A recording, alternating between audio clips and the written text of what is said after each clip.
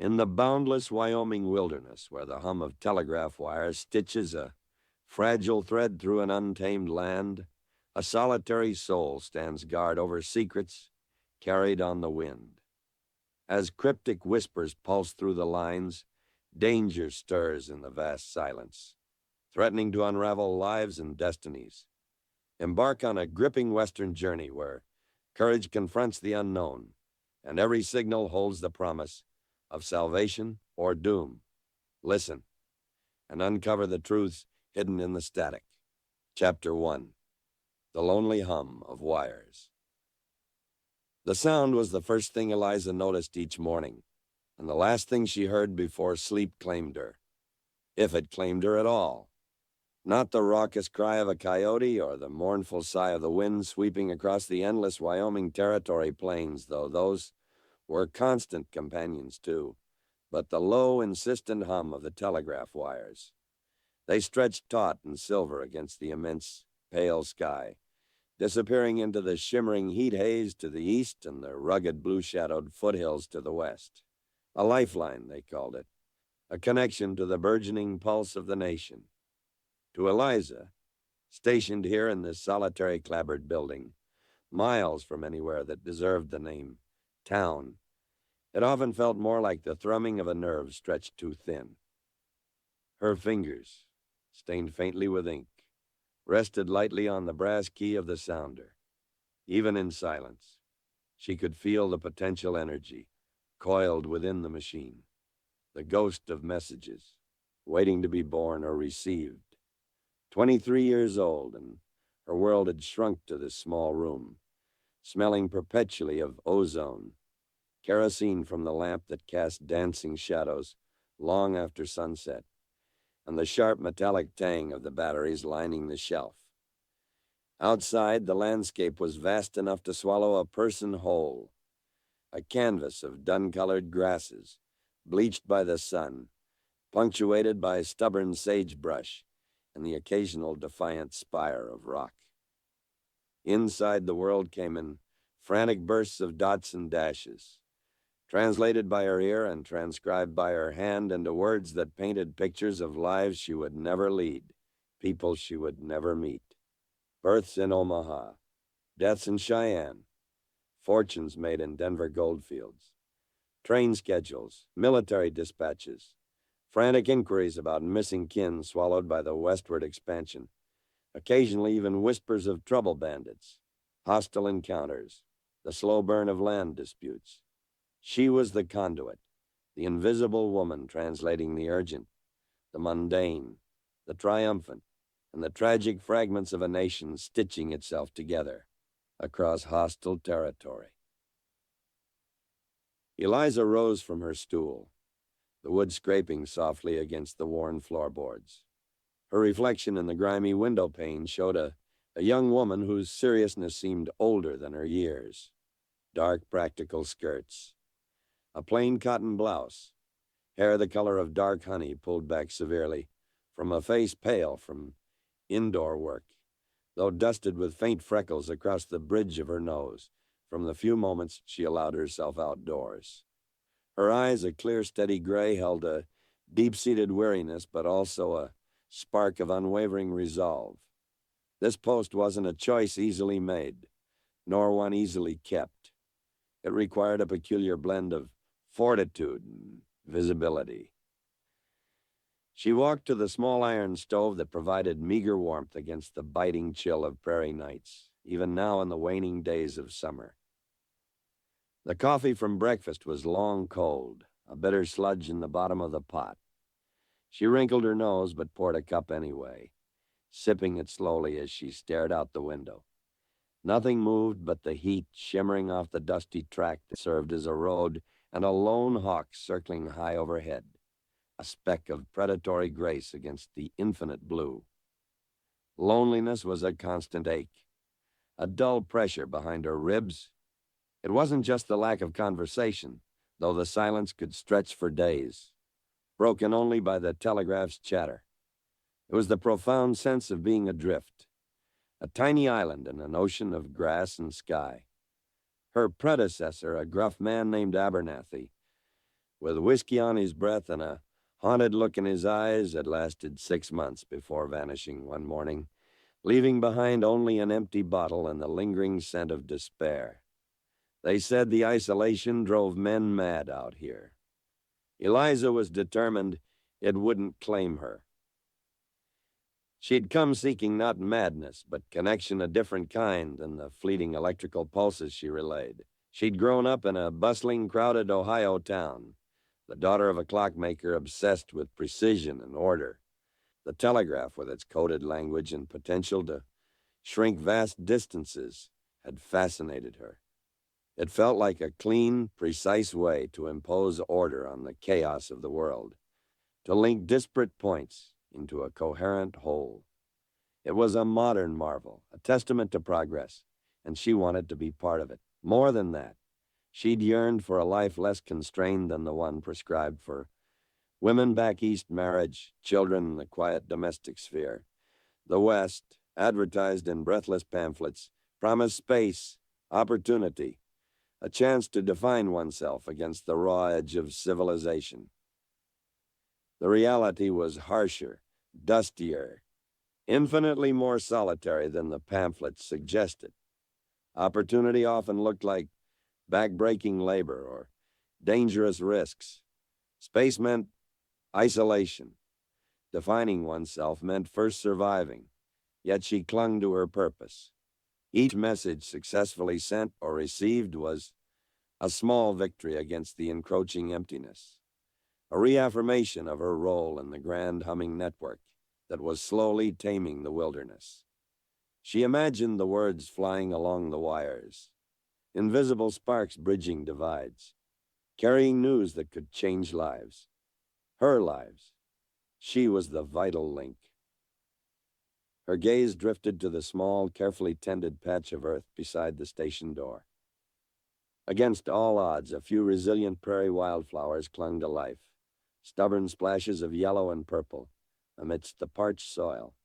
She'd carried the seeds all the way from Ohio, a fragile connection to a past that felt increasingly distant, kneeling beside them each evening, pulling away encroaching weeds, offering a precious cup of water saved from her meager supply, was a ritual that grounded her. It was a small act of defiance against the harshness of this land, a reminder that beauty could persist even in the most unforgiving circumstances, like her, perhaps. A faint clicking from the telegraph sounder drew her back inside. Her body tensed automatically, her mind shifting into professional focus. She settled onto the stool, her ear tuned to the rhythmic pattern. Dot, dot, dot, dash, dot. It was a routine check-in from the relay station eastward, confirming the line was clear. She tapped back her acknowledgement, her fingers moving with practiced efficiency. Silence resumed, broken only by the low hum and the frantic buzzing of a fly trapped against the window pane. She picked up the ledger, dipping her pen into the inkwell, recording the time, the brief exchange. Every detail mattered. Precision, order. Her father would have approved of the meticulous nature of the work, if not the location or the inherent dangers. He hadn't understood her ambition, her desire to step outside the confines of his predictable world. Their parting had been strained, colored by his disapproval and her stubborn pride. Another connection frayed, this one personal, aching. Sometimes messages came through that resonated with her own unspoken longings. A rancher inquiring about a mail-order bride, his words tentative, hopeful. A young woman writing to her family back east, describing the hardships, but ending with a declaration of love for her new husband and the life they were building. A homesick soldier pouring out his heart in coded prose, meant for only one recipient. These glimpses into other lives were both a comfort and a torment, highlighting her own lack of personal connection. The stagecoach was due in 2 days. Its arrival was the main event in her monotonous schedule, a brief whirlwind of dust, noise, and new faces, or rather the same few familiar faces, belonging to the driver and any hardy passengers braving the rough journey. It brought mail, supplies, news that didn't travel by wire, and, crucially, a human presence that wasn't just a disembodied series of clicks. She always felt a flutter of anticipation, quickly suppressed before its arrival. A chance for a brief conversation, a shared cup of coffee, a reminder that the world held more than wires and wind. Caleb Hardy was the regular driver on this route, a man etched by the sun and wind, quiet and steady, with eyes the color of worn denim that seemed to see everything. He handled the team of horses with a calm expertise that Eliza admired, navigating the treacherous track with unwavering competence. He rarely said much, offering gruff greetings and brief updates on the conditions down the line. Yet there was a reassuring solidity about him, a sense of dependability that felt rare and precious in this uncertain land. He saw the station not just as a checkpoint, but as her home, often bringing small practical offerings, a sack of better coffee beans, a recent newspaper, once even a jar of preserved peaches, traded from a homesteader further east, small kindnesses that loomed large in her isolated existence. She found herself looking forward to his brief stops more than she cared to admit, analyzing their sparse conversations long after the dust from his coach had settled. She pushed thoughts of Caleb away. Such thoughts were unproductive, potentially foolish. Her focus needed to remain on the wires, on maintaining this vital link. Romance had no place in a remote relay station, especially not with a man whose life was spent on the move, constantly facing the dangers of the road. Danger. The words snagged in her mind. The whispers on the wire sometimes hinted at it more directly. Rumors of increased bandit activity further west. Stagecoach robberies weren't uncommon. A calculated risk of transport in the territory. But the recent talk felt different, closer, more organized. She'd relayed messages between marshals and army posts, coded discussions of pauses and strategies. The humming of the wires sometimes felt less like connection, more like a carrier wave for gathering storms. Eliza walked to the doorway, leaning against the frame and shielding her eyes against the afternoon sun.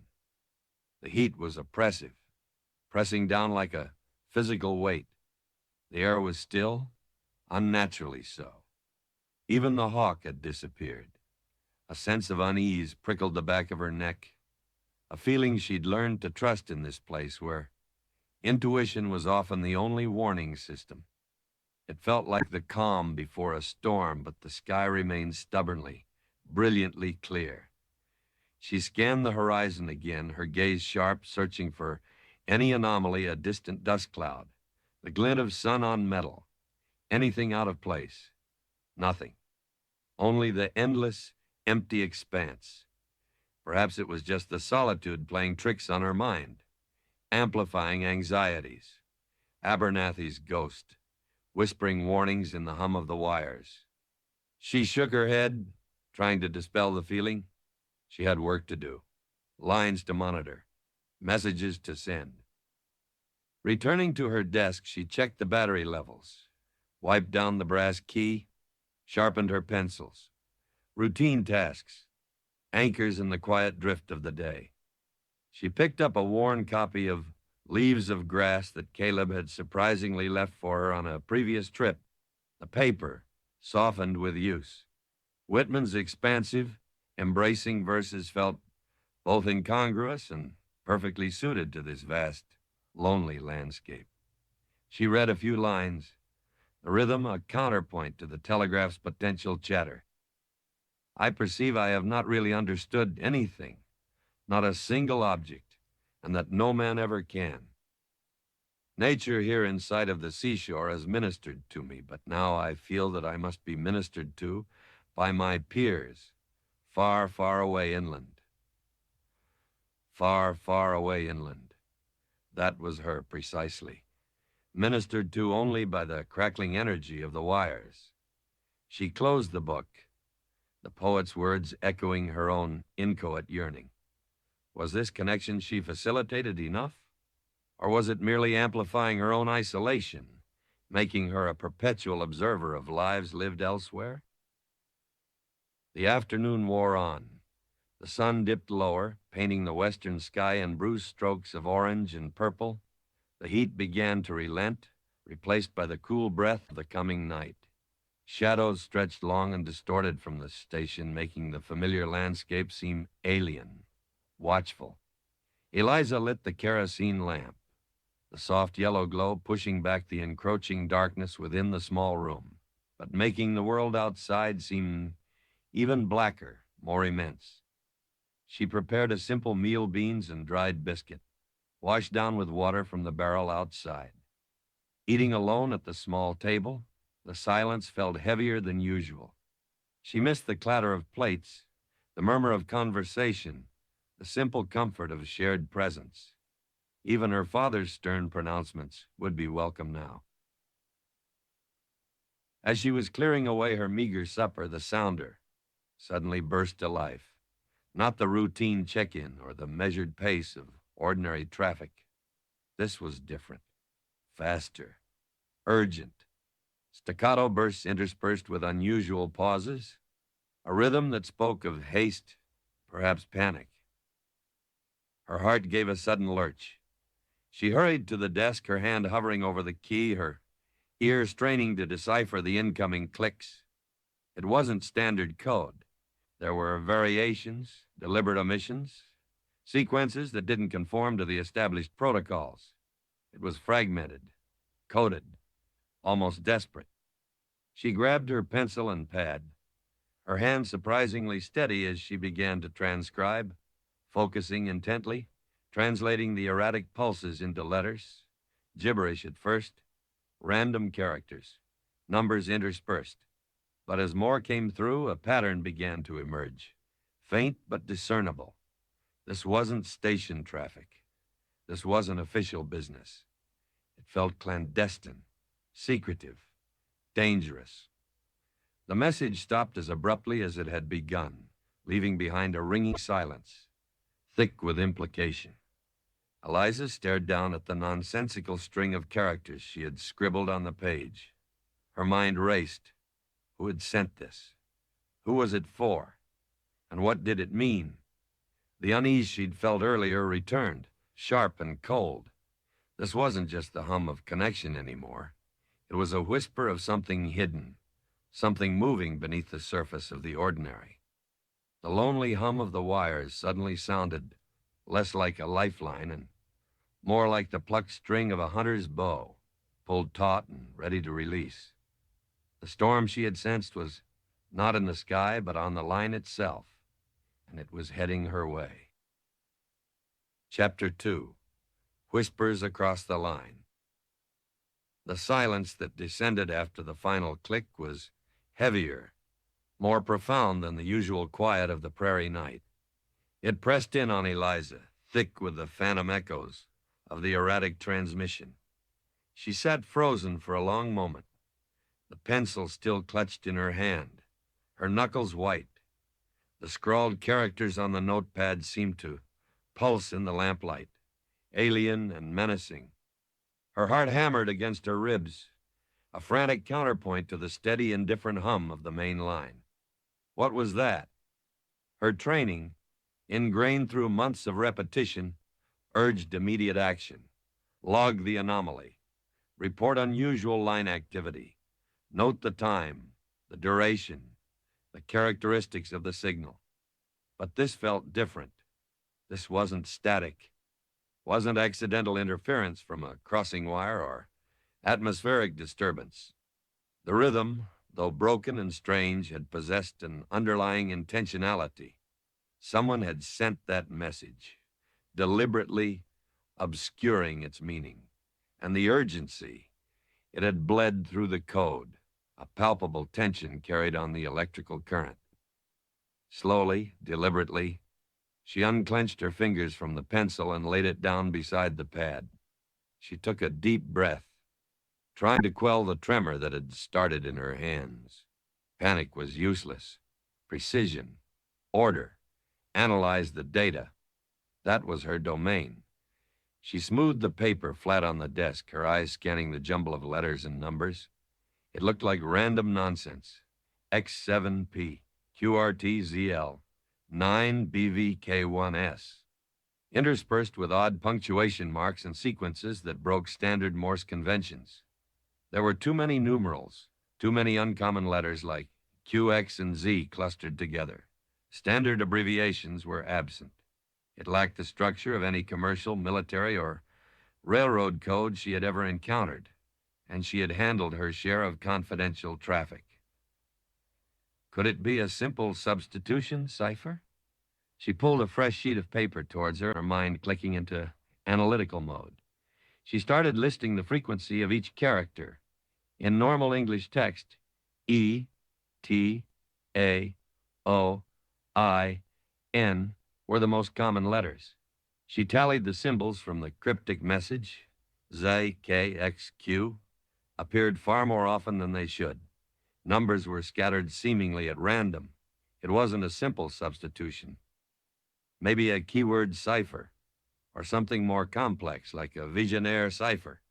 She lacked the key the counterpart needed to unlock the text. Without it, the message was just noise, unintelligible, frustrating noise. She pushed back from the desk, pacing the confines of the small room. 3 steps to the window, 3 steps back to the stove. The floorboards creaked rhythmically under her worn boots. Outside, the darkness was absolute. A vast, velvet curtain studded with impossibly bright stars. The wind had picked up, sighing around the corners of the station, rattling the window pane like skeletal fingers seeking entry. The sound, usually a familiar lullaby, now seemed to carry a hidden menace. Who would send such a message? And why use this line? Her station's segment? Was it meant for someone else further down the line, intercepted by chance? Or was she, the operator at this isolated node, somehow the intended recipient, or at least the intended conduit? The thought sent a chill down her spine that had nothing to do with the night air. Her gaze fell on the telegraph key again. She could report it, send a query to Cheyenne, the regional hub. Unidentified coded transmission received, approx 1940 local. Irregular format, suspect unauthorized use of line, request instructions. It was the proper procedure, but something held her back. An instinct, sharp and insistent. Reporting it would bring questions, scrutiny. It might draw unwanted attention to her station, attention she had always sought to avoid. And what if it was nothing? A prank by another operator bored with the night shift? A garbled attempt at a new private code someone was testing? She would look foolish, perhaps even incompetent. Yet, the feeling of urgency, of danger lingered. The memory of the frantic, uneven clicks felt too real to dismiss. And there was the other possibility, the one that made her stomach clench. Someone tapping the line. It wasn't unheard of. Outlaws, spies, railroad rivals, anyone with rudimentary knowledge and criminal intent could potentially splice into the wire undetected, listening in, even sending their own messages if they were skilled enough. If that were the case, reporting the message might alert the very people who sent it that their clandestine communication had been noticed. Her isolation suddenly felt less like a professional necessity and more like a vulnerability. Miles from the nearest town, miles from any real authority. If trouble came, she was utterly, terrifyingly alone. The humming wires, her connection to the world, could also be the conduit for threats she couldn't even decipher. She forced herself back to the desk, picking up the notepad again. She needed to think, to try and find some logic, some crack in the code.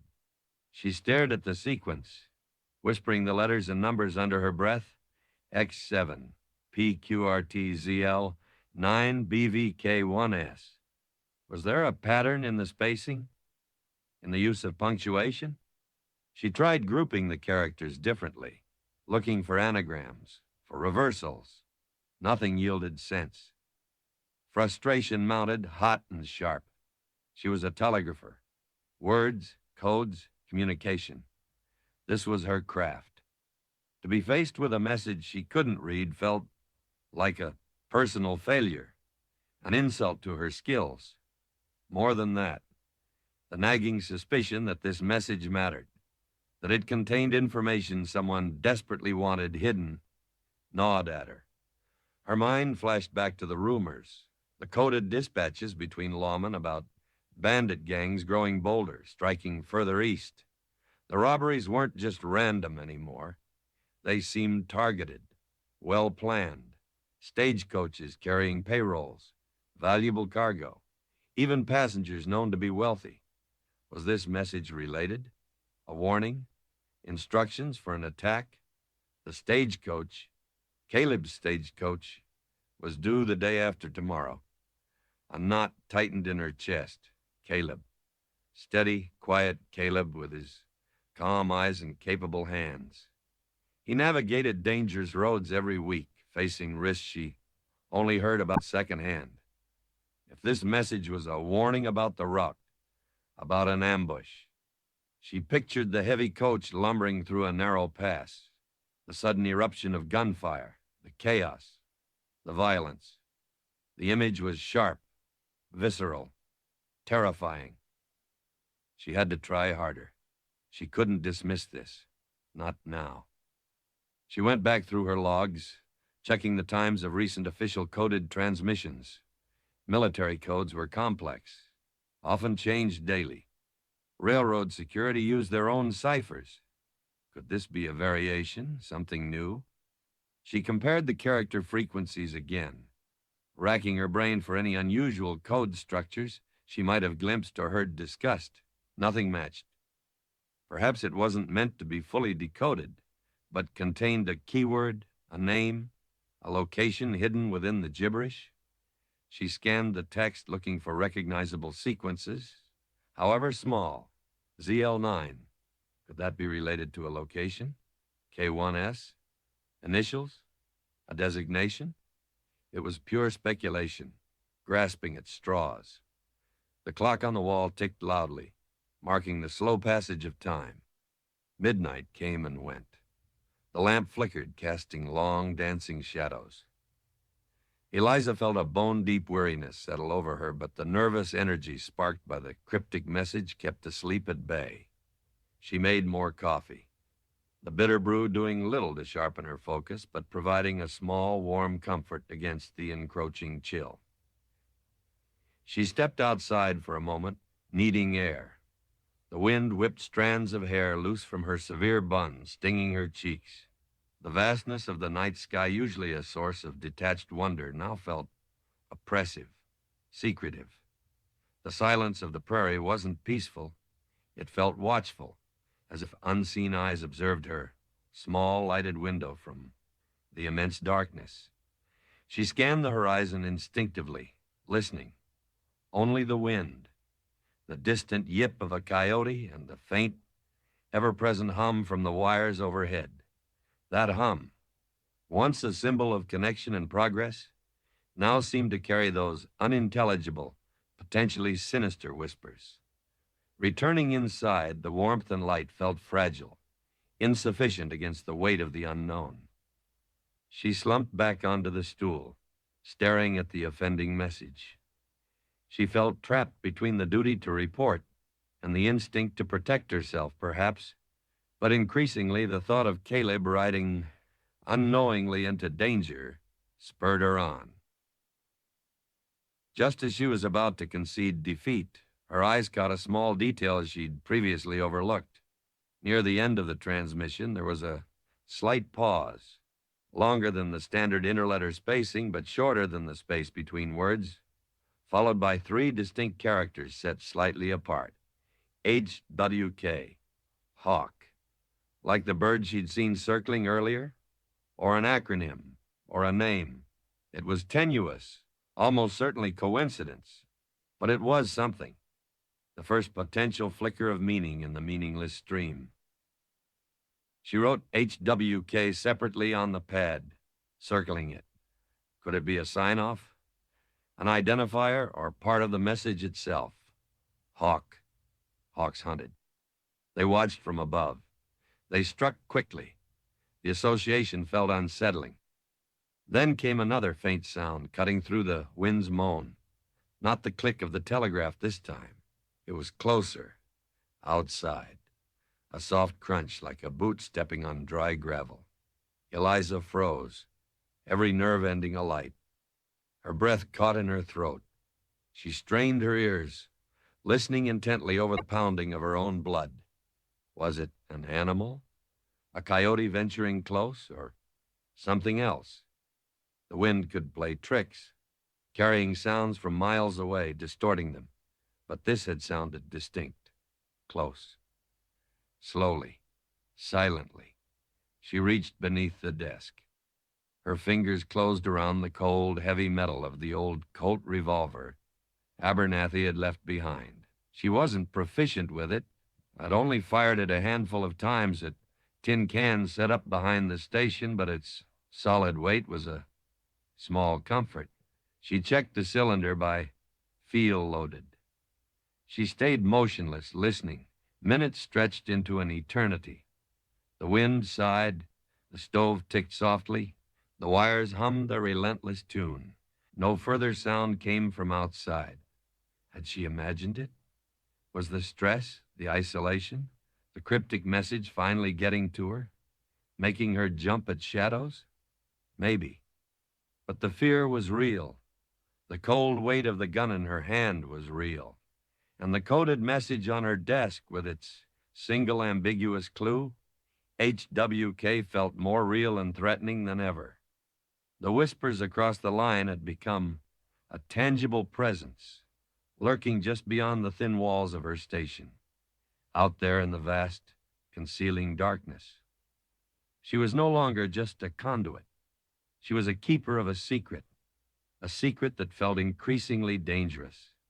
And the isolation of her post had just transformed from lonely to perilous. The stagecoach was still 2 days away, but trouble felt much, much closer. Chapter 3. A Rider Against the Dust. Sleep offered no refuge. Eliza remained perched on the stool, the cold weight of the Colt revolver resting heavy on the desk beside the cryptic message. Long after the imagined sound outside had faded into the ceaseless moan of the wind. Every creak of the station's timbers, every skittering noise from the sparse vegetation outside sent a fresh jolt of adrenaline through her system. The lamp burned low, casting flickering shadows that writhed like living things in the periphery of her vision.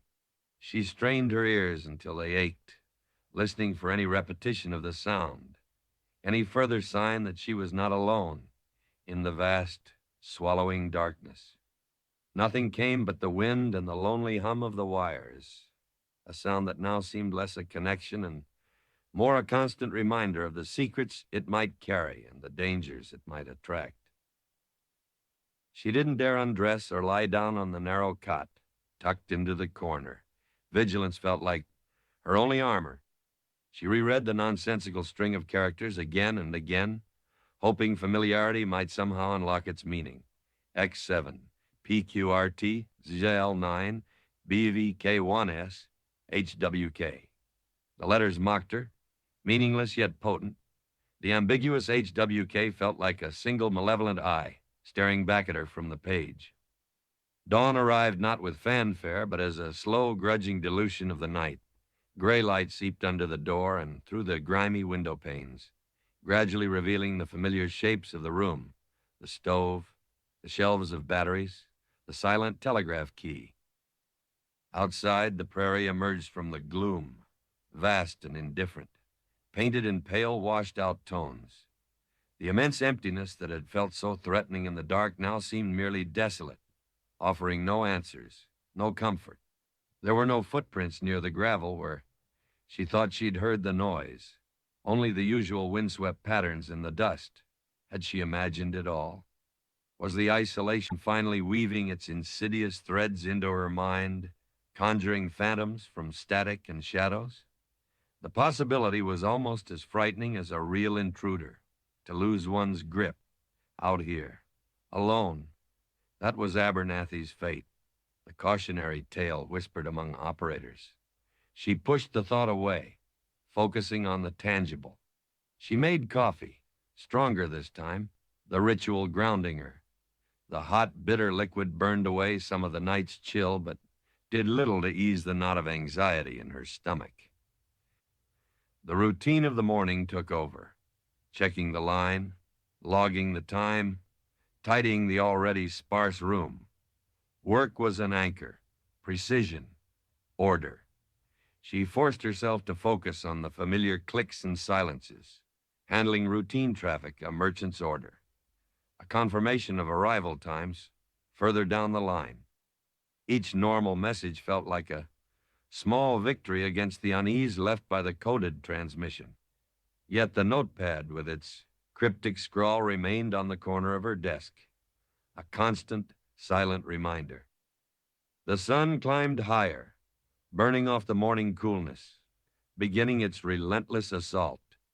Heat shimmered above the dusty track, distorting the horizon. The hawk reappeared, or perhaps another one just like it, circling lazily in the vast, empty blue. Eliza watched it, the HWK clue echoing in her mind. A hunter, patient, watching. It was mid-morning when she saw it, a disturbance in the shimmering distance, far down the eastern track. Not the slow drift of wind-blown tumbleweed, but something more purposeful. A plume of dust, faint at first, then growing steadily larger, resolving itself into the shape of a horse and rider moving at a steady, ground-eating pace. Her first reaction was a spike of fear, a reflex born of the night's anxieties.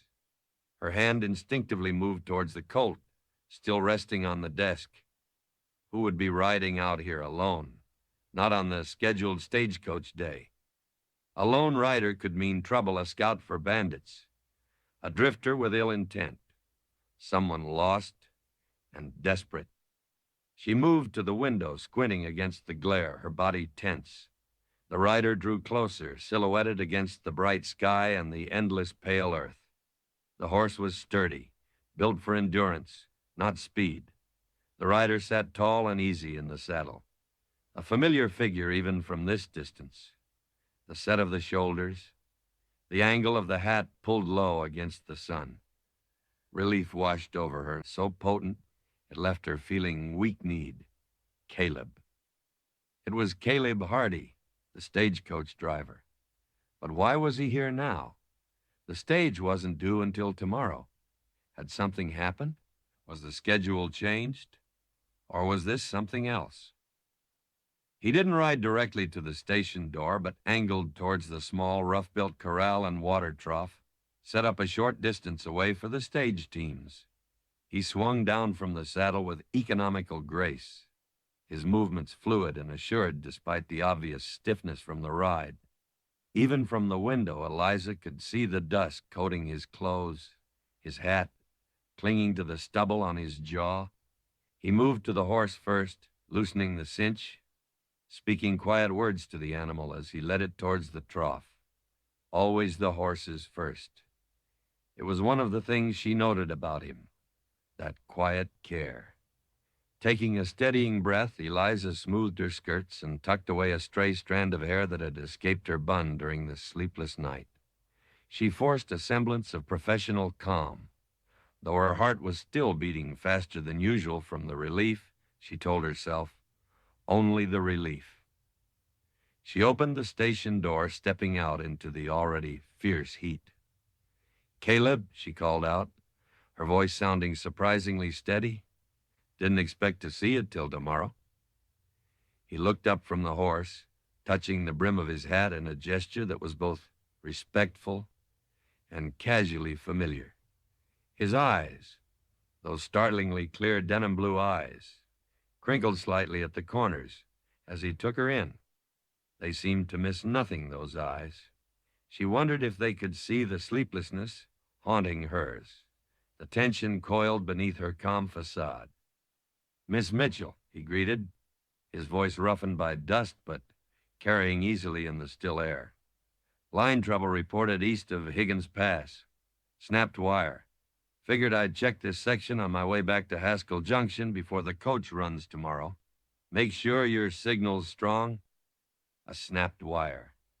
A plausible, mundane reason. Yet the timing, coinciding with her anxieties and the strange message, felt too neat. Was it truly just line maintenance? Or was he checking on her? Had some hint of the unusual transmission reached Haskell Junction, prompting this check? "Signal's been clear all morning," she replied, keeping her tone even. "Handled traffic from Cheyenne not an hour ago." He nodded slowly, still watching her. "Good. Just making sure. Easier to fix a problem before you've got passengers waiting." He finished watering his horse, then tied the reins loosely to the corral fence. He walked towards her, his worn leather chaps whispering with each step, the sun glinting off the buckle of his gun belt. He wasn't a large man, but he possessed a compact strength, a sense of quiet capability that seemed to fill the space around him. He moved like someone entirely comfortable in his own skin, entirely at home in this harsh landscape. "Got some fresh coffee on?" he asked, his gaze sweeping past her into the dim interior of the station. It wasn't just a question about coffee. It was a request for a moment's respite, a brief pause in his journey. "Just made some," Eliza said, stepping back to allow him entry. "It's still hot." He ducked slightly to enter the low doorway, bringing the scent of dust, sun-baked leather, and horse with him. The small room seemed instantly smaller, charged with his presence. He removed his hat, revealing thick sunlight-and brown hair damp with sweat at the temples. He ran a hand through it, his eyes doing a quick assessing sweep of the room, the telegraph equipment, the tidy desk, the cot, the stove. Did his gaze linger fractionally longer on the notepad, with a cryptic message lying near the edge? Or was she imagining things again? She turned away quickly, busying herself with pouring coffee into 2 tin mugs. Her hands were trembling slightly. She hoped he wouldn't notice. "Heard anything unusual?" he asked casually, leaning against the doorframe watching her.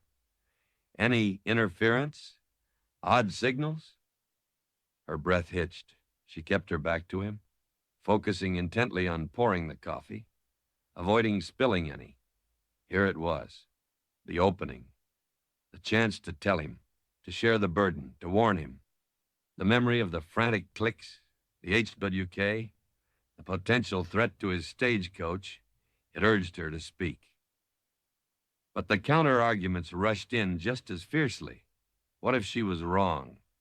What if the message was unrelated, a meaningless glitch? She'd be alarming him for nothing, potentially compromising her position if she admitted to intercepting and holding on to a coded message outside official channels. And what if the danger was real, but broader than just the stagecoach? What if telling him painted a target on his back, made him complicit in something dangerous he knew nothing about? He was just a driver doing his job. Was it fair to drag him into this web, whatever it was?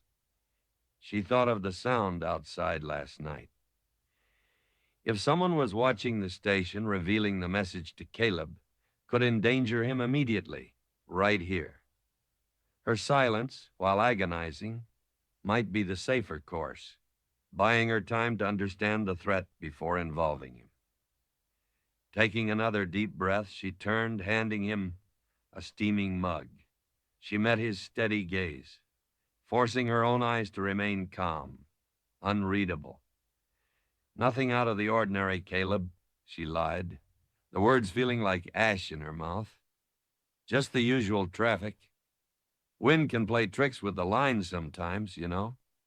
A bit of static now and then, but nothing sustained. The wires humming clear as a bell this morning.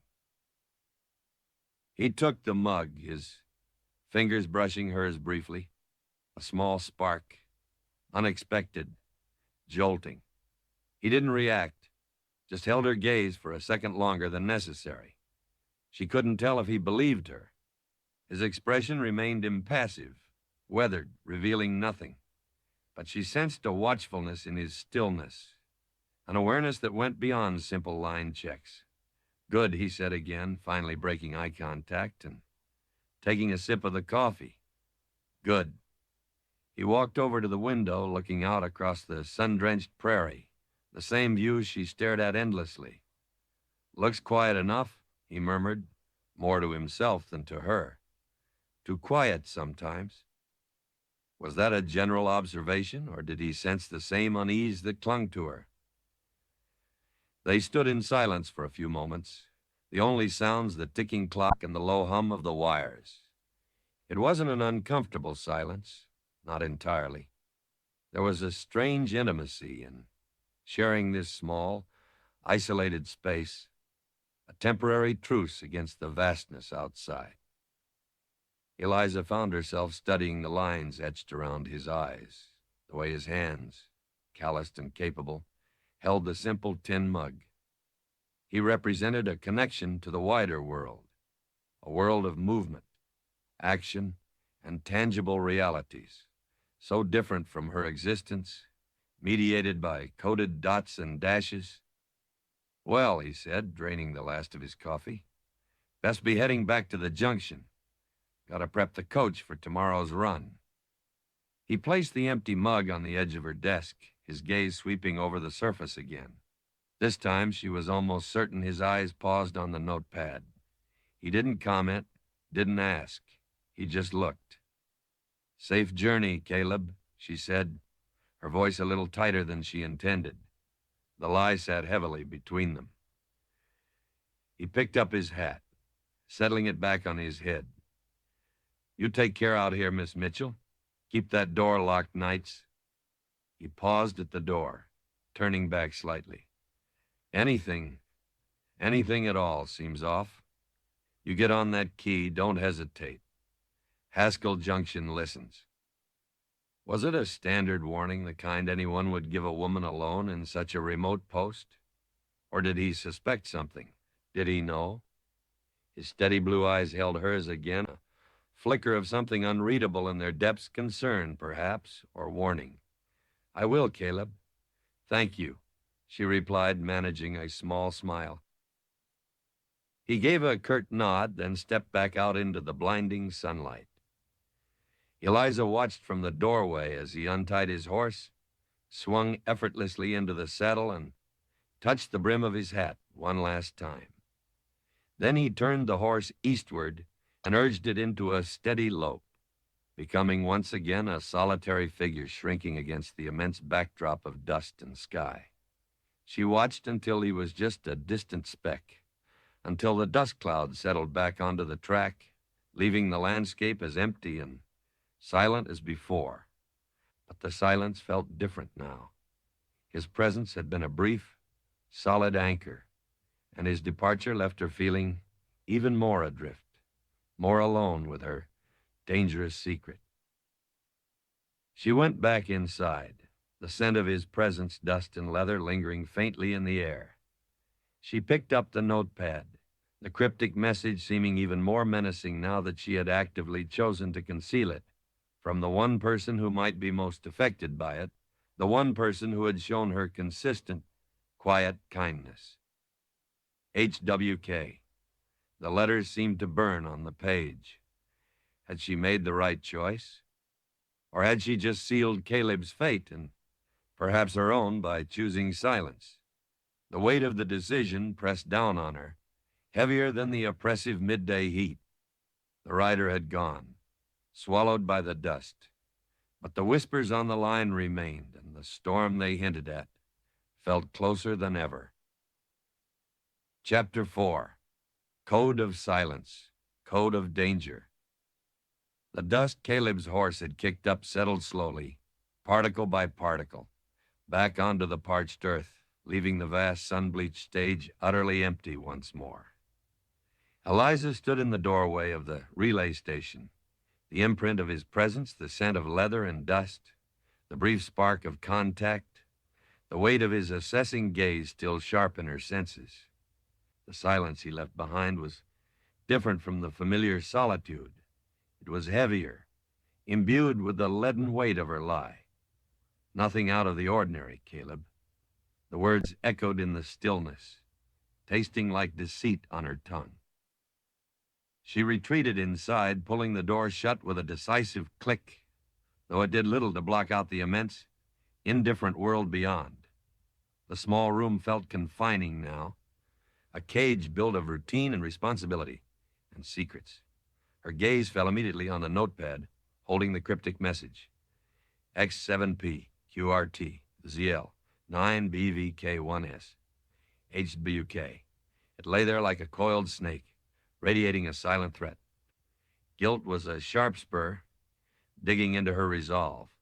Caleb's parting words, "Keep that door locked, Knights," and "Anything seems off, you get on that key," resonated with unnerving clarity. He trusted her professionalism, her place as a reliable node in the network, and she had failed that trust within minutes of his arrival, offering false reassurances while clutching a secret that could directly impact his safety, the safety of his passengers, the security of the route he traveled. But fear was an equally potent force. Fear of the unknown sender, fear of the message's meaning, fear of drawing attention, fear of being wrong and sounding like a hysterical woman succumbing to isolation. Fear, most acutely now that her silence was the wrong choice, a gamble with stakes far higher than her own reputation or peace of mind. She pushed the conflicting emotions aside, forcing herself back into the analytical mindset her work demanded. Precision, order. The code was the immediate problem. If she could understand the danger, she could make an informed decision. Until then, silence felt like the only shield she possessed, however flimsy. She pulled the notepad closer, positioning the kerosene lamp for better light despite the afternoon sun still pouring through the window. The heat in the small station was becoming stifling, the air thick and still. She ignored the sweat beading on her forehead, ignored the persistent hum of the main line that seemed to mock her efforts with its steady, unreadable pulse.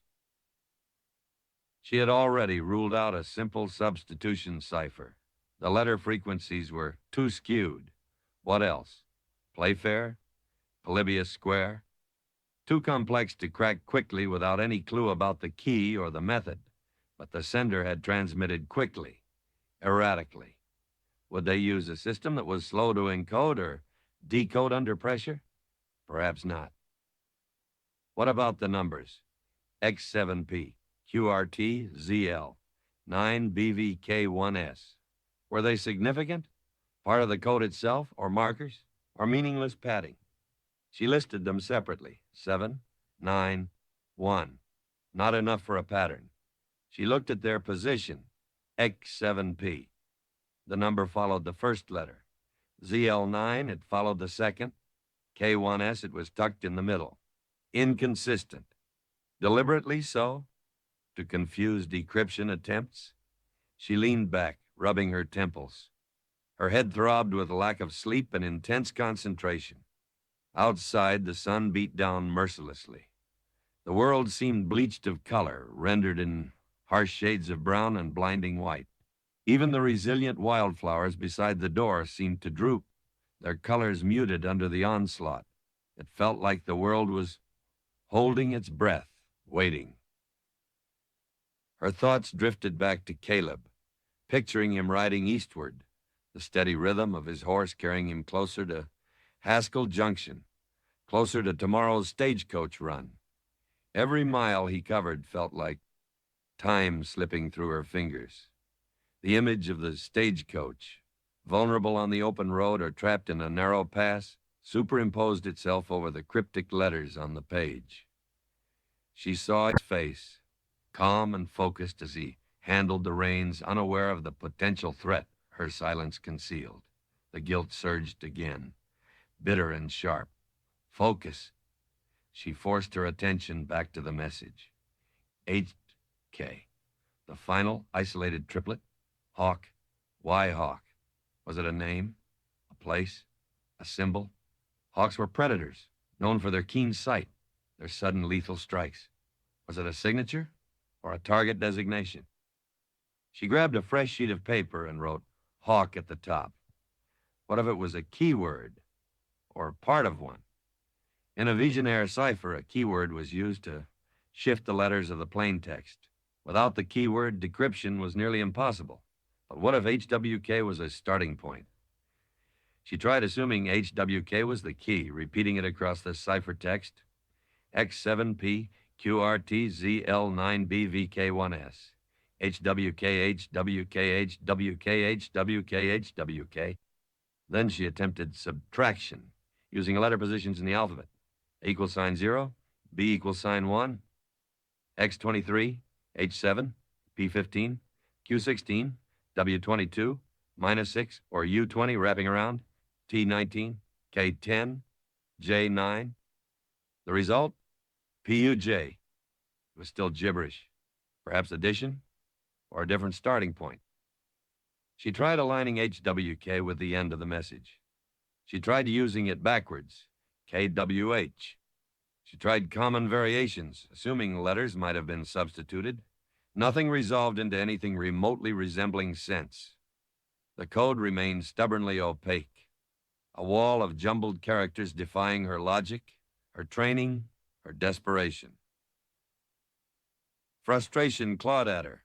She felt like a child fumbling with one of her father's complex clock mechanisms, aware of the intricate design but utterly lacking the key to understand its workings. Her father. He had believed in order, in rules, in the predictable march of time.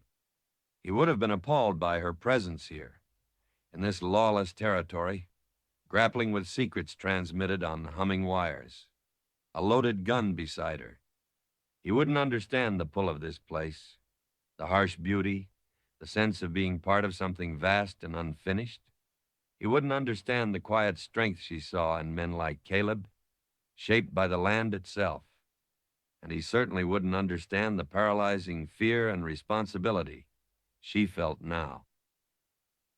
Suddenly, the main line sounder clicked.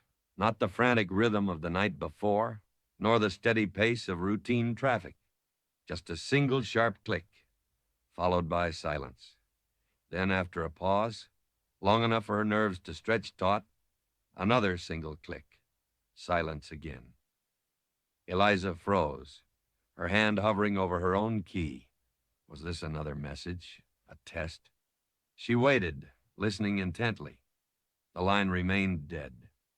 No station identification followed. No standard sign-off. Just those two isolated clicks, like pebbles dropped into a deep well, their ripples spreading through the quiet room. She quickly tapped out an inquiry to the next station eastward, the one Caleb was supposedly riding towards. Line check. Signal interruption noted approx 1410. Confirmed status. The reply came back almost immediately, crisp and clear. Line clear, Haskell Junction. No interruption noted. Traffic normal. Her blood ran cold. If Haskell Junction hadn't experienced the interruption, then the source had to be somewhere between her station and theirs. Out there in the empty miles Caleb was currently crossing. Or closer, much closer. Someone tampering with the line near her station? The memory of the crunching sound in the darkness surged back, no longer dismissible, as imagination. She quickly logged the incident. 1410. Two isolated clicks, source unidentified. Line check east confirms clear signal beyond this segment. Suspect possible line interference or unauthorized activity nearby. The formal language felt inadequate, masking the tremor in her hand as she wrote. The incident shattered her concentration on the code. The threat felt immediate now, tangible. The cryptic message wasn't just abstract symbols. It was tied to something real, something happening out there, perhaps just beyond her door. She rose and went to the window again, scanning the landscape with renewed urgency. The sun glared back, reflecting off the baked earth, the heat waves distorting the horizon into a wavering mirage. Nothing moved but the hawk, still circling, a relentless, patient observer. Was someone watching her right now? From the low-rise to the south? From the shadowed cleft between those distant rocks? The feeling of being exposed, vulnerable, was intense. Her station, usually a small point of order in the chaos, suddenly felt like a target, isolated and undefended. She checked the Colt revolver again, the feel of the cool metal strangely reassuring. She wasn't helpless. She was a trained operator, entrusted with this post, and she had Abernathy's gun. She wouldn't succumb to fear. She wouldn't be another cautionary tale. Determination surged, pushing back the fear. She would break this code. She owed it to Caleb, who might be riding towards danger even now.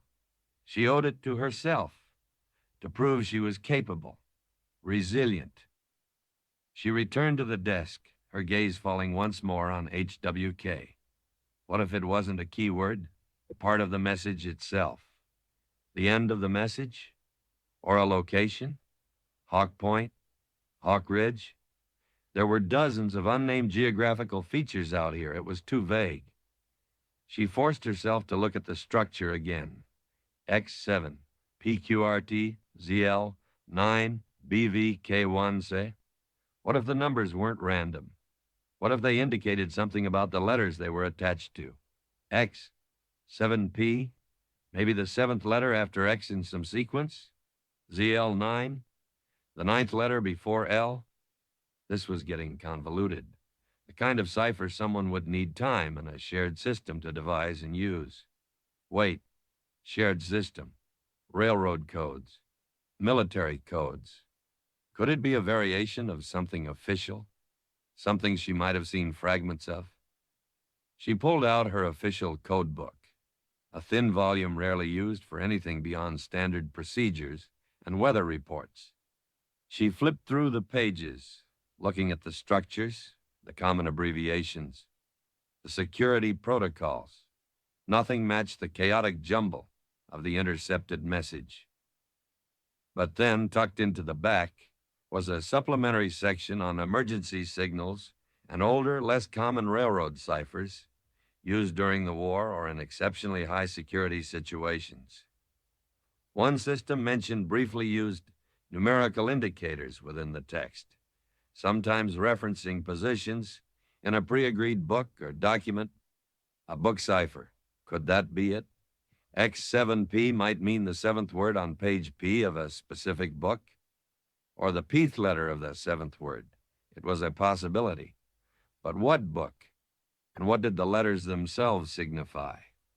It felt like another dead end. Without the key, the specific book, the keyword, the method, she was staring at an impenetrable wall. The afternoon shadows began to lengthen, stretching long and distorted from the station, painting the prairie in shades of dusty rose and deep violet. The heat began to lessen, but the tension inside the small room remained palpable. Eliza felt caught in a vice, squeezed between the approaching deadline of the stagecoach's departure and the unyielding silence of the code. She reread the message one last time, exhaustion making her vision blur slightly. X7, PQRT, ZL9, BVK1S, HWK. Her eyes traced the strange sequence of letters, the oddly placed numbers. She noticed something that she hadn't consciously registered before. The letters used weren't entirely random. While uncommon letters were frequent, some very common letters were almost entirely absent. Where were the E's and T's? The A's? She did a quick recount.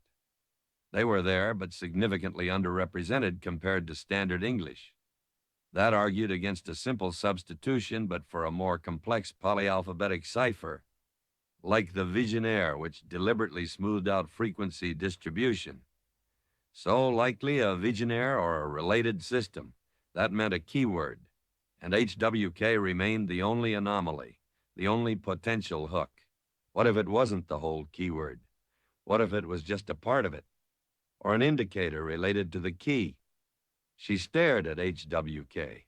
Hawk, the bird circling overhead, the predator. And then another thought struck her, cold and sharp. Hawk wasn't just a bird. It was sometimes used as slang, wasn't it? A hawk could mean someone who watches closely, someone predatory, or a specific person. Were there any known outlaws or notorious figures in the territory associated with that name? She racked her brain trying to recall fragments of conversations, names mentioned in dispatches she'd relayed. Nothing came to mind immediately, but it felt like a path worth exploring, however faint. She needed information. Information beyond what the wires usually carried. Information Caleb might have, gleaned from saloon talk, from travelers, from the whispers that circulated along the stage routes, faster than any official news. And she had lied to him, shut down the one avenue that might have helped. The setting sun painted the western sky in fiery streaks of orange and blood red. It looked beautiful, apocalyptic, a fitting backdrop for the turmoil inside her. She stood at the window watching the colors deepen, the shadows swallow the prairie. Tomorrow the stagecoach would run. Tomorrow Caleb would drive that route. And she was still no closer to understanding the danger trapped in her code of silence, surrounded by the palpable presence of a code of danger she couldn't decipher. The weight of the Colt felt heavier now, not just metal, but responsibility. And the humming wires seemed to sing a song of impending doom, a low, insistent thrum against the backdrop of the dying day. The hook wasn't just a possibility anymore. It felt like an inevitability closing in. Chapter 5, Sparks in the Static. The last smear of crimson faded from the western sky, surrendering the world to the deep, profound blackness of a prairie night. Stars emerged, sharp and diamond bright in the cold, clear air, offering no warmth, only an unnerving sense of infinite distance.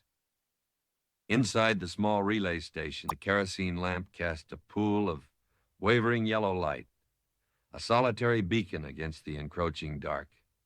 The wind had picked up again, a low, mournful voice that seemed to probe the station's flimsy walls, seeking entry.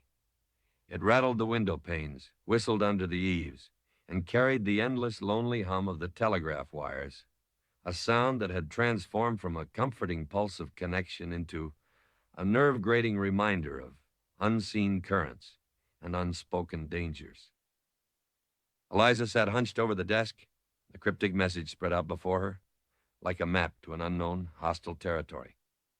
X7, PQRT, ZL, 9, BVK1C, HWK. The letters seemed to shimmer and shift in the lamplight, defying comprehension.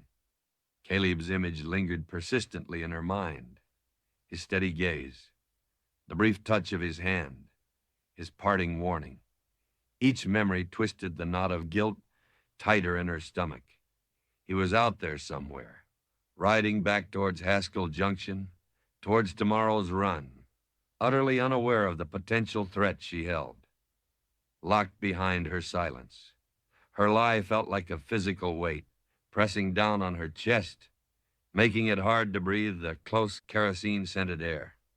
She had chosen caution, self-preservation perhaps, over a shared warning. Had she been foolish, cowardly, or merely prudent in the face of an unknown enemy? She couldn't be sure, and the uncertainty was its own kind of torment. The two sharp clicks she'd heard earlier echoed in the silence, sharp pings of static against the steady hum. Not accidental interference, deliberate, close. The thought sent a fresh wave of prickling fear across her skin.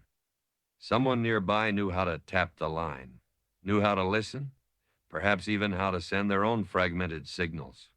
Was the coded message meant for someone local, intercepted by her purely by chance? Or was she the intended point of observation, the watcher being watched? She pushed the fear down, channeling the nervous energy into renewed focus. She wouldn't crumble. She wouldn't become another Abernathy, swallowed by the ghosts of isolation. She picked up the pencil again, her fingers surprisingly steady. The code was the key. Understanding it was the only path forward, the only way to justify her silence or find the conviction to break it. She revisited the idea of a keyword cipher, the visionaire most likely, given the letter frequencies. The keyword was everything, and HWK remained the only solid clue, however ambiguous. Hawk, predator, watcher, or a name? She dragged over the station's logbooks, thick ledgers filled with months of meticulous entries times dates, message summaries for unencrypted traffic, line checks, equipment notes. Her own neat handwriting filled the most recent pages. Could there be a clue hidden in past traffic? A name, a recurring phrase, anything unusual associated with the times the line had shown minor glitches or unexplained static before? She began scanning backwards, page after page, the rhythmic turning of the paper, a counterpoint to the wind's howl. Most entries were mundane: weather reports, supply orders, confirmations of train arrivals and departures, brief personal messages relayed for settlers or travelers. Occasionally, there were coded military or railroad security transmissions, logged simply as coded traffic, with times and destinations noted. None of the official codes she'd glimpsed used the erratic structure of the message she'd intercepted. Hours bled together. The lamp flickered, threatening to gut her out. She trimmed the wick, refilled the oil, the small, practical task a brief respite from the intense mental effort. The coffee was long gone, replaced by tepid water from the barrel outside. Her eyes burned from staring at the cramped script. Her back ached from hunching over the desk. The silence stretched, broken only by the wind and the ever-present hum. Then she found something, not directly related to HWK, but strange nonetheless. An entry from 3 weeks prior. A series of minor line disturbances reported over 2 days, localized to the segment west of her station, attributed at the time to high winds and possible contact with overgrown brush. Routine enough. But cross-referencing it with the traffic log, she saw that on both those days, short, heavily coded messages had been exchanged between Fort Laramie and a patrol operating somewhere out in the Western Territories. Standard military procedure, perhaps, but the timing. The disturbances coincided almost exactly with the transmission times of those coded messages. Could someone have been attempting to intercept military communications, practicing tapping the line, testing their equipment or their methods? It was a chilling thought. Sophisticated enough to target military signals, potentially. Sophisticated enough to devise the cipher currently baffling her. This wasn't the work of common bandits then, or at least not only common bandits. This felt more organized, more deliberate, more dangerous. And the HWK? Could it be a military designation, a code name for an operation, or a person involved? She scanned the surrounding entries again. Nothing. No mention of hawks, birds, or anything similar in the unencrypted traffic. If it was military, it was likely buried within the codes she couldn't read. She leaned back, frustration washing over her again. It was like chasing smoke. Every potential lead dissolved into ambiguity. She felt a pang of longing for her father's workshop, for the clean, predictable logic of gears and springs. Clocks once set followed their course. They didn't transmit cryptic threats or fall silent with menace. She had traded that predictable world for this vast, wild uncertainty, this humming wire that felt less like a connection and more like a tightrope stretched over an abyss. Why had she come? Ambition, yes. A desire for independence, for a life less ordinary. But also, perhaps, a yearning to prove something.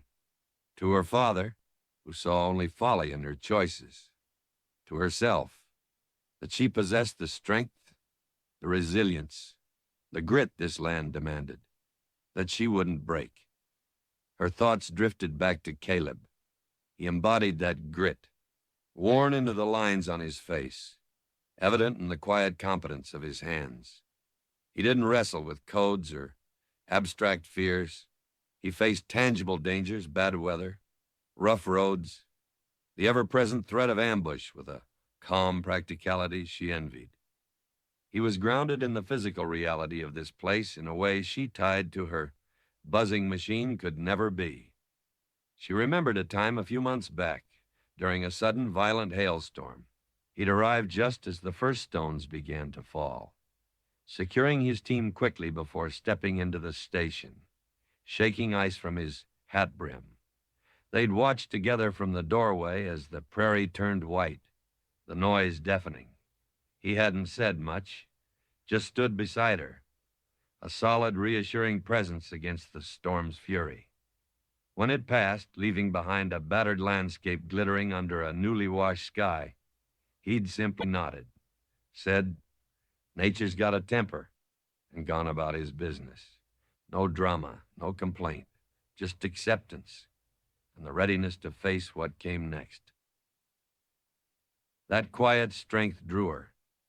It felt like an anchor in the swirling uncertainty of her life here, and the thought that her silence, her inability to crack this code might put that strength, that life in jeopardy, it was unbearable.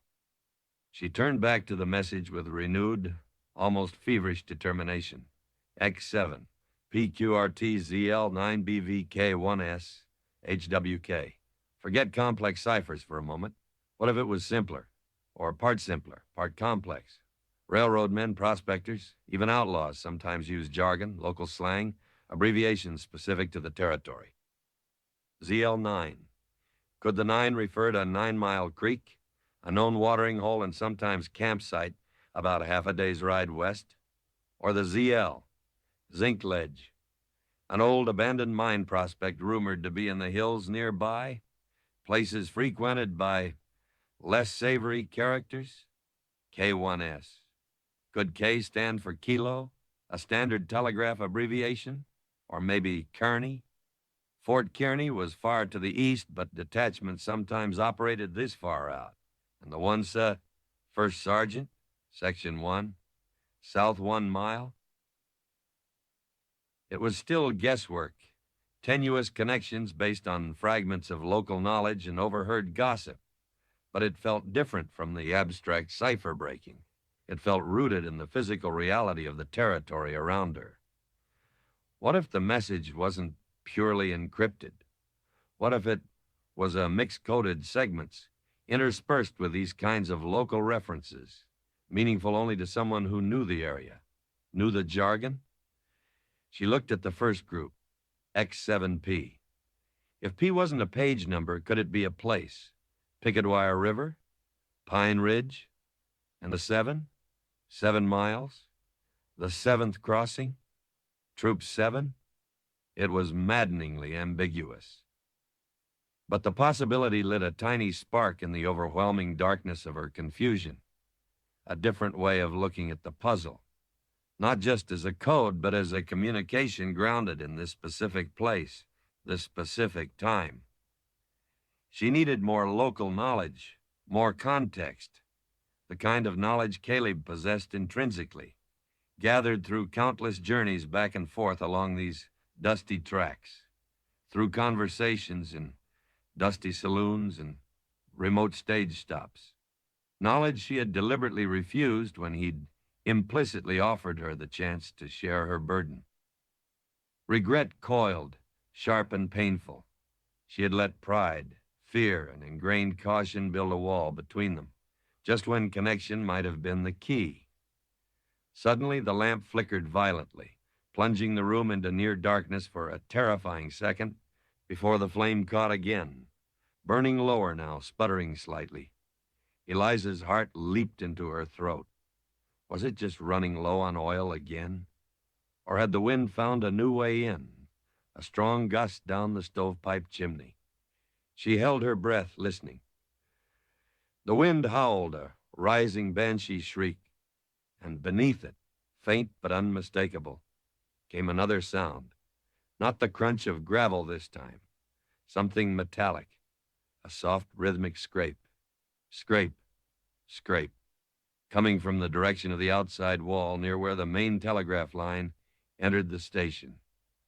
Her blood turned to ice. This was no imagining. This was real. Someone was outside, right outside. Tampering with the line? Trying to get in? She snatched up the Colt, the cold steel a stark contrast to the sudden heat flooding her body. Her hands, clumsy with adrenaline, fumbled slightly as she gripped the handle. She rose silently from the stool, moving away from the pool of light cast by the sputtering lamp, pressing herself against the rough wooden wall beside the window. The scraping sound stopped. Silence descended again, thicker, more menacing than before. Only the wind, the frantic pounding of her own heart, and the low, insistent hum of the wires, which now seemed to vibrate with a terrifying awareness. She strained her ears, scarcely daring to breathe. Was he gone? Or just waiting, listening, watching the flickering lamplight, knowing she was inside, alone? Minutes crawled by, each second stretched taut like the wires themselves. The lamp sputtered again, casting wild, dancing shadows that seemed to writhe with unseen life. She couldn't stay here, trapped, waiting for whatever was outside to make its move. She had to know. Taking a deep, silent breath, she edged towards the window, keeping low, the heavy revolver held ready in both hands. She risked a fractional glance over the sill, peering into the impenetrable darkness. Starlight glinted faintly on the taut silver line of the telegraph wire, but the ground below was lost in shadow. She saw nothing, heard nothing but the wind. But she felt it, a presence, a palpable sense of being watched, observed by unseen eyes in the vast, uncaring darkness. The scraping sound hadn't been random. It had been purposeful, like someone securing a listening device or preparing something else. The cryptic message, the clicks on the line, the figure Caleb might have unknowingly passed on the trail. The sounds outside her station, they were all connected, weaving a web of danger around her, tightening with each passing hour. And the sparks in the static were no longer just figurative. They felt real now, charged, dangerous. The air itself seemed to crackle with unspoken threats. She looked again at the notepad, the letters HWK seeming to leap out at her in the dim, flickering light. Hawk, the watcher, the predator. He wasn't just a symbol anymore. He felt real. He felt close.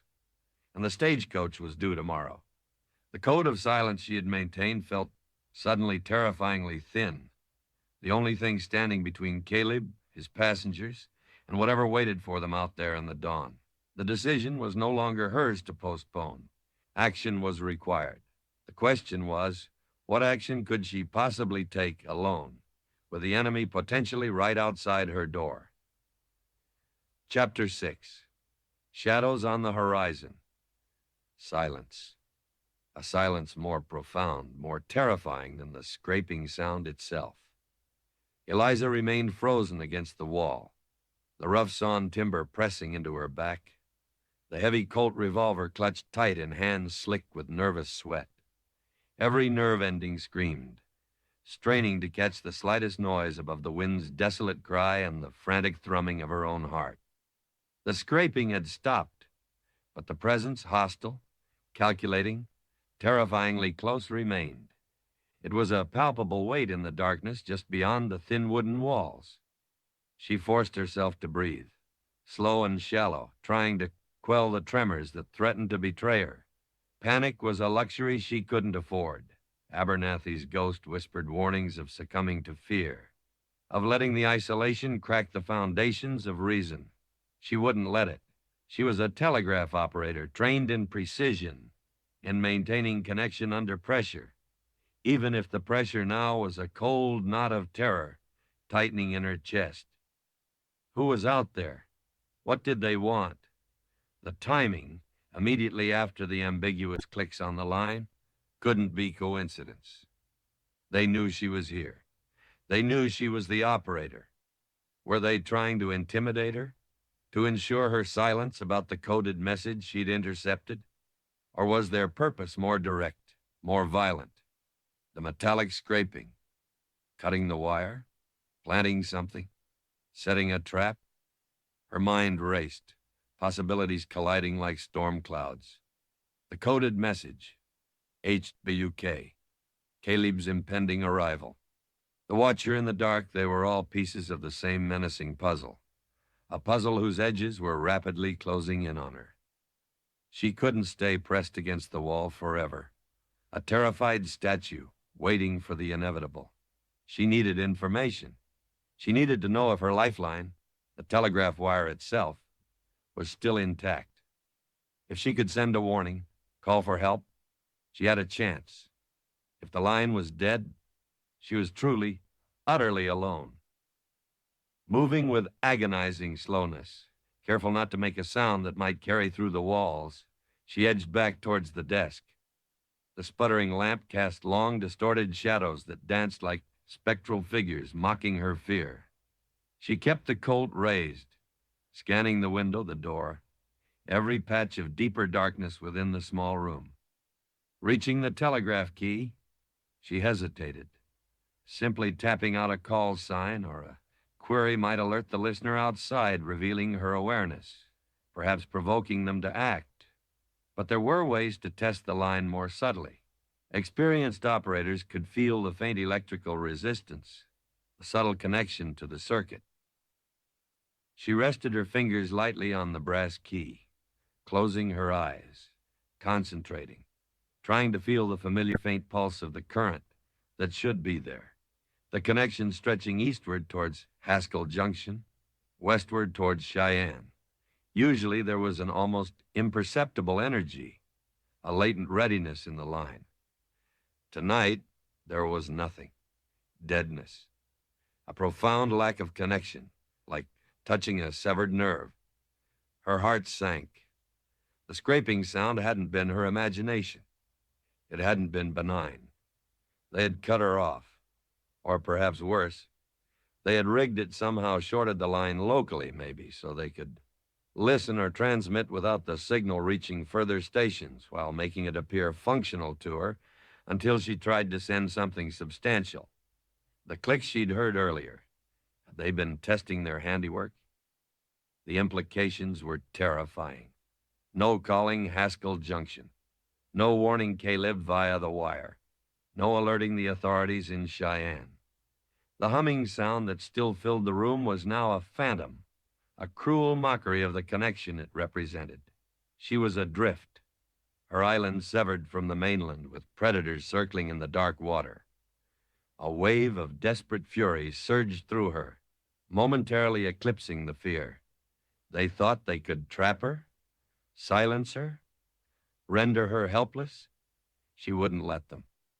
She was the daughter of a man who understood intricate mechanisms, who believed in order prevailing over chaos. And she was a woman who had chosen this challenging life, who had faced down loneliness and hardship. She wouldn't be easily broken. Her first instinct was survival. Secure the station. She moved swiftly now, adrenaline lending her strength. The main door was thick timber, fitted with a sturdy iron bolt. She shot the bolt home, the heavy thud echoing reassuringly in the small space. It wouldn't hold against a determined assault, but it would buy her time. make noise. The single window was more vulnerable. It had a simple wooden latch. She scanned the room for something, anything to use as a brace. Her gaze fell on the heavy iron poker leaning against the stove, awkward but better than nothing. She wedged the poker firmly between the window frame and the floor, angling it against the lower sash. A makeshift barricade, but it offered a sliver of psychological defense. Trapped. The word hammered at her. Bolted in, braced in, but trapped nonetheless. The station, her small domain of order, had become a cage. She retreated to the relative darkness near the back wall, away from the direct line of sight from the window or potential cracks in the door.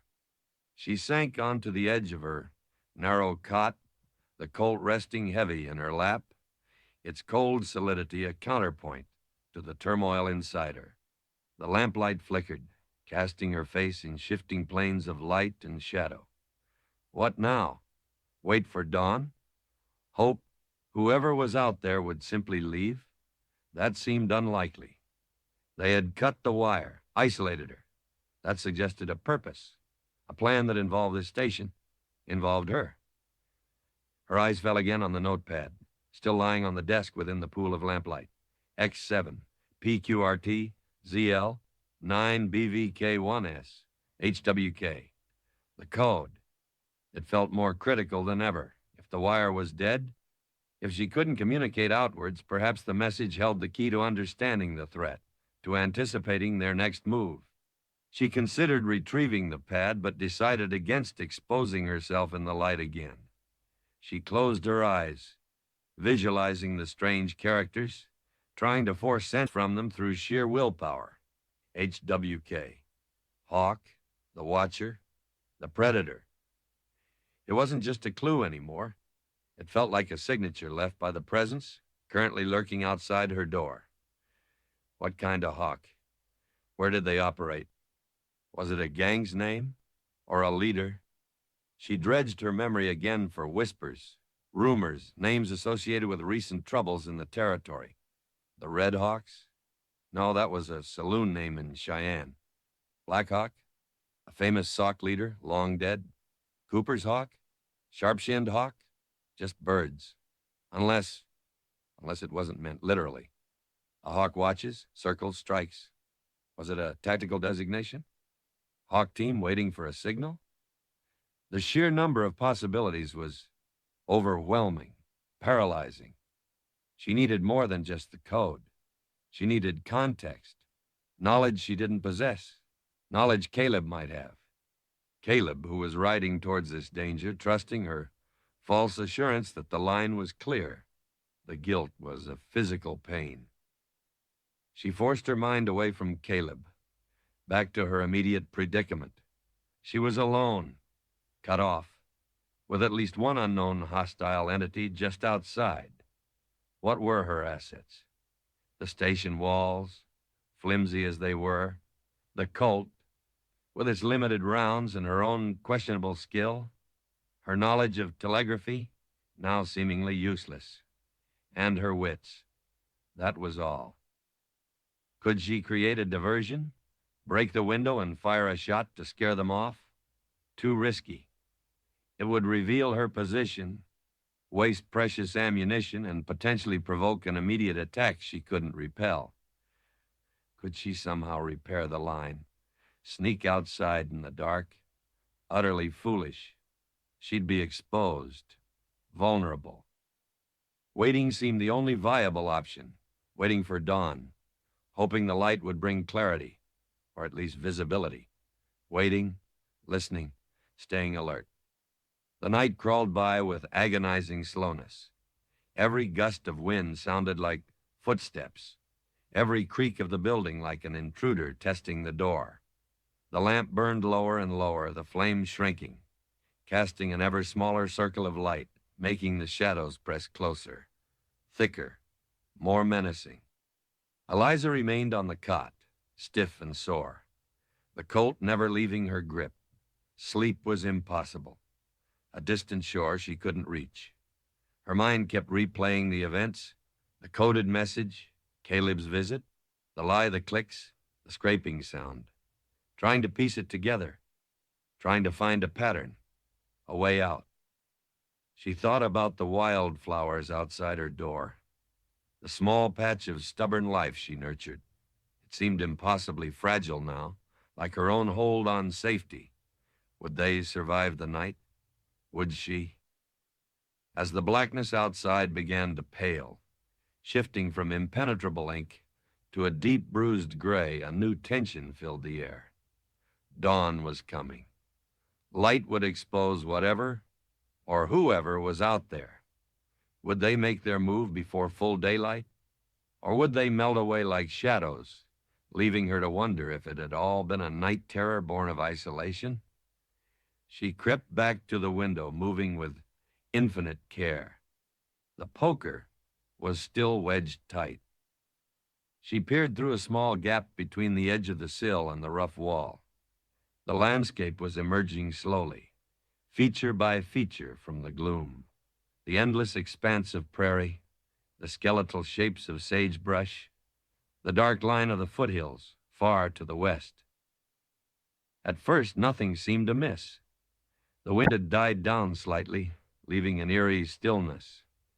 The ground around the station looked undisturbed, the dust smooth except for the familiar tracks of wind and small creatures. Had they gone? Had she imagined the worst? Then she saw it. Not footprints near the door, not obvious damage.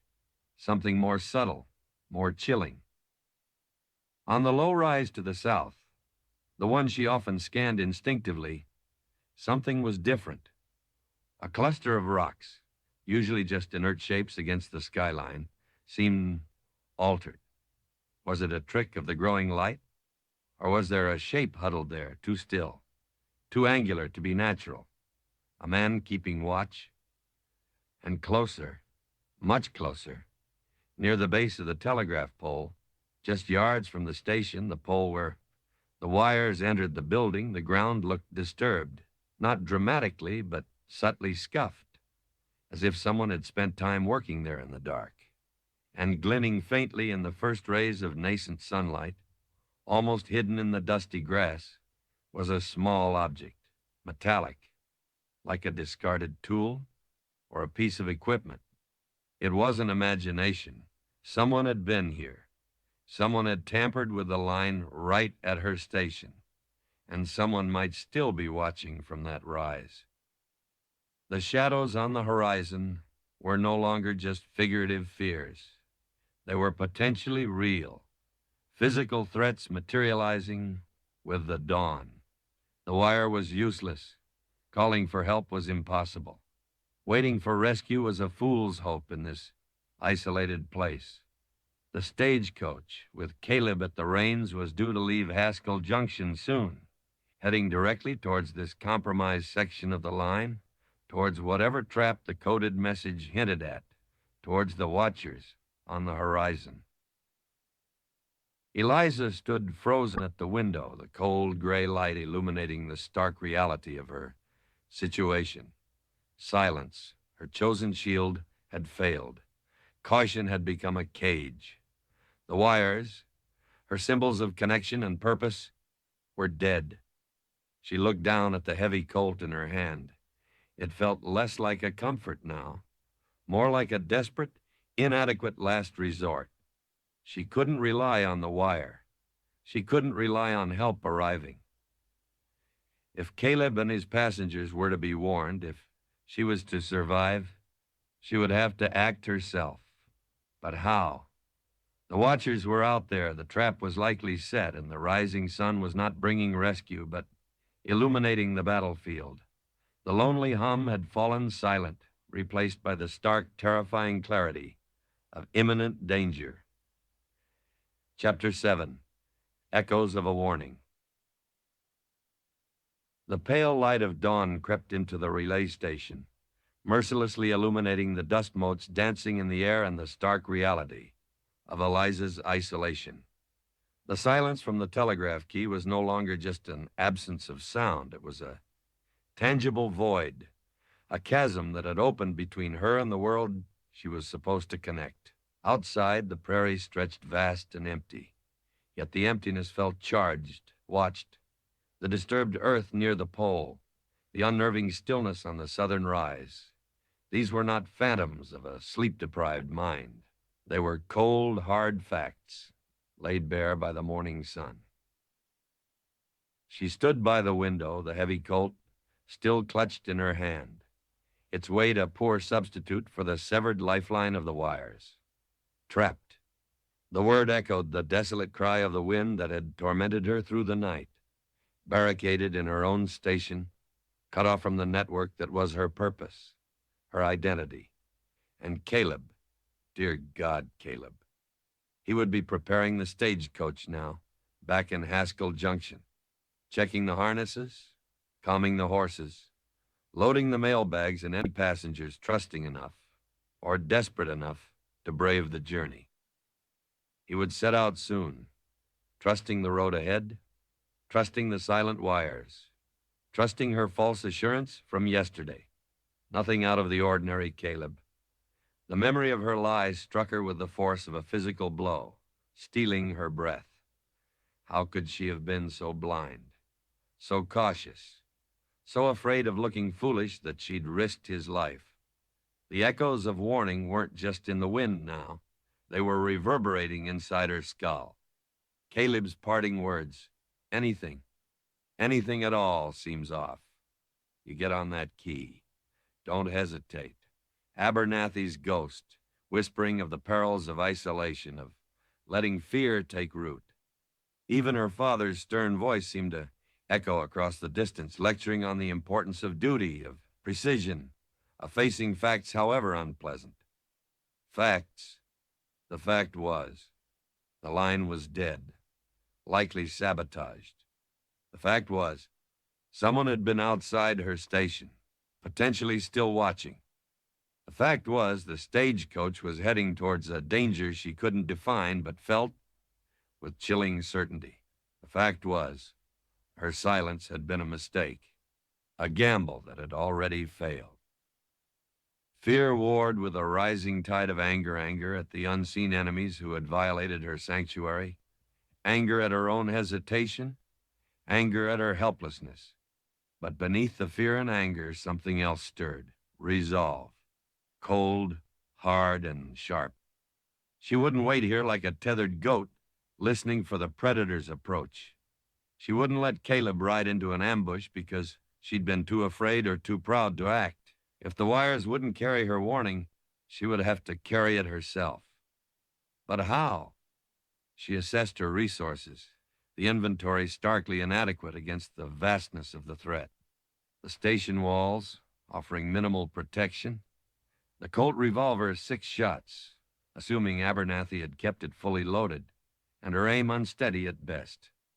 Her knowledge of the immediate terrain, gleaned from short rides and lonely walks, patchy, but better than nothing. And then there was Dusty. Dusty was her station pony, a sturdy buckskin gelding kept in the small rough corral beside the water trough. He wasn't fast like Caleb's stage horses, but he was reliable, sure-footed, accustomed to the prairie. He was her only means of travel beyond her own 2 feet. He was her only chance. The plan forming in her mind was desperate, bordering on suicidal. Ride out. Intercept the stagecoach before it reached the likely point of danger. Warn Caleb. It sounded simple, stated in 3 short steps. The reality was fraught with peril.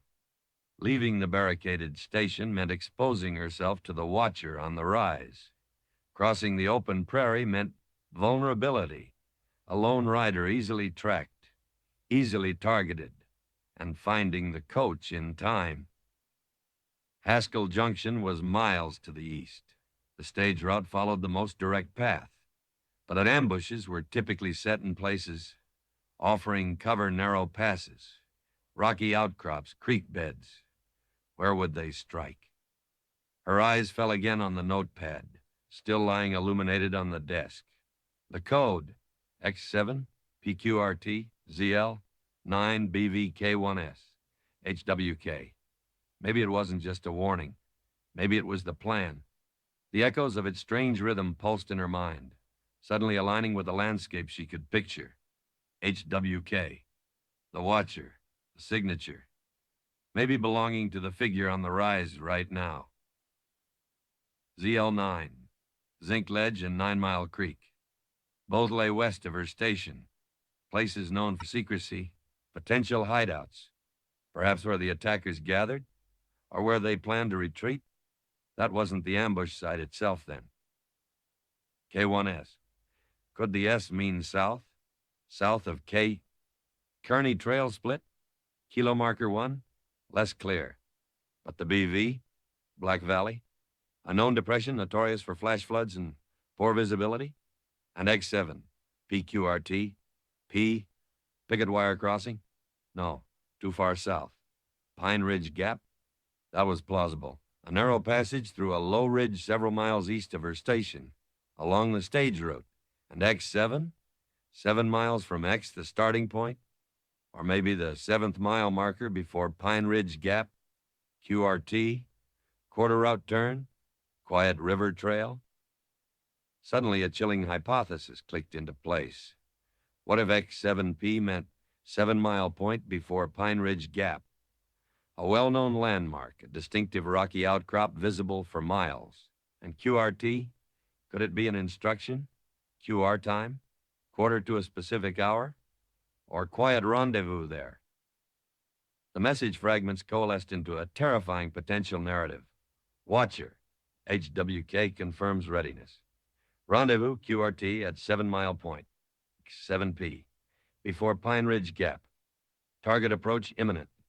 The other fragments, ZL9, BV, K1S, might be contingency plans, rally points, or simply noise to obscure the core message.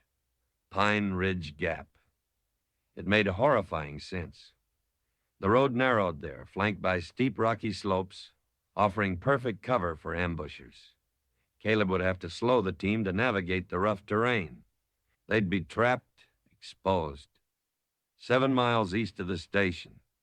If she rode hard, could she reach Caleb before he got there?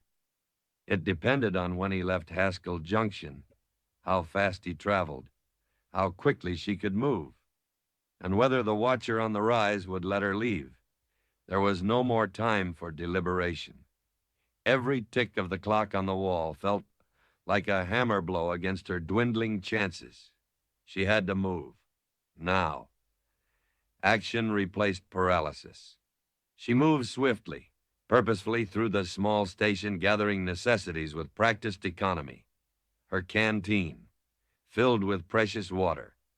A small pouch of dried jerky and hard biscuits energy for the ride. The station logbook, she hesitated, then tucked it into her saddlebag. Evidence, if the worst happened.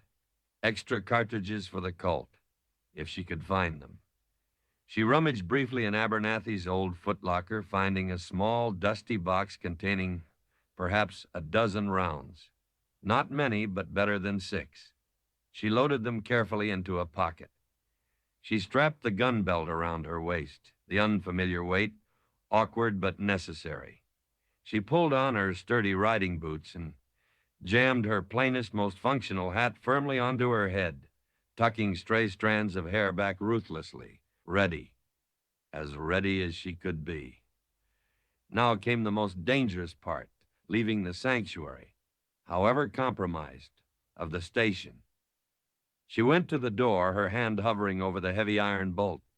Once she slid this back, there was no retreating. She would be committed, exposed. She took one last look around the small room, the silent telegraph key, the cryptic message on the desk, the flickering lamp nearing exhaustion. Her whole world encapsulated in this tiny space, now reduced to a cage she had to escape.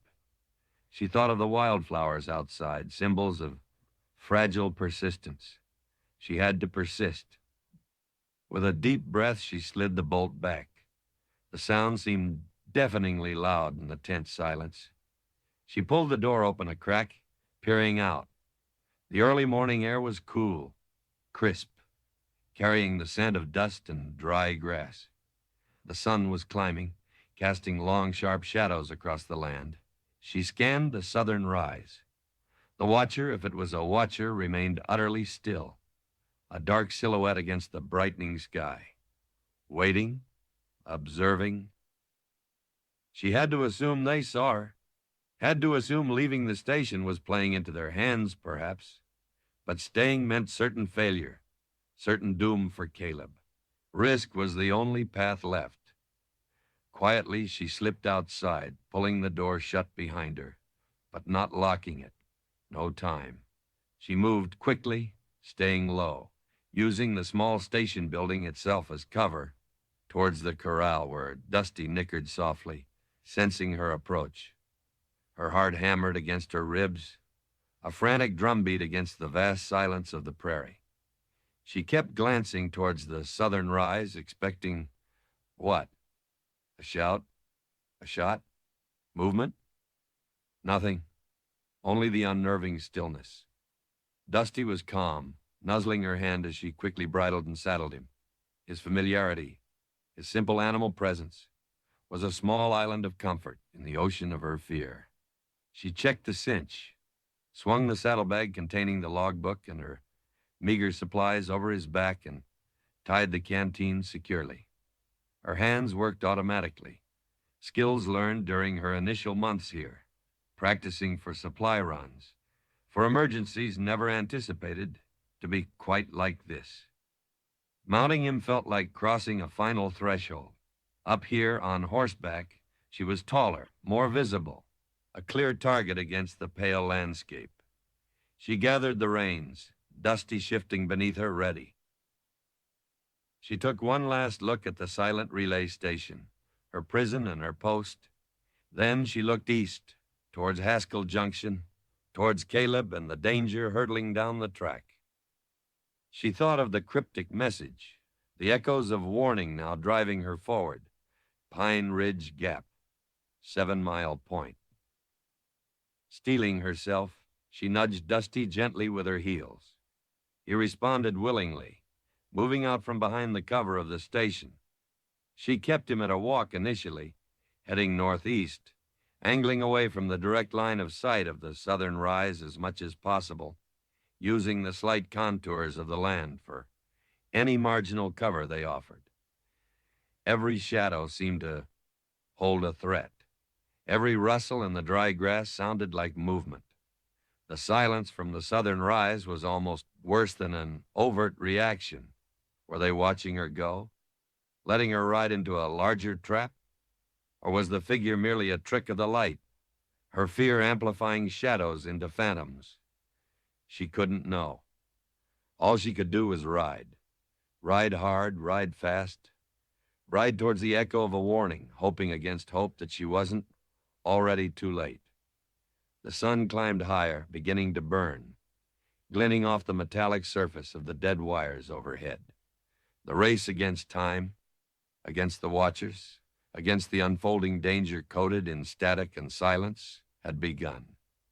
Chapter 8, Beneath the Prairie Moon.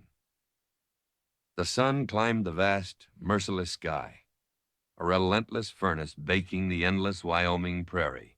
Eliza rode eastward, Dusty moving with a steady, ground-eating rhythm beneath her, the only sound besides the creak of saddle leather and the soft thud of his hooves being the low sigh of the wind stirring the parched grasses. The initial surge of adrenaline, the desperate energy born of escaping the compromised station, had subsided, replaced by a gnawing anxiety and the bone-deep weariness of a sleepless night. She urged Dusty into a lope whenever the terrain allowed, conserving his strength but acutely aware of the time slipping away. Miles stretched before her, vast and deceptively featureless. The landmark she sought, 7 Mile Point before Pine Ridge Gap, felt impossibly distant. Could she possibly reach Caleb in time? The stagecoach, drawn by a fresh team, would move faster than her sturdy but unremarkable pony. Every beat of Dusty's hooves felt like a countdown towards a disaster she had potentially enabled with her silence. The guilt was a constant companion, riding alongside her fear. Caleb's face swam in her vision, his steady blue eyes, the quiet understanding she sometimes glimpsed behind his reserved exterior, the small kindnesses that had made her desolate post-bearable. He had trusted her. He had offered her an opening, a chance to share the burden of the strange signals. And she had met him with a lie born of fear and pride, nothing out of the ordinary.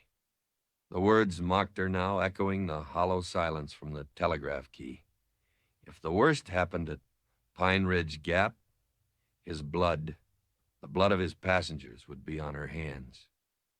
She scanned the horizon constantly, not just ahead towards the east, but behind her, towards the south, where the watcher had been silhouetted against the dawn.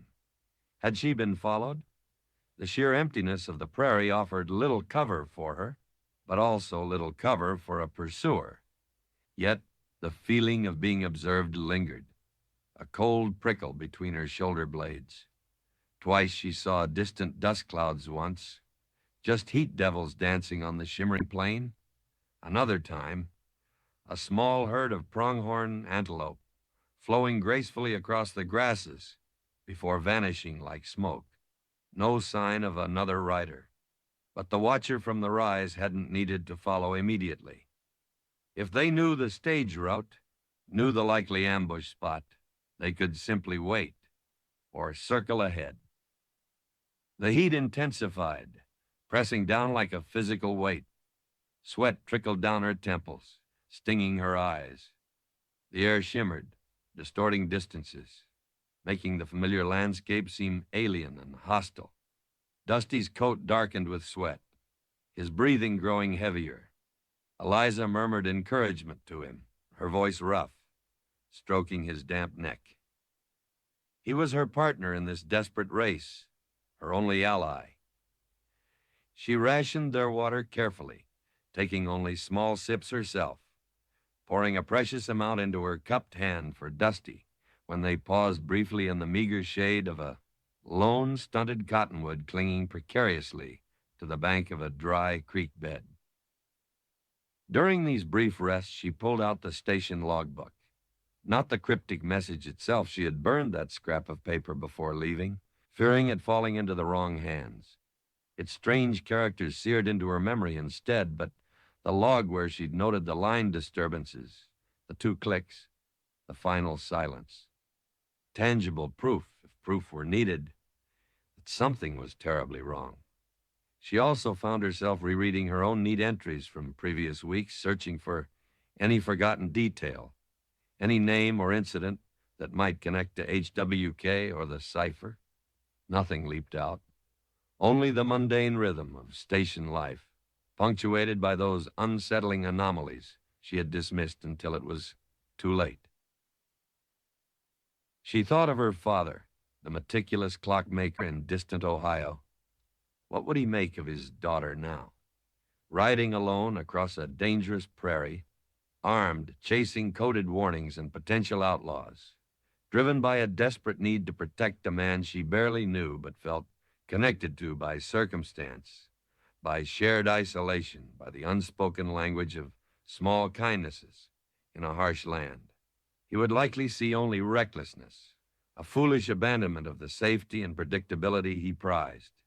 He wouldn't understand the fierce, protective instinct that clawed at her, the sense that this race against time was not just about Caleb, but about proving something to herself, that she was more than just a frightened girl hiding behind a telegraph key, that she possessed the courage this land demanded. The sun began its slow descent towards the western horizon, painting the vast sky in breathtaking, brutal strokes of orange, crimson, and bruised purple. The beauty was stark, almost painful, highlighting her own insignificance against the immense backdrop. The changing light brought a temporary coolness, a welcome respite from the day's oppressive heat, but also a deepening sense of urgency. Darkness would bring its own dangers, hidden gullies, unseen obstacles, the possibility of losing the faint track that served as the stage route, and darkness offered better cover for ambushers. As twilight deepened, the prairie transformed. Shapes softened, distances became deceptive, and the familiar landscape took on a spectral quality. The wind picked up slightly, whispering through the dry grass, carrying the scent of dust and the faint, earthy smell of the coming night. Stars began to prick the darkening canvas above, cold and remote. Eliza pushed Dusty onward, relying now on his instincts as much as her own eyes to follow the trail. Her own exhaustion was a heavy cloak, settling over her shoulders, making her muscles ache, her eyelids droop. But the image of Pine Ridge Gap, narrow and shadowed, spurred her on. She estimated she was still miles away, perhaps an hour or more at their current pace. Had the stagecoach already passed this way, or was it still behind her? There was no way to know. The moon rose, nearly full, casting a pale silvery light over the landscape. It illuminated the prairie with an ethereal glow, turning the grasses into a rippling silver sea, etching the distant hills in sharp relief. Beautiful, yes, but it also made her horribly visible, a lone rider moving across a starkly lit stage. She scanned the moonlit terrain constantly, her eyes straining, searching for any movement, any sign. The night sounds began, the rhythmic chirping of crickets, the distant, mournful howl of a coyote, the occasional rustle in the grass that made her jump. Dusty's ears twitched, sensing things she couldn't see or hear. She trusted his alertness, letting his reactions guide her own vigilance. Beneath the prairie moon, the world felt both immense and intensely intimate. The vastness of the sky, the endless roll of the land under the silver light, emphasized her utter solitude. Yet the small sounds, the feel of Dusty beneath her, the weight of the colt on her hip, the frantic beating of her own heart, these felt intensely real, grounding her in the terrifying present. Her thoughts inevitably turned back to Caleb, wondering where he was under this same moon. Was he looking up at the same stars, thinking of the miles ahead, unaware of the danger? Or had the trap already been sprung? The uncertainty was a physical ache.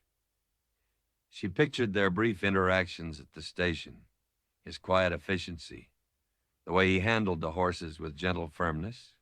The rare moments a smile touched his eyes, usually when talking about a good run or a particular horse. She remembered the worn copy of Whitman he'd left for her, a surprising gesture that hinted at a depth beneath the rugged exterior. Had he sensed her loneliness? Or was it just a casual act of kindness? She had built so much on such small foundations, she realized. A shared glance, a brief conversation, a mutual reliance forced by circumstance. Was it enough to risk her life for? Looking east into the moonlit emptiness, toward the unseen threat, she knew the answer was yes. It had to be. Dusty stumbled slightly, pulling her sharply back from her reflections. He had stepped into a shallow depression hidden by shadows. Eliza checked him immediately, murmuring soothing words, relieved to find him unharmed. But the incident was a stark reminder of the dangers of riding at night, even under a bright moon. And it brought another chilling thought. If she, familiar with the terrain, could misstep, how much easier would it be for ambushers to use the shadows, the natural dips and rises, to their advantage? She urged Dusty forward again, slower now, more cautious, her eyes scanning the path ahead intently. The moon cast long, distorted shadows from rocks and clumps of sagebrush, shadows that seemed to shift and writhe in her peripheral vision, feeding her paranoia. Was that shadow deeper than it should be? Did that rock formation just move? Then she heard it, faintly at first, carried on the night wind. Not a natural sound. A low rumble, distant but growing, accompanied by the rhythmic beat of multiple hooves, faster than Dusty's steady pace. The stagecoach. Her heart leaped, relief warred with terror. It was heading this way. It hadn't reached the gap yet. There was still time. But the sound also meant that it was getting closer to the potential ambush site, closer to 7 Mile Point, and closer to her. She reined Dusty in, pulling him off the faint track into the deeper shadow of a cluster of dense sagebrush. She had to approach cautiously. She didn't know if the ambushers were already in position near the point, watching the trail. Riding out blindly could expose her, alert them, and endanger the coach even sooner. She strained her ears, listening to the approaching rumble. It sounded like a standard 4-horse team, moving at a steady clip. Caleb's coach? It had to be. Please, let it be. She peered eastward from the cover of the sagebrush, scanning the moonlit track. Nothing visible yet, but the sound was definitely closer. Then, another sound reached her, colder, sharper, cutting through the rumble of the coach. A metallic click, unmistakable, like the hammer of a rifle being cocked. It wasn't distant. It was nearby, frighteningly nearby. From somewhere ahead of her, closer to the track, concealed in the moon-cast shadows. They were here, not just watching the horizon anymore. They were deployed, waiting. The echoes of warning had materialized into cold steel beneath the prairie moon. The trap was set, and the stagecoach was rolling steadily towards it.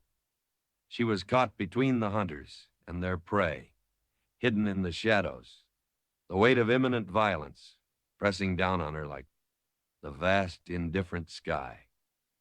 Chapter 9, Crossroads of Duty and Heart. The metallic click echoed in the moonlit stillness, sharp and definitive as a death sentence. It sliced through the rhythmic rumble of the approaching stagecoach, instantly transforming the vast, ethereal prairie into a claustrophobic arena of imminent violence. Eliza remained frozen in the deep shadow of the sagebrush, Dusty standing stock still beneath her, sensing the sudden tension radiating from his rider. Her breath caught in her throat, her blood running cold. They were here, not just watching, not just planning, but waiting, armed, ready to spring the trap. The sound had come from somewhere ahead. Between her position and the track, the stagecoach was rapidly approaching. Terror, stark and paralyzing, threatened to overwhelm her. Her mind screamed at her to turn, to flee back into the concealing darkness, back towards the fragile safety of the deserted station. Survival instinct warred violently, with the purpose that had driven her across the desolate miles, under the burning sun and the cold moon. She had come to warn Caleb, to prevent the ambush foreshadowed by the cryptic message, X7P, QRD, ZL9, BVK1's HBUK. Fleeing now would mean abandoning him, abandoning the unknown passengers, surrendering to the very dangers she had risked everything to avert. Her hand tightened instinctively on the smooth, cold grip of the Colt revolver holstered at her hip. 6 shots, maybe 12. If the cartridges in her pocket were good, against how many hidden rifles? It was worse than inadequate. It was potentially suicidal. Direct confrontation was impossible. But doing nothing was equally unthinkable. The rumble of the coach grew louder, closer. She could hear the jingle of a harness, the creak of the heavy wooden frame, the steady beat of 8 hooves pounding the dry earth. It was Caleb's coach. She was sure of it now, driving steadily onward, oblivious, heading straight towards the unseen rifles waiting in the shadows. Towards Pine Ridge Gap, just beyond the rise, she now knew, concealed armed men. Duty, heart, the words collided within her. Her duty as an operator, compromised though it was by the dead wire, was to protect the integrity of the communication lines and, by extension, the traffic they served trafficked like this very stagecoach. Her duty, as she saw it now, fueled by guilt and a burgeoning, terrifying connection to the Man at the reins was to protect Caleb. But how? She was pinned down. Moving from the sagebrush would expose her instantly. Shouting a warning was madness. It would draw immediate fire, likely getting her killed before Caleb could even react, and potentially triggering the ambush prematurely, catching the coach in open ground rather than the intended bottleneck of the gap. Think, precision, order. Her father's words, usually a source of mild irritation, now felt like a lifeline in the swirling panic. Analyze the situation. What did she know? The ambushers were nearby, hidden ahead of her. The stagecoach was approaching rapidly. The intended trap was likely Pine Ridge Gap itself, a few hundred yards further east. The metallic click suggested they were preparing, perhaps seeing or hearing the coach's approach more clearly than she could. What were her assets? Her hidden position for the moment, dusty, silent, and still beneath her. The element of surprise, however small, the ambushers likely expected the coach, not a lone woman appearing from the darkness. And the Colt, a poor weapon against rifles, but capable of making noise. A loud, unexpected noise. A desperate idea sparked in the chaos of her thoughts. A diversion. If she couldn't stop the coach directly, perhaps she could divert the ambush. If she fired a shot, not at the coach, not even necessarily at the hidden riflemen, but away from them, into the air, perhaps, or towards the empty prairie to the north, could the sudden, unexpected sound startle them, confuse them, make them think something had gone wrong with their plan, that they'd been discovered by someone else? A patrol, perhaps? Could it buy Caleb precious seconds? Seconds to react? To whip the horses into a desperate gallop? To potentially break through the gap before the ambushers reorganized? Or to veer off the track, seeking cover? It was a wild gamble. Firing the gun would instantly reveal her position. It would draw fire. It might achieve nothing but getting herself killed faster. It might even panic the stage horses, causing an accident, just as deadly as the ambush. But what other choice did she have? Waiting passively meant certain disaster for the coach. Trying to ride out and physically block the road was suicide. The diversion, however slim the chance, felt like the only active measure left to her. The coach was closer now. She could almost make out its dark, lumbering shape against the moonlit horizon, the rhythmic pounding of hooves vibrating through the ground. Decision time was gone. Action, however desperate, was all that remained. Her heart hammered against her ribs like a trapped bird. She drew the Colt, the weight heavy and unfamiliar in her trembling hand. She checked the cylinder again by feel loaded. She took a deep, ragged breath, trying to steady her nerve. Aim high, away from the track, away from where she guessed the riflemen were hidden, based on the sound, toward the empty northern sky. One shot, maybe two, for emphasis. Then pray. Pray Caleb understood. Pray the ambushers hesitated. Pray she survived the immediate aftermath. The coach loomed larger, its lamps casting feeble yellow beams that bounced along the rutted track. She could hear the faint creak of the driver's seat, the snap of the reins. Any second now it would reach the point opposite her hiding place, the point just before the rise leading into Pine Ridge Gap. Now, taking aim at the indifferent star-studded sky, steeling herself against the recoil and the inevitable consequences, Eliza pulled the trigger. The explosion ripped through the night silence, deafeningly loud, echoing across the vast prairie. The Colt bucked hard in her hand, the flash momentarily blinding her. Before the echo died, she fired again, another blast shattering the stillness. Instantly, chaos erupted. From the direction of the stagecoach came a startled shout, Caleb's voice, sharp with alarm. The pounding rhythm of the horses faltered, then surged into a frantic, panicked gallop. From the rise ahead where the riflemen had been, came an answering shout, confusion and anger mingling in the sound. Then the sharp, terrifying crack of a rifle shot, not aimed at the sky, but whistling somewhere close overhead, followed by another. Dusty shied violently beneath her, startled by the gunfire. Eliza fought to control him, her own heart pounding with terror, adrenaline singing in her veins. She had done it. She had thrown the dice. Now came the consequences. She risked a glance towards the track. The stagecoach was careening wildly, Caleb fighting for control of the terrified team, whipping them into a desperate burst of speed. He wasn't heading directly into the gap now.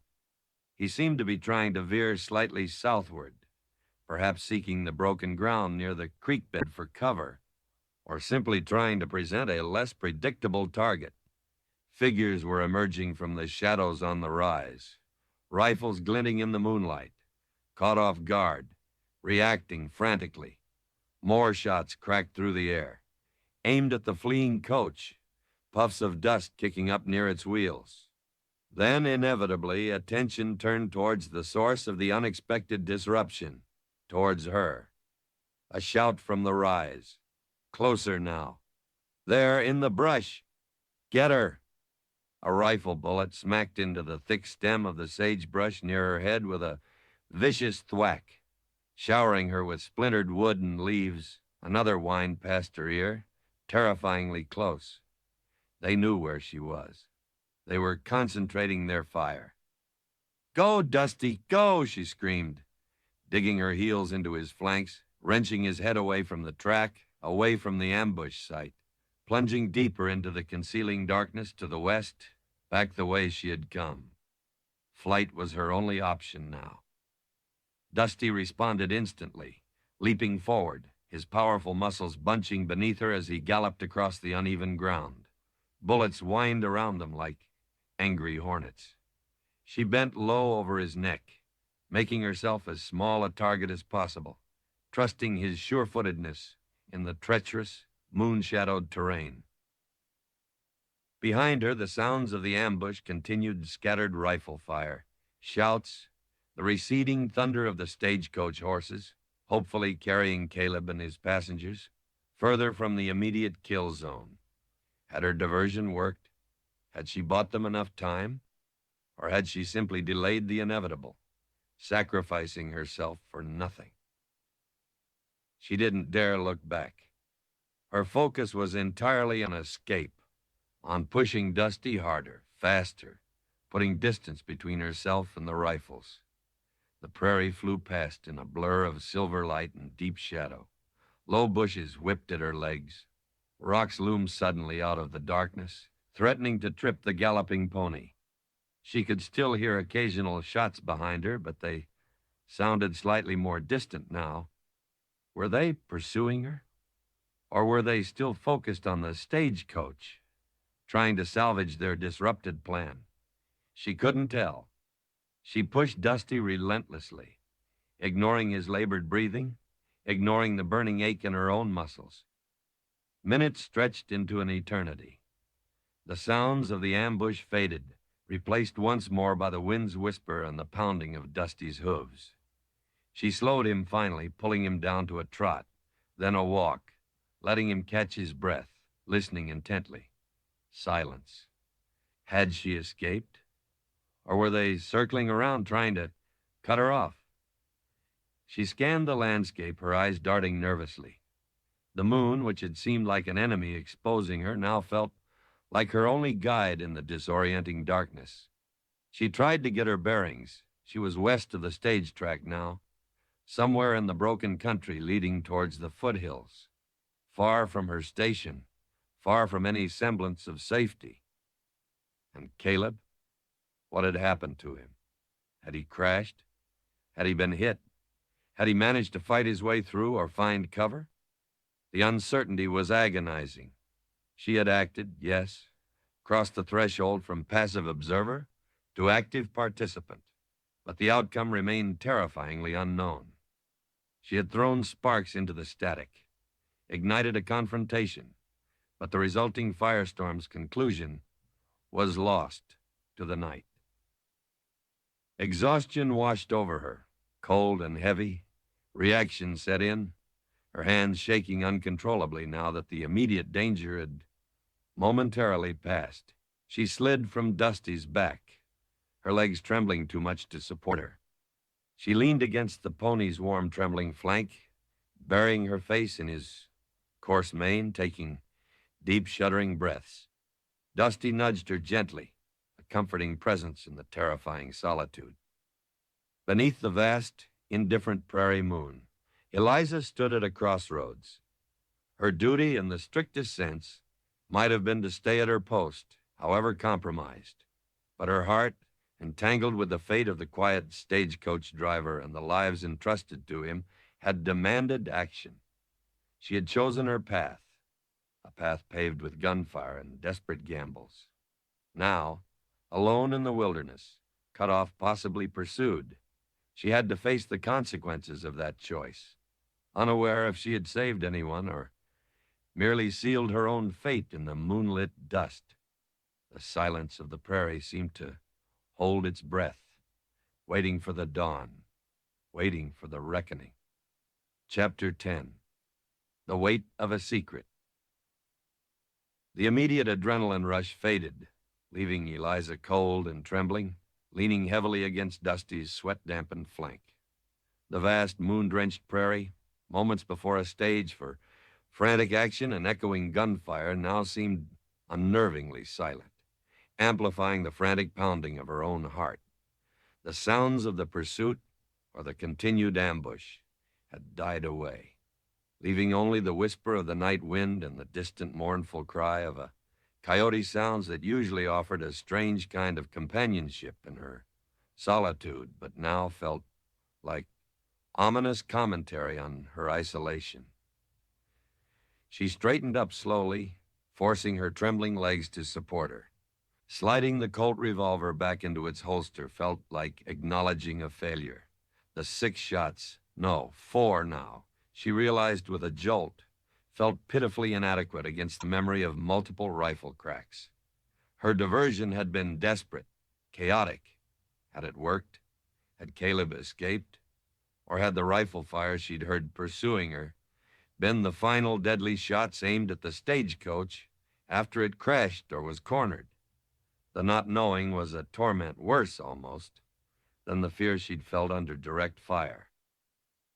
She ran a soothing hand down Dusty's neck, murmuring quiet reassurances, as much for herself as for him. The pony stood patiently, his breathing still labored but steadying. He had carried her faithfully, bravely, away from the immediate danger. But where were they now? She had galloped westward blindly, seeking only escape, plunging deeper into the broken country that rolled towards the distant shadowed foothills. The familiar stage track was lost somewhere behind her, in the darkness. She scanned the moonlit landscape, trying to orient herself. The moon high overhead offered stark illumination, but confusing shadows. Low ridges, shallow gullies, and scattered rock formations created a disorienting maze. To the west, the foothills rose as a dark, indistinct mass against the star-strewn sky. To the east, the prairie stretched flat and seemingly endless, bathed in silver. Somewhere back there lay the ambush site, Pine Ridge Gap, and the remnants of whatever violence had occurred. Somewhere further east lay her silent, abandoned station. Safety, in any conventional sense, felt impossibly remote. Survival became the immediate imperative. She needed water, rest, and a plan beyond simply running. Pursuers might still be out there, circling, searching, especially if the stagecoach attack had failed or been less profitable than anticipated. A lone woman on a tired pony would be an easy target, perhaps mistakenly believed to possess something valuable, or simply silenced as a witness. She needed cover, a place to hide until full daylight offered better visibility and perhaps a chance to find water or scout the terrain without being fatally exposed. Her eyes swept the nearby landscape again. A dark slash in the earth not far away suggested a dry wash or arroyo carved by infrequent flash floods.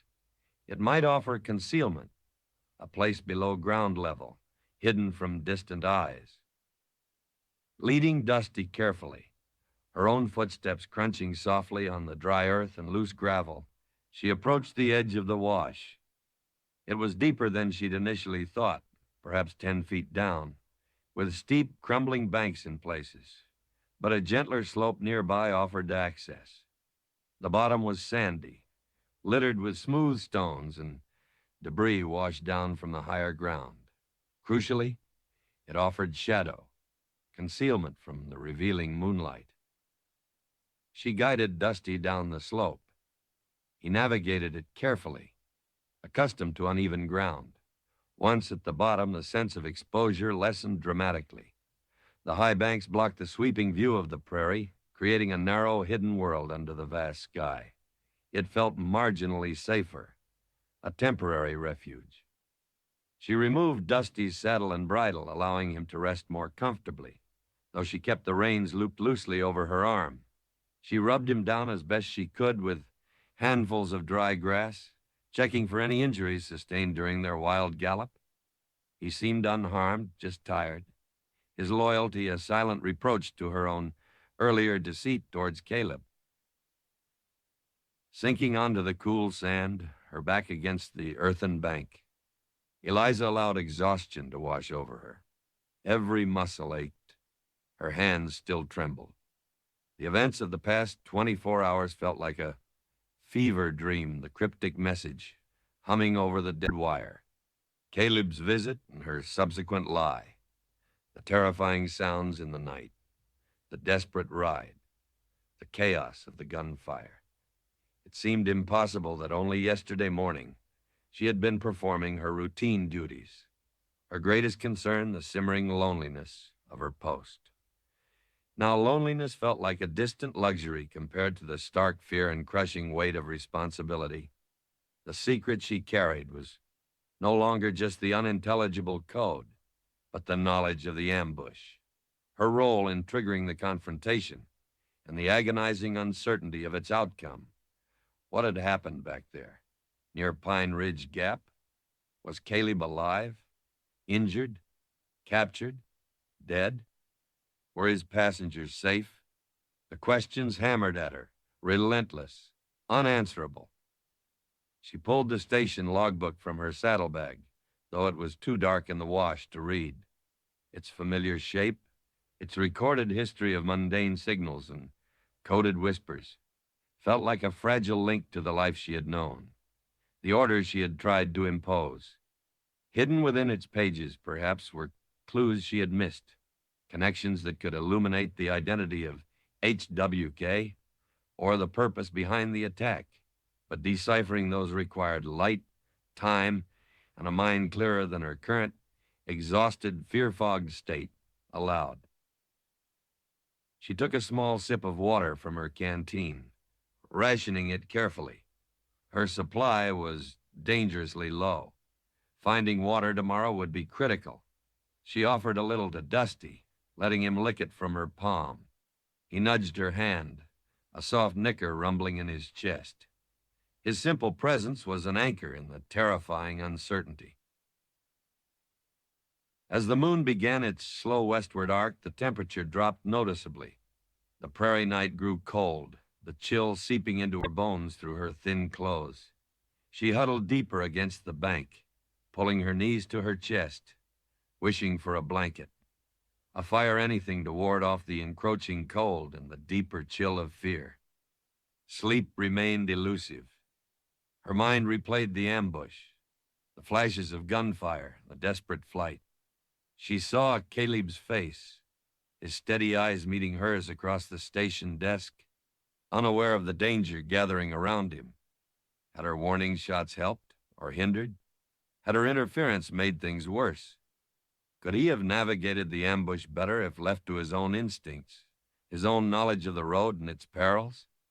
The doubt was a corrosive acid eating at her resolve. She tried to piece together the puzzle again.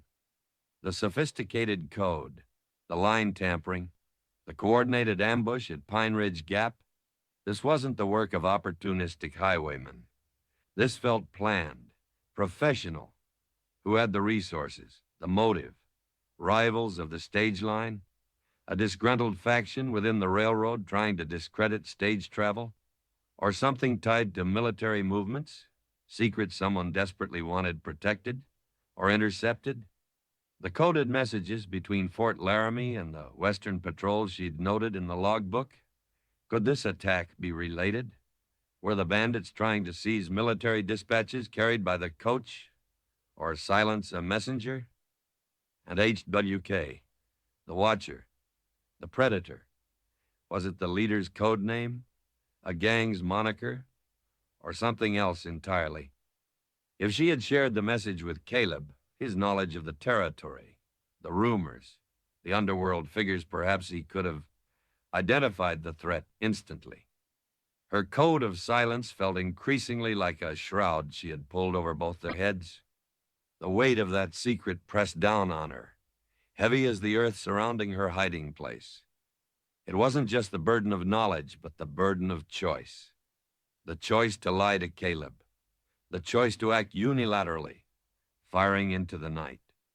The choice that had led her here alone, hunted, heartsick with uncertainty. Every path she had considered seemed fraught with danger. Every decision a gamble. Had she chosen the least worst option, or simply the one that led to this desolate wash, under a cold moon, waiting for a dawn that might bring discovery and death? She must have drifted into an uneasy, fitful doze, because she jerked awake suddenly, her hand flying to the Colt, every sense screaming alarm. Had she heard something? Footsteps, voices. She strained her ears, listening intently. Only the wind, sighing softly along the top of the wash, and Dusty's soft breathing nearby.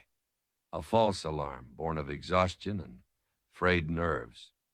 But the brief lapse into unconsciousness had left behind a residue, a fragment of a dream or a half-formed thought. Something about the code, the numbers, X7PQRT, ZL9, BVK1S. She had focused on the letters, the potential keywords, the place names. But the numbers, 791. What if they weren't modifiers, but primary? What if they referred to something specific, something numbered, mile markers, survey points, or telegraph poles? Telegraph poles were numbered, weren't they? For maintenance crews. Each pole along the line had a designation, usually stenciled onto the wood. Could the numbers in the code refer to specific poles along the route? ZL9, Pole 9 in the Zinc Ledge sector, K1S, Pole 1 south of Kilo Marker, X77P, Pole 7 near Pine Ridge Gap? It was another leap of speculation, but it felt tantalizingly plausible. The telegraph line itself is the key to the code's locations. It made a certain technical sense.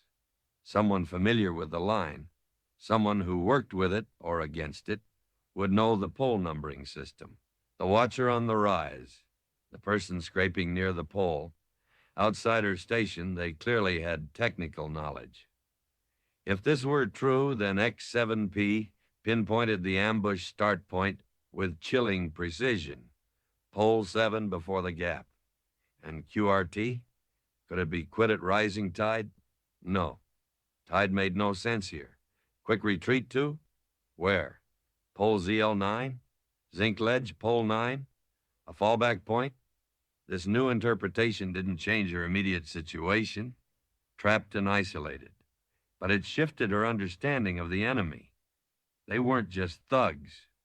They were methodical, using the infrastructure of the very system they were attacking to coordinate their movements.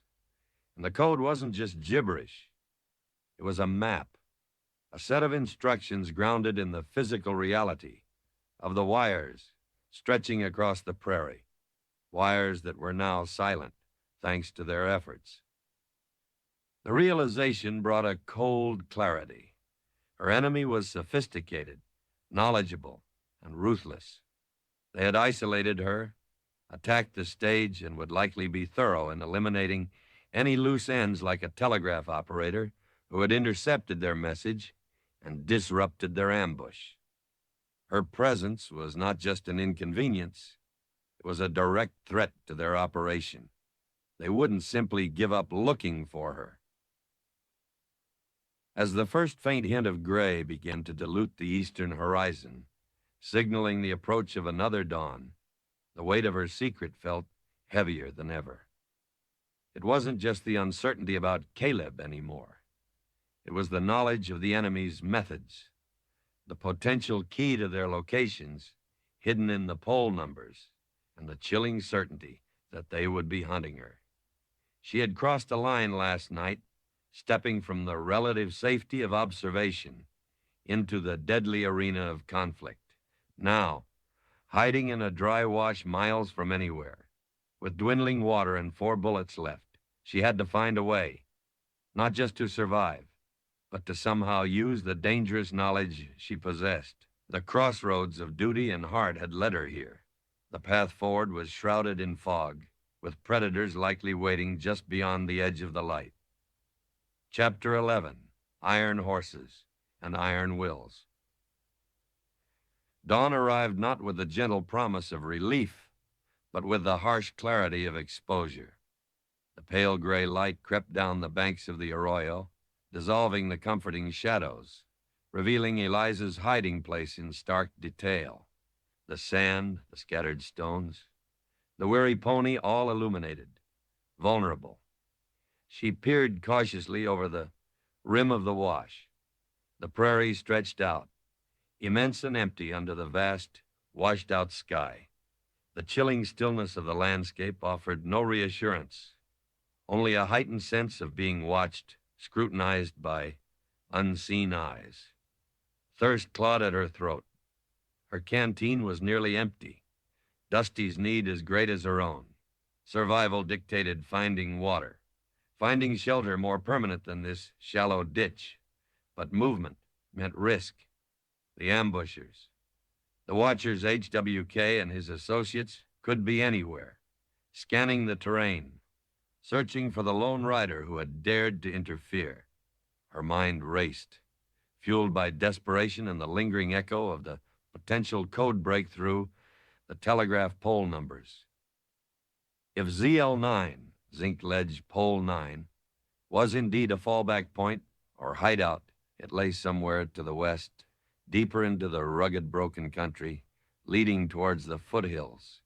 Heading west seemed marginally safer than doubling back east towards the ambush site and her abandoned station, where they might expect her to return or where remnants of the gang might still linger. Westward offered the possibility of finding springs or creeks flowing down from the higher elevations and more rugged terrain for concealment. But the west also represented the unknown. Her knowledge of the land faltered beyond a few miles from the stage route. It was wilder country, less traveled, potentially holding dangers beyond two-legged predators. And always the gnawing uncertainty about Caleb pulled at her, urging her eastward despite the risks. Had he survived? Was he injured, stranded somewhere near Pine Ridge Gap? Leaving him, potentially abandoning him if he needed help, felt like a betrayal compounding her earlier lie, yet riding back towards the Gap now in daylight seemed like marching directly into the lion's den. Caught in this agonizing paralysis of choice, she almost missed it. A sound, faint at first, different from the wind or the natural noises of the prairie. A low, rhythmic chugging, accompanied by a distant, mournful whistle that seemed to hang in the still morning air. Eliza froze, listening intently. The sound grew steadily louder, resolving itself into the unmistakable clangor of a steam locomotive. The railroad.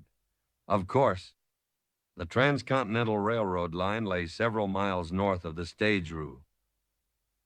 A newer, faster artery of connection steadily usurping the slower, more vulnerable stage lines.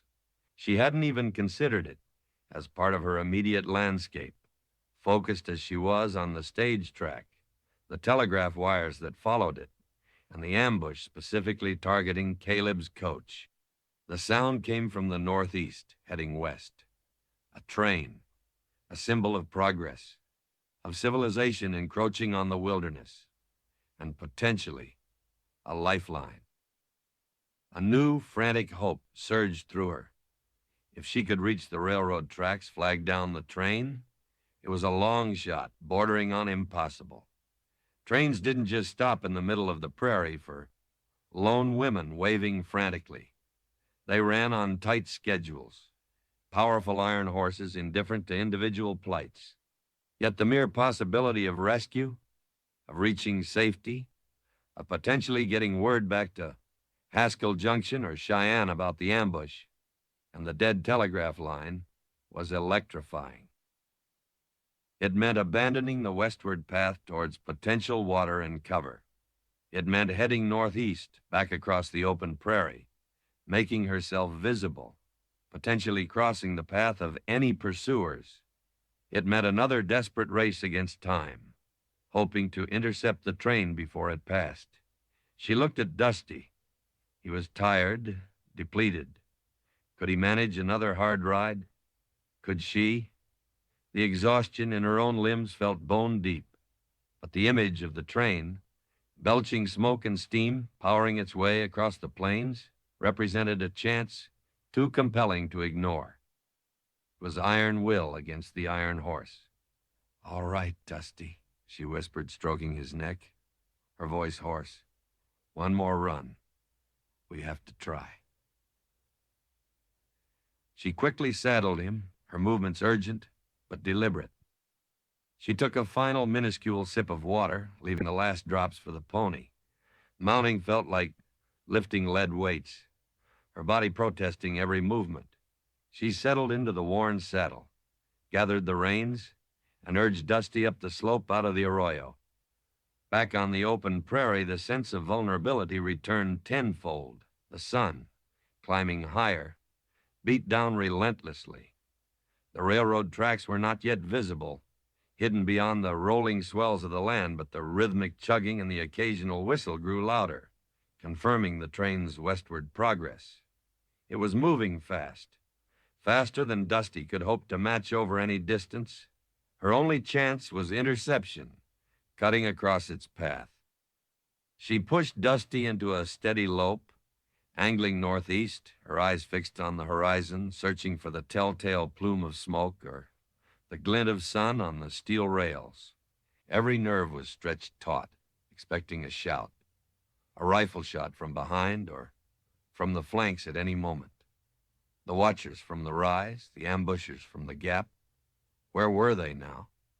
Had they given up the chase, or were they watching her again, letting her expose herself before closing in? The terrain rolled, dipping into shallow hollows, rising over low swells. Each rise offered a brief, heart-stopping vantage point, each dip a moment of blind uncertainty. Still no sign of the tracks, but the sound of the train was much closer now, a powerful pulsing heartbeat against the prairie silence. It couldn't be far. Then, cresting a low ridge, she saw it, a dark line cutting straight across the landscape, unnaturally precise against the curves of the earth, the railroad embankment. And hurtling along it, perhaps a mile or less away, was the train, a black engine billowing clouds of gray smoke, followed by a string of freight cars and a single passenger coach at the end. It was moving west, just as she'd thought, closing the distance rapidly. Too rapidly. Her heart sank.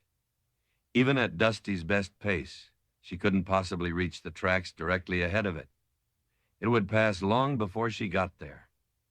Interception was impossible. Despair threatened to engulf her. So close. Safety, connection, the possibility of help right there, tangible, powerful, and utterly unattainable. The iron horse would thunder past, oblivious, leaving her stranded once more in this hostile emptiness. Unless unless she didn't try to intercept it head on, unless she aimed for a point behind the engine, further down the track. If she could somehow signal the crew in the caboose or the passenger coach at the rear, could they see her? Would they stop? It was an even slimmer chance, relying on the vigilance and compassion of strangers, hurtling past at speed, but it was the only chance. She veered Dusty sharply eastward again, angling towards a point she estimated the rear of the train might reach in a few minutes. She pushed him harder now, ignoring his heaving flanks, ignoring the protesting screams of her own exhausted muscles. This was the final gamble. The ground here was flatter, allowing for greater speed. Dusty responded gamely, his iron will matching her own desperation, stretching his stride, eating up the yards. The train roared closer, parallel to her course now, the ground trembling slightly with its passage. The engine thundered past the point she was aiming for, a monstrous black behemoth of smoke and steam and driving wheels. Then the freight cars, clattering and swaying, boxcars, flatbeds loaded with timber, cattle cars. Now, the passenger coach and the caboose were approaching the closest point on the track. She was still 100 yards away, maybe more, galloping desperately across the rough ground. She pulled the Colt from its holster 2 shots left. Waving frantically might not be enough. A gunshot, however. She reined Dusty in sharply, pulling him up just short of the raised embankment. He stood trembling, sides heaving. The passenger coach rolled past, windows reflecting the harsh sunlight, faces blurred behind the glass, oblivious. Then came the caboose, the final car. A small platform at the rear, railings, a door. And standing on the platform, leaning against the railing, watching the Prairie slide by, was a man. A brakeman, perhaps, dressed in overalls, his face shaded by a worn cap. He hadn't seen her yet. Eliza raised the Colt, aiming not at the man, not at the train, but high into the air, just as she had done near Pine Ridge Gap. She took a breath, prayed this wouldn't be misinterpreted as hostility, and fired. Crack! The shot echoed sharply above the train's diminishing rumble. The man on the caboose platform jerked upright, startled, his head snapping around, scanning the prairie. His eyes found her, a lone woman on horseback, weapon still raised, positioned near the track they had just passed. For a heart-stopping moment, he just stared, his expression unreadable from this distance. Was he reaching for a weapon? Alerting the engineer? Would the train simply continue, accelerating away, dismissing her as a madwoman or a threat? Then, incredibly, he raised his arm, not in alarm, but in a distinct, sharp signaling motion, repeated twice. He turned and disappeared inside the caboose door. Had he signaled the engineer? Was he calling for a stop? Or was it a signal she didn't understand, meaning nothing? The train continued westward, its speed seemingly unchecked. The caboose receded, shrinking against the vast landscape. Eliza's fragile hope plummeted. He hadn't stopped. It hadn't worked. She was still alone. She lowered the Colt, defeat washing over her, cold and bitter. She had failed. Failed Caleb, failed herself. Dusty nudged her shoulder, a silent inquiry. She patted his neck numbly, tears of frustration and exhaustion stinging her eyes. But then, was she imagining it? Or was the sound of the train changing? The rhythmic chugging seemed less powerful, accompanied by a new sound, a hissing, screeching protest of metal on metal. Brakes? She watched, scarcely daring to breathe, as the train incredibly began to slow. It didn't stop immediately, its momentum carrying it several hundred yards further down the track. But it was stopping. The iron horse was yielding. Relief washed over her, so potent it almost buckled her knees. She swayed in the saddle, gripping Dusty's mane for support, They had seen her. They had stopped. Slowly, cautiously, she urged Dusty forward, walking him toward the now stationary train. Doors were opening along the passenger coach. Faces peered out, curious, wary. The brakeman reappeared on the caboose platform, watching her approach. Another figure, likely the conductor, judging by his uniform cap, climbed down from the passenger coach, shielding his eyes against the sun, waiting for her. Safety, help, connection. It seemed unreal after the terror and isolation, but as she drew closer, another feeling surfaced, mingling with the relief, the heavy weight of the secret she still carried. How much should she tell them? About the dead telegraph line, the ambush, the coded message, the watcher? Revealing too much might endanger them, might complicate things beyond simple rescue. But saying too little might negate the very purpose of her desperate ride. She had flagged down the iron horse with an iron will forged in desperation. Now, facing the uniformed conductor and the curious eyes of the passengers, she needed a different kind of strength. The strength to weigh her words, to navigate the treacherous terrain between necessary warning and dangerous disclosure. The weight of her secret remained, a burden she couldn't simply hand off, even at the doors of salvation. Chapter 12, Dust Storm Gathering. Eliza rode Dusty the last few yards towards the stationary train, her heart pounding a nervous rhythm against her ribs. The sheer bulk of the locomotive and its carriages felt overwhelming after the desolate emptiness of the prairie.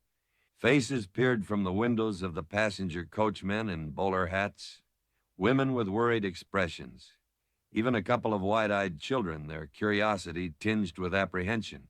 Smoke still curled lazily from the engine stack, and the air hummed with the latent power of the halted machine. The conductor waited near the steps of the passenger coach, a stout man with graying sideburns and an air of authority slightly ruffled by the unscheduled stop. His eyes, narrowed against the sun, assessed her critically as she approached her dust-caked clothes, her wind-tangled hair, the exhaustion etched onto her face, and the Colt revolver still holstered at her hip.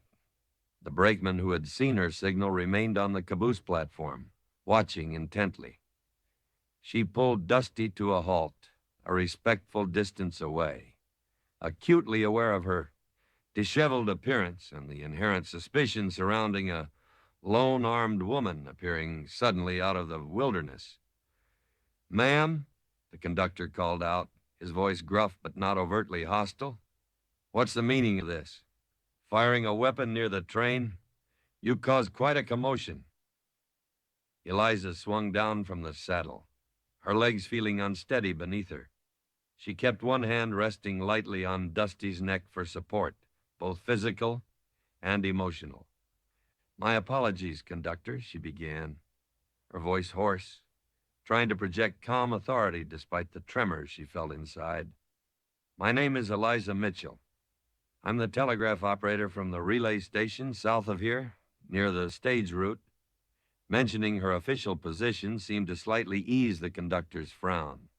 An operator was a known quantity, part of the network of communication and transport, however remote her post. The relay station. What in blue blazes are you doing out here, miles from your post, flagging down my train with gunfire? Here it was. The moment to reveal or conceal. The weight of her secret pressed down. How much to say? Saying too little would make her actions seem inexplicable, perhaps crazy. Saying too much could invite disbelief, panic the passengers, or worse, reveal critical information if someone on this train itself was somehow connected to HWK and his operation. The thought sent a fresh chill down her spine. Unlikely, perhaps, but in this web of conspiracy, paranoia felt like prudence. She decided on partial truth, focusing on the immediate, verifiable facts. "The line went dead late last night, sir. Complete silence. Before that, I intercepted irregular signals. Coded, potentially hostile.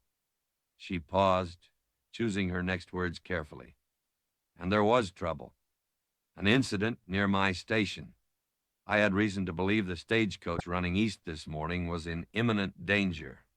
An ambush. A low murmur went through the passengers who had gathered near the open doors and windows to listen. The conductor's expression sharpened, losing some of its irritation replaced by professional concern. Stagecoach ambushes were a known hazard, a grim reality of travel in the territory. Ambush, he repeated sharply. Hardy's coach, running from Haskell Junction? Yes, Caleb Hardy's coach, Eliza confirmed, the name catching in her throat. I believe the target was Pine Ridge Gap, several miles east of my station. I rode out trying to warn him. And did you? Did you reach him? The conductor pressed, his gaze intense. Eliza hesitated, the agonizing uncertainty flooding back. I tried to create a diversion. There was gunfire. The coach fled off the main track. I don't know what happened after that. I was pursued, had to ride west. She deliberately omitted the details of the coded message, the poll numbers, HWK, the watcher details that might sound fantastical or needlessly alarming without proof. The deadline and the ambush attempt were concrete enough. The conductor absorbed this, stroking his sideburns thoughtfully. Line's dead, you say? And Hardy's coach attacked? He looked westward down the track, then back at Eliza. That's serious trouble. We haven't had word of line failure at the last stop. It happened locally, sir, Eliza said. Between my station and Haskell Junction, I believe. Tampering, sabotage. The brakeman from the caboose had made his way forward and now spoke quietly to the conductor.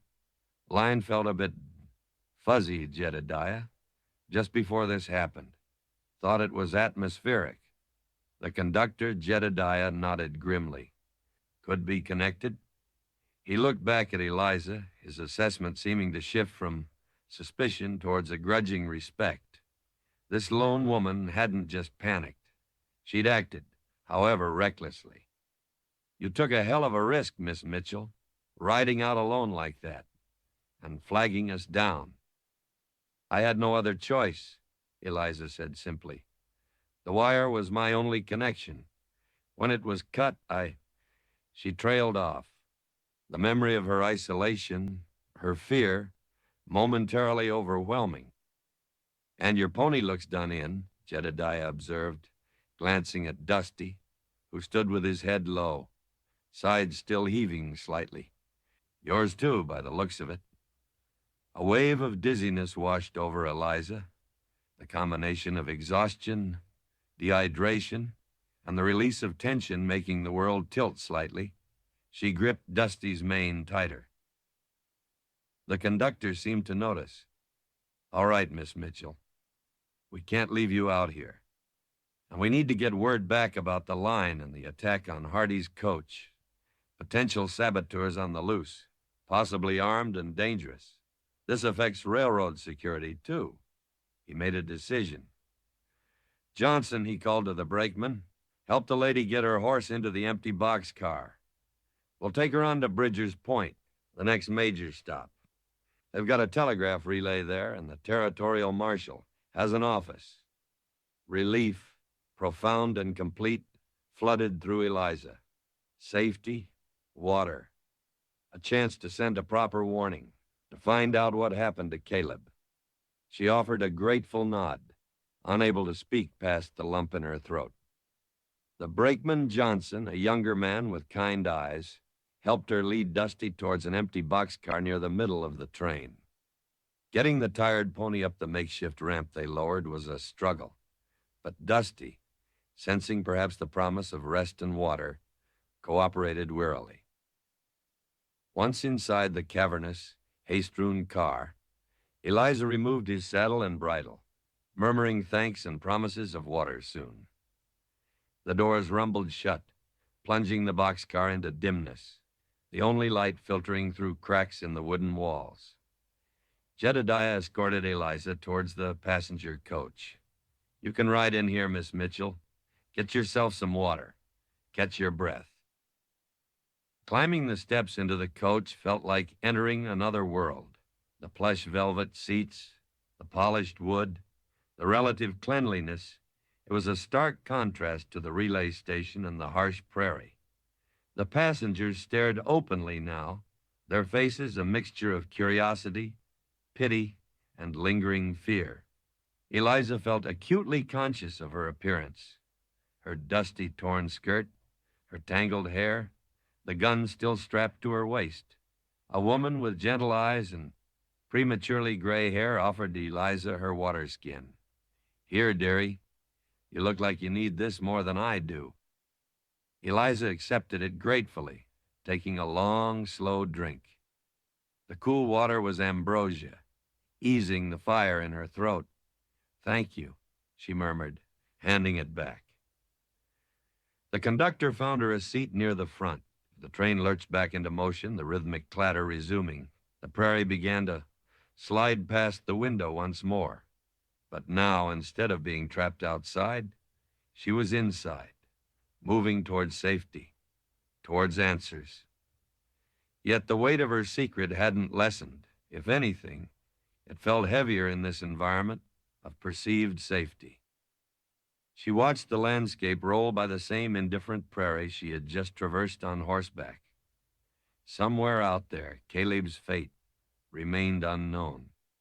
Somewhere out there, HWK and his men might be regrouping, planning their next move, perhaps aware that she had escaped, that she carried dangerous knowledge.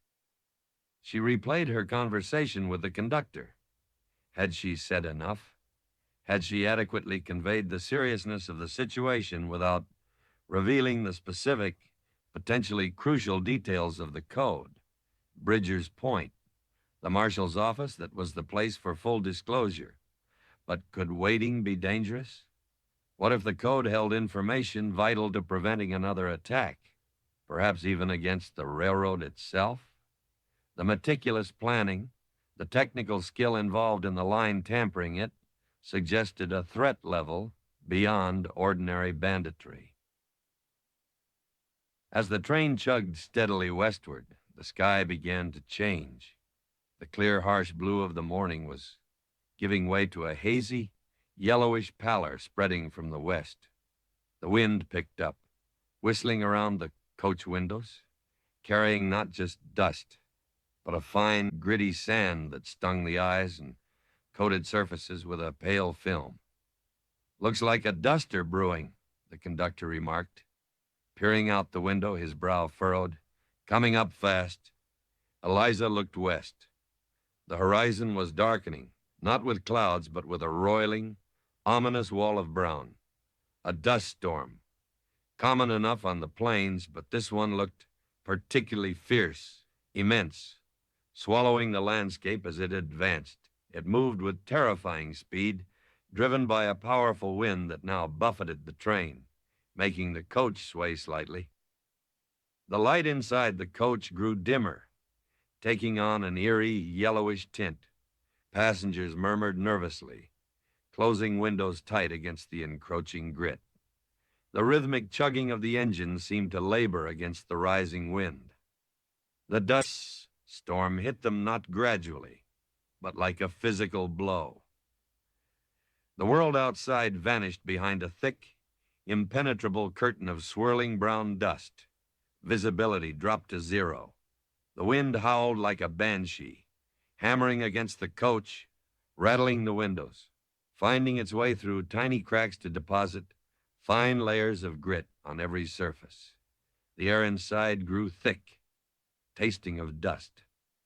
The train slowed significantly, the engineer clearly struggling to navigate through the blinding storm, relying on the rails beneath and sheer guesswork. The comforting rhythm of progress devolved into a slow, jarring crawl through a suffocating, hostile world. Eliza felt a new kind of anxiety tighten its grip. They were blind, crawling through a storm that could last for hours. Bridger's Point felt suddenly very far away again. And what of Caleb if he was out there, injured, exposed? A dust storm like this could be lethal to anyone caught unprotected on the open prairie. It offered cover, yes, but also disorientation, suffocation, the erasure of tracks and landmarks. And what of her pursuers? HWK and his men? The storm would hinder them too, surely. But men familiar with this territory, driven by a ruthless purpose, might see the storm not just as an obstacle, but as an opportunity, cover for movement, cover for another attack, perhaps even against the slowed, vulnerable train itself. The idea seemed far-fetched, yet the sophistication they'd already displayed made anything seem possible. She thought of the watcher on the rise, the metallic click in the darkness, the precision of the code, potentially linked to pole numbers. These were not men easily deterred by a weather. Their iron wills might match the fury of the storm. The coach lurched, throwing passengers against their seats. The train shuddered to a complete halt. An uneasy silence fell inside, broken only by the wind's relentless howl and the stinging rattle of dust against the windows. "What is it? Why have we stopped?" a man called out nervously. Jedediah, the conductor, was already heading towards the front, his face grim. "Stay calm, folks. Likely just waiting for visibility to improve, or checking for obstructions on the line. Engineer knows his business." But Eliza saw the tension in his shoulders, the deep worry lines around his eyes.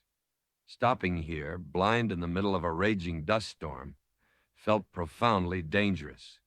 They were a stationary target, isolated not by distance, but by the swirling brown chaos outside. She gripped the edge of her seat, peering uselessly into the brown void beyond the window. The weight of her secret felt suffocating now. Had she brought danger upon this train by boarding it? Should she have revealed more to Jedediah? The poll numbers, HWK, the possibility of a coordinated, technologically savvy enemy? The dust storm wasn't just weather. It felt like a physical manifestation of the obscuring, swirling dangers she had stumbled into. It concealed enemies, hid answers, and threatened to choke the life out of hope itself. Trapped inside the iron horse, surrounded by the storm's fury, Eliza realized her journey was far from over. The crossroads she had navigated beneath the prairie moon had led only to another, more dangerous junction, here in the heart of the blinding dust. And the storm gathering outside was mirrored by the storm of uncertainty and fear gathering within her own heart. Chapter 13, The Price of Silence. The train remained motionless, a small, fragile island besieged by the howling, dust-choked ocean of the storm. Inside the passenger coach, the air grew thick and stifling, heavy with the taste of grit and the palpable scent of fear. Passengers huddled in their seats, faces pale in the eerie yellow-brown gloom, filtering through the dust-caked windows. Every rattle of the wind, every creak of the coach seemed amplified, feeding the nervous tension. Outside, the world had ceased to exist, replaced by a chaotic, roaring blindness. Eliza sat rigid, her knuckles white, where she gripped the edge of her seat. The conductor, Jedediah, had gone forward towards the engine some time ago, disappearing into the swirling maelstrom, presumably to confer with the engineer. He hadn't returned, and his absence stretched the passengers' nerves thinner with each passing minute. Why had they stopped? Was it just the lack of visibility, as Jedediah had suggested, or something worse, a breakdown, an obstruction, or something else?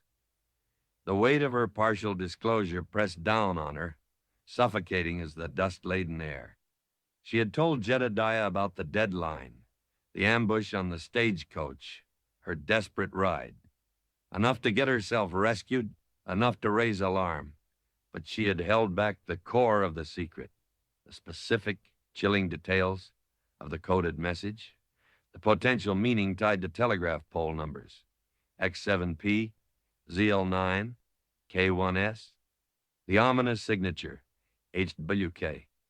She had feared causing panic, feared revealing too much to potential unknown enemies, feared sounding like a hysterical woman clutching at straws of interpretation. She had rationalized her silence as prudence, a necessary caution until she could speak directly to the marshal at Bridger's Point. Now, trapped in this blind stasis, that caution felt like cowardice, like a terrible, potentially fatal miscalculation. What if the threat wasn't just confined to the stage route? What if HWK's operation was bigger, more audacious, targeting the railroad itself? The train, slowed and blinded by the storm, was vulnerable. If the enemy knew their location, perhaps by monitoring the same telegraph lines they knew how to tap and sabotage, they could be closing in right now, using the storm as perfect cover. Her mind flashed back to the code, the potential pole numbers. Could any part of the message relate to the railroad line? She tried to recall the sequence. X7PQRT, ZL, 9, BVK1, HWK. The stage route and the railroad ran roughly parallel for a stretch, but used different landmarks, different numbering systems. Yet the technical skill required to tap and decipher military codes, to sabotage the telegraph lines so effectively. Could such skills also extend to disrupting train signals, disabling an engine, coordinating an attack even in these conditions? It seemed terrifyingly possible. She pictured HWK, the faceless watcher, perhaps receiving reports via some hidden means, realizing the stage ambush had been disrupted, realizing the telegraph operator had escaped towards the railroad. Would they simply let her reach Bridger's Point and deliver her warning? Or would they move to intercept, to silence her permanently, perhaps using the stalled train itself as the stage for their final act? The silence from the front of the train stretched on, becoming unbearable. Passengers shifted restlessly, whispering anxious questions.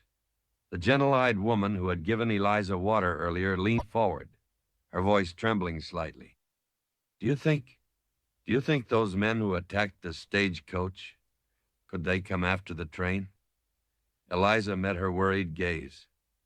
Honesty felt essential now, yet panic was a contagion she didn't want to spread. I don't know, she admitted quietly, the words feeling inadequate, hollow. The storm makes everything uncertain, but the conductor is checking.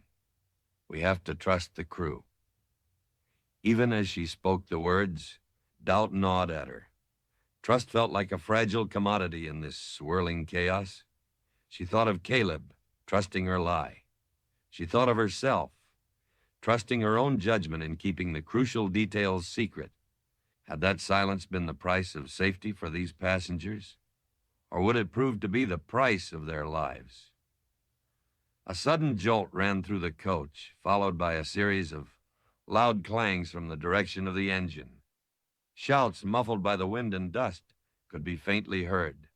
The passengers gasped, clutching each other, eyes wide with fear. What was that? Someone cried out. Before anyone could answer, the connecting door at the front of the coach burst open.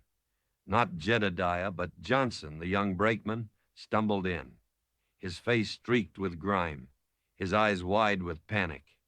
He slammed the door shut behind him, fumbling with the latch. Trouble, he gasped, leaning heavily against the door, struggling for breath. Big trouble. It's not just the storm. The coach erupted in frightened murmurs. Johnson raised a hand, trying to impose calm, though his own ragged breathing betrayed his fear. Engines damaged, he stammered, wiping dust from his mouth. Something on the line looked deliberate, and Jedediah, I think he's hurt. Saw figures out there in the dust, near the engine. Figures in the dust. The confirmation hit Eliza like a physical blow. Her worst fears realized. They were here. They had targeted the train, and her silence, her carefully measured disclosure, had been useless, perhaps even damning. Who? Eliza demanded, her voice sharp, cutting through the rising panic. Did you see them clearly? How many? Johnson shook his head, bewildered. Couldn't see much. Dust everywhere. 2, maybe 3. Moving near the engine cab. Jedediah went to check. Then I heard a shout, a scuffle. He trailed off, looking utterly overwhelmed. They had used the storm, disabled the engine, attacked the crew. This wasn't random. This was planned. This was HWK. The price of silence. Eliza felt it settling upon her, cold and heavy as dread. She should have told Jedediah everything the moment she boarded. The poll numbers, HWK, the possibility of a coordinated, technically proficient enemy, knowledge he might have used to take precautions, to keep the train moving despite the storm, to prepare the crew. Now, it was too late for warnings. They were trapped, disabled, with the hostiles potentially controlling the engine and the front of the train. Panic threatened to engulf the coach. A woman sobbed quietly. A man near the back began demanding answers, his voice rising in fear. Eliza knew they couldn't afford panic. They needed clear heads, a plan, however desperate. She stood up, ignoring the weakness in her legs, forcing her voice to remain steady, commanding. Listen to me. Everyone, stay calm. Heads turned toward her, seeking direction in the chaos. Panicking won't help. We need to think. She looked at Johnson. As the rear door of the coach locked, he nodded dumbly. Yes, ma'am. Standard procedure. And the boxcar where my pony is, also locked from the outside. So the passengers were relatively secure within this coach for the moment. But the attackers likely controlled the engine, possibly the baggage car and the outside. What was their objective? Robbery? Taking hostages? Or silencing a specific target, perhaps her? She thought of the logbook, still in her saddlebag in the locked boxcar. Did they know about it? Did they suspect she carried proof? Or further clues?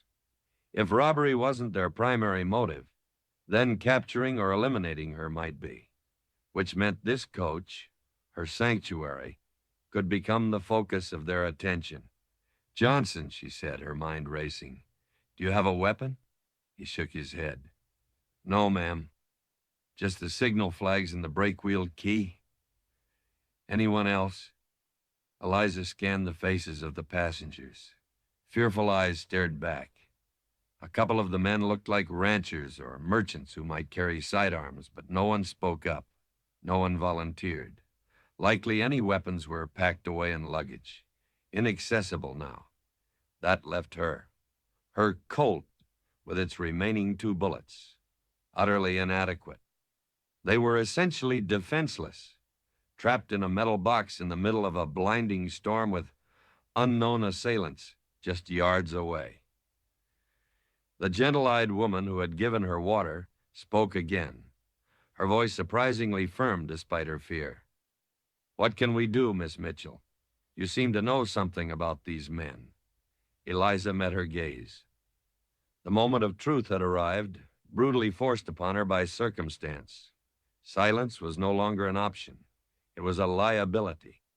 These people deserved to know the potential nature of the threat, even if it terrified them.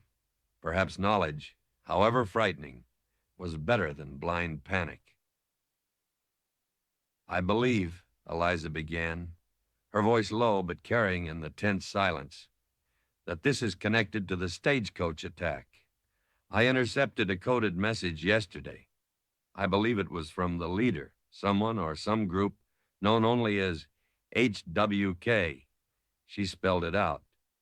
The message contained coordinates, I think, possibly linked to telegraph pole numbers, detailing the ambush. She saw comprehension and renewed fear dawn on Johnson's face. Telegraph poles. Jedediah was worried about the fuzzy line. Yes, Eliza confirmed grimly. They tampered with the line near my station. They are technically skilled. Sabotaging the engine fits their methods. This isn't just robbery. It feels organized, targeted. She didn't explicitly state that she might be the target, but the implication hung heavy in the air. She saw passengers exchange nervous glances, some moving unconsciously further away from her. "What do they want?" asked a burly man in a check vest, likely a merchant. "The payroll? Is there a payroll shipment on board?" "There's a strongbox in the baggage car," Johnson confirmed nervously. "But nothing exceptional, far as I know." "It might not be the money," Eliza said slowly, thinking aloud. "Or not just the money. Maybe they were after military dispatches on the stagecoach. Maybe they think similar dispatches are on the train. Or maybe," she hesitated, "maybe they want to ensure no witnesses remain from the stage ambush, including the telegraph operator who intercepted their code." The weight of her presence, her dangerous knowledge, felt immense. Had she led the wolves to this flock? "So what do we do?" the merchant demanded again, his voice tight with fear. "Just sit here and wait for them to break in?" "No," Eliza said, her resolve hardening. Fear was a luxury they couldn't afford. Action, however limited, was essential. We make it difficult for them. Barricade the doors if necessary. Stay low, away from the windows. And we need to assess our situation. Johnson, is there any way to signal outwards? Flares? Anything stored in the caboose? Johnson shook his head. Flares are kept up front, with the engine tools. Nothing back here but lamps and the first aid kit. Utterly cut off. Just as she had been at the relay station, but now with dozens of innocent lives depending on her. "All right," Eliza said, forcing confidence into her voice. "We stay quiet. We stay watchful. They may not know exactly where everyone is. The storm gives us some cover, even inside the train. They might be focused on the strongbox, on securing the engine. We wait for an opportunity." An opportunity for what? She didn't know. Escape? Counterattack? It seemed impossible. But projecting calm, projecting purpose, felt crucial to prevent mass hysteria. She moved towards the rear of the coach, peering through the grimy window of the back door. Nothing but swirling brown chaos. She checked the lock. It seemed solid. Then she moved to the front door, where Johnson still stood guard, pale and shaken. "Can this door be barricaded further?" she asked quietly. He looked uncertainly at the heavy wooden door and its sturdy latch. "We could try, piling luggage against it." "Do it," Eliza instructed, quietly. "Have the men help. Create obstacles." As a few of the male passengers reluctantly began dragging heavy valises and trunks towards the front door under Johnson's nervous direction, Eliza leaned closer to the dust-streaked window beside it. She strained her eyes, trying to pierce the swirling gloom. Could she see movement? Figures near the baggage car door? Or trying the handle of this coach? The visibility was practically zero, the howling wind swallowing any distinct sounds. It was the waiting, the not knowing, that was hardest. Every minute felt like an hour. Every gust of wind sounded like an imminent attack. Her own silence, her earlier caution now felt like a heavy chain, binding them all to this terrifying uncertainty. She had carried the secret, trying to protect herself, perhaps even trying to protect Caleb from knowledge that might endanger him further. But secrets, she realized with dawning horror, had a price. And trapped here, in the heart of the dust storm, with unseen enemies potentially just feet away, It seemed terrifyingly likely that the price of her silence would be paid not just by her, but by everyone on board this train. The iron horse was stalled, and the iron will that had brought her here felt dangerously close to shattering under the immense, suffocating weight of her choices. Chapter 14. Lines Drawn in the Sand. Time ceased to have meaning inside the dust-choked passenger coach. Minutes stretched into an eternity, measured only by the relentless howl of the wind, the stinging rattle of sand against the windows, and the frantic drumbeat of Eliza's own heart. The air grew heavier, hotter, thick with the taste of fear and stale breath. Passengers huddled together, their faces pale and drawn in the dim ochre light, speaking only in hushed, anxious whispers, or sitting in stony, terrified silence. The makeshift barricade of luggage piled against the front door offered scant psychological comfort against the unseen, unknown threat lurking just outside in the swirling brown chaos. Eliza stood near the front, peering through a small section of window she kept wiping clear of accumulating grit. Visibility remained near zero. The world beyond the glass was a featureless, roaring void. Yet she couldn't shake the feeling of being watched, of hostile forces moving just beyond the range of sight, using the storm's cover with chilling proficiency. Johnson, the young brakeman, stood near the barricaded door, his face clammy with sweat, jumping at every loud gust of wind. Her earlier confession revealing the existence of HWK, the coded message, the targeted nature of the attacks, hung heavy in the charged atmosphere. Some passengers regarded her with open suspicion, as if she herself were the source of the danger, the Jonah who had brought doom upon them. Others looked to her with a desperate, almost childlike hope, seeking reassurance she couldn't honestly provide. The weight of their fear, added to her own guilt and uncertainty, was immense. The price of silence. The phrase echoed relentlessly in her mind. Had she told Jedediah everything from the start, would they be in this predicament? Could he have pushed the train onward, warned the crew, prepared some kind of defense? Or would it have made no difference? Would HWK's agents have found another way to disable the train, to trap them? The what-ifs were a torment, useless but inescapable. What mattered now was survival, finding a way through the current crisis. But how? They were trapped, unarmed except for her near-empty Colt, blind and facing an enemy who had demonstrated skill, ruthlessness, and meticulous planning. Waiting passively felt like accepting defeat, becoming helpless victims huddled in a cage. Yet any active measure seemed suicidal. Her gaze drifted towards the luggage barricade. An idea, desperate and perhaps foolish, began to form. The enemy controlled the outside, likely the engine and baggage car. But they didn't know the exact situation inside this coach. They didn't know how many passengers there were, whether they were armed, what resistance they might offer. Could that uncertainty be used?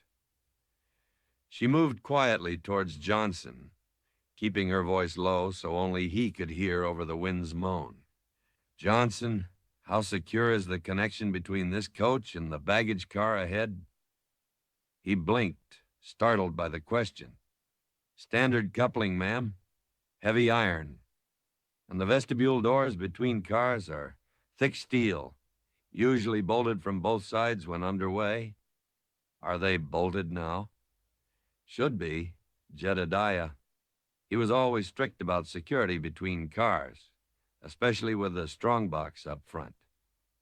But if someone controlled the baggage car side, they could unbolt it? Johnson swallowed hard. Possible, I suppose. Takes time, tools maybe, but possible. And the boxcar behind us? The one with my pony? Same coupling, but no vestibule, just the outer doors, locked from the outside. So their immediate vulnerability lay forward, towards the engine, towards the presumed location of the attackers. Eliza looked around the coach again, assessing the passengers. Mostly ordinary folk families, merchants, a couple of rough-looking prospectors, the kind woman who'd shared her water. Not fighters, but fear could be a powerful motivator. Johnson, she whispered again, her plan solidifying, however risky it felt. We can't just wait here. We need to make them think twice about trying to enter this coach. We need to draw a line. He looked at her, bewildered. Draw a line? How? With noise, with aggression. We make them believe we are armed, prepared, numerous. We create the illusion of strength, even if we don't possess it. But how? We've got nothing. We have voices, Eliza insisted. We have heavy objects. We have surprise. If they try that connecting door, we meet them with everything we've got. Shouting, throwing things, making it seem like breaching this car will be costly. She knew it was thin, a bluff born of desperation, but it was better than passive waiting. She also needed information. What was happening outside? Were the attackers trying to access the strongbox? Were they preparing to move towards the passenger coach? Staying blind was intolerable. I need to see, she murmured, more to herself than to Johnson. She looked towards the rear of the coach, the back platform. Like the one on the caboose where you saw me? Johnson's eyes widened. Ma'am, you can't go out there. The storm, and them. The storm is cover, Eliza countered, her voice hardening with resolve. They'll be focused forward, on the engine, the baggage car. The rear platform might be unobserved for a moment, if I can just get a glimpse, see how many there are, what they're doing. It was incredibly risky. Opening the rear door, stepping out into that blinding, choking maelstrom, even for a second. She could be blown off the platform, suffocated by the dust, or spotted instantly if any attackers were positioned further back. But the need to know, to gain some tactical advantage, however small, outweighed the fear. Help me with the rear door, she instructed Johnson. Quietly. We don't want to alert anyone. Leaving the other passengers huddled in fearful ignorance, Eliza and Johnson crept towards the back of the swaying coach. The rear door, like the front one, was heavy wooden glass with a sturdy lock. Johnson worked the latch carefully, easing the bolt back with minimal noise. Eliza gripped the door handle, took a deep breath, and nodded to Johnson. He braced himself against the coach wall. She pulled the door open, just a crack. The fury of the storm instantly assaulted them. A blast of wind and stinging sand tore into the coach, forcing them to squint, choking them. The noise was deafening, a solid roar that drowned out all other sound. Even through the narrow crack, the visibility was almost non-existent, just a swirling, impenetrable wall of brown. This was madness. She couldn't see anything. Stepping out would be suicide. Disappointment, sharp and bitter, washed over her. Another dead end. She was about to pull the door shut when Johnson gasped, pointing through the crack towards the floor of the platform just outside. Ma'am, look. Eliza followed his gaze. On the metal platform floor, half buried in swirling dust, were fresh footprints. Not just random scuffs, but clear outlines of heavy boots leading away from the coach door, towards the coupling, towards the boxcar behind them. Someone had been back here, recently, while the storm raged. Her blood ran cold. They weren't just focused forward.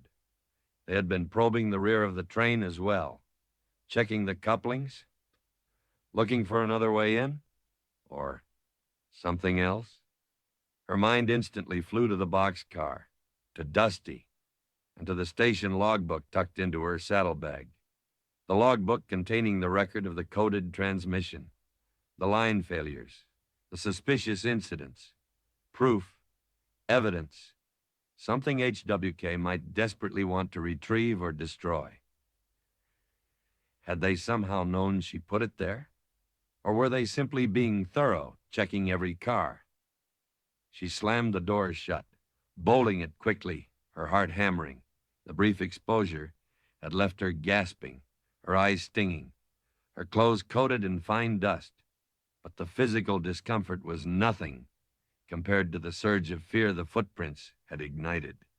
They were back here, she breathed, leaning against the door. Someone was on that platform. Johnson looked terrified. Checking the coupling? Or checking the boxcar, Eliza said grimly. My horse is in there, and my saddlebag. The implication hung between them. If the attackers could get into the boxcar, they could access her belongings. They could find the logbook. They could confirm her identity, realize the extent of what she knew, and they would know exactly where she was trapped in the passenger coach. Suddenly, the desperate bluff she had proposed making noise, feigning strength, felt utterly inadequate. They needed more than a bluff. They needed a real defense, or a way out. She looked forward again towards the front of the coach, towards the barricade, towards the unseen enemy. Then she looked back, towards the rear door, towards the footprints, towards the boxcar holding her horse and her secret. Lines were being drawn in the sand, literally and figuratively. The enemy was probing, testing, likely preparing to close the net. Her gaze fell on the emergency brake cord that ran along the ceiling of the coach, a thick red cord designed to signal the engineer in dire situations. With the engine crew potentially disabled or captured, pulling it now would likely do nothing in terms of stopping the train. But could it serve another purpose? What if pulling it triggered an alarm, a loud bell or whistle somewhere on the train? Something unexpected, something to startle the attackers, create another diversion. It was another long shot, another desperate gamble, in a situation rapidly running out of options. She met Johnson's fearful eyes. We need to be ready, she said, her voice low and intense. If they try either door, we fight back. Use anything luggage, bottles, anything heavy. She looked at the few able-bodied men among the passengers. Gentlemen, your families are in here. We stand together, or we fall separately. Some nodded grimly, fear replaced by a flicker of determination. Others still looked paralyzed by terror. Eliza took another deep breath, trying to project a confidence she didn't feel. The footprints on the rear platform had changed everything. The threat felt closer, more personal. They weren't just trapped. They were being actively hunted. Her earlier silence had bought time, perhaps, but now time was running out. The lines had been drawn in the swirling sand, and a confrontation felt inevitable, looming just beyond the rattling windows, waiting for the storm's fury to provide the perfect moment to strike. The price of silence might be demanded at any moment. Chapter 15. Whispers turned to thunder. The tension inside the passenger coach became a palpable entity, thick and suffocating as the swirling dust outside. Every creak of the stationary train, every howl of the wind against the rattling windows, sounded like the prelude to an attack. Passengers huddled, eyes wide, flinching at shadows, their whispers dying into fearful silence. The barricade of luggage against the front door seemed pitifully inadequate. The knowledge that footprints had been found on the rear platform, suggesting the enemy was probing from both directions, stretched nerves to the breaking point. Eliza moved through the coach, trying to project a calm she was far from feeling. Her own fear was a cold knot in her stomach, but the faces turned towards her, terrified, desperate, seeking leadership, demanded strength. She spoke quietly to the few men who seemed capable of action, assigning positions near the front and rear doors, instructing them to brace themselves, to be ready to yell, to throw luggage, to create chaos if either door was breached.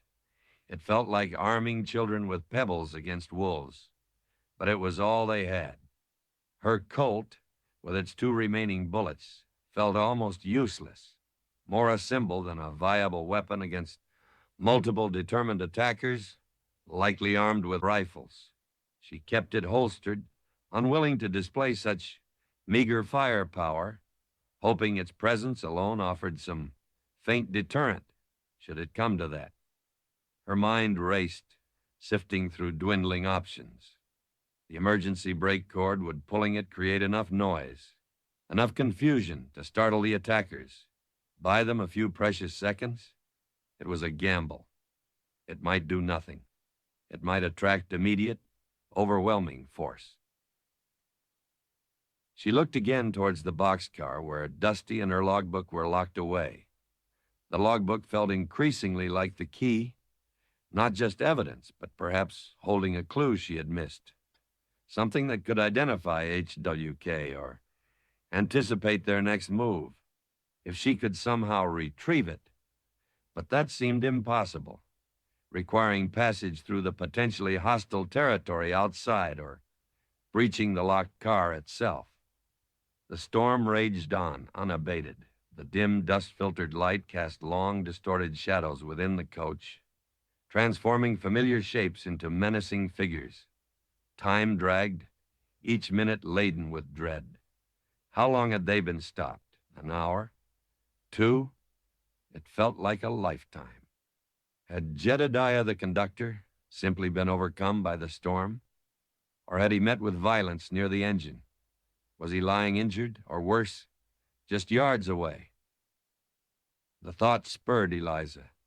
Jedediah might have information. He might know more about the train's status, the crew, potential defenses. If he was injured near the front, perhaps reachable.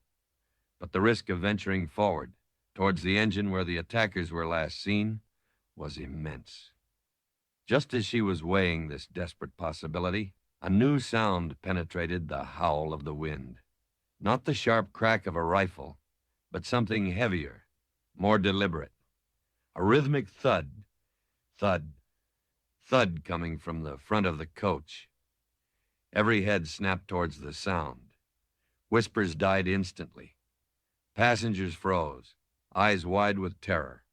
The noise was coming from the connecting vestibule, from the steel door leading to the baggage car. Someone was trying to break through. The bluff, the illusion of strength Eliza had tried to orchestrate, was about to be called. "They're coming!" a woman shrieked, dissolving into terrified sobs. Panic rippled through the coach like wildfire. "Quiet," Eliza commanded, her voice sharp, cutting through the rising hysteria. "Get down, stay low, away from the door." She shoved Johnson towards the barricade. "Brace it, yell, make noise." The thudding grew louder, more insistent. Metal screeched against metal. They were using tools, a crowbar, perhaps, or an axe trying to pry the heavy vestibule door open. The flimsy barricade of luggage wouldn't hold against a determined assault on the door itself. Johnson and a couple of the braver men pushed desperately against the pile of trunks and valises, shouting threats, trying to sound menacing. "Get back, we're armed, we'll shoot." More thudding, heavier now. A sharp crack echoed through the coach as wood splintered somewhere near the door frame. They were making progress. Eliza's mind raced. 2 bullets. Not enough for a firefight, but maybe enough for one final, desperate diversion. The emergency brake cord, now. If ever there was a moment to sow confusion, this was it. She scrambled onto a seat, reaching high for the thick red cord running along the ceiling. Her fingers closed around it, taking a deep breath. Ignoring the terrified eyes watching her, she yanked down hard. For a heart-stopping second, nothing happened. Had the mechanism been damaged? Cut? Then a deafening clangor erupted from somewhere outside. seemingly amplified by the storm, a loud, insistent emergency bell designed to be heard over the roar of a moving train. It was a jarring, unexpected sound, cutting through the rhythmic thudding at the door. The assault on the door paused. Voices could be heard shouting outside, muffled by the storm and the thick walls, sounding surprised, perhaps confused. Had it worked? Had the unexpected alarm startled them, made them hesitate? In that brief, uncertain pause, Eliza knew she had to gamble further. If they were momentarily distracted at the front, maybe, just maybe, the rear was less guarded. The logbook. The possibility of a clue. It was now or never. "Johnson," she yelled over the still clanging alarm bell. "Keep them busy. Make noise. Don't let them think." Before he could protest, before anyone could react, she darted towards the rear of the coach. The footprints on the platform flashed in her mind. Risk piled upon risk. She reached the back door, fumbled with the latch, ignoring the stinging dust that immediately billowed in as she cracked it open again. The emergency bell was still clanging, a frantic, dissonant sound against the wind's howl. Using the noise as cover, she pulled the door open wider, peering out into the brown maelstrom. Still impossible to see more than a few feet. But she wasn't aiming for distance. She was aiming for the boxcar, just yards away across the coupling. Taking another deep breath, holding the near-empty Colt, ready more for reassurance than defense, she slipped out onto the rear platform. The wind tore at her, threatening to rip her from her feet. Dust blinded her, choked her, filled her mouth and nose. She clung to the railing, keeping low, shielding her face with one arm. She could hear the muffled shouts and banging from the front of the coach, the continued clangor of the alarm bell. Had her diversion worked, or had she just isolated herself further? She forced herself forward, moving by feel as much as by sight, towards the coupling connecting the passenger coach to the boxcar. Her boots crunched on the sand-covered metal. Reaching the gap between the cars, she hesitated. Could she make the short jump across the coupling in this blinding wind? A misstep would send her tumbling down onto the track bed, exposed, likely injured. There was no choice. Gripping the railing of the passenger coach tightly, she lunged across the gap, landing awkwardly but safely on the small metal platform extending from the boxcar.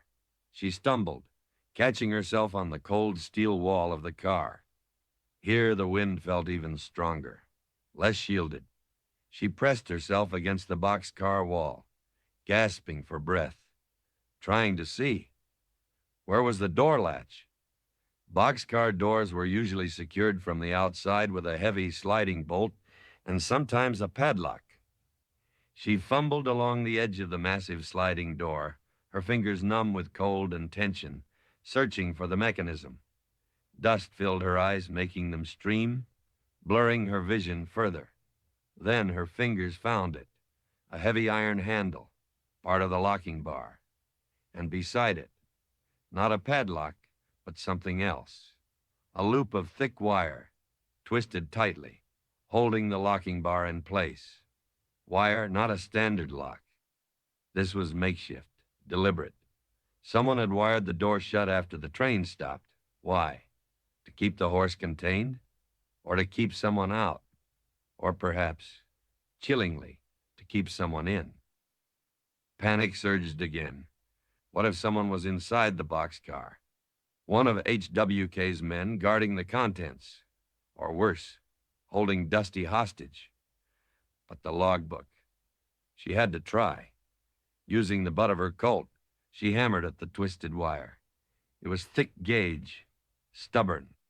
Sparks flew as metal struck metal. The noise seemed terrifyingly loud, surely audible even over the storm and the distant alarm bell.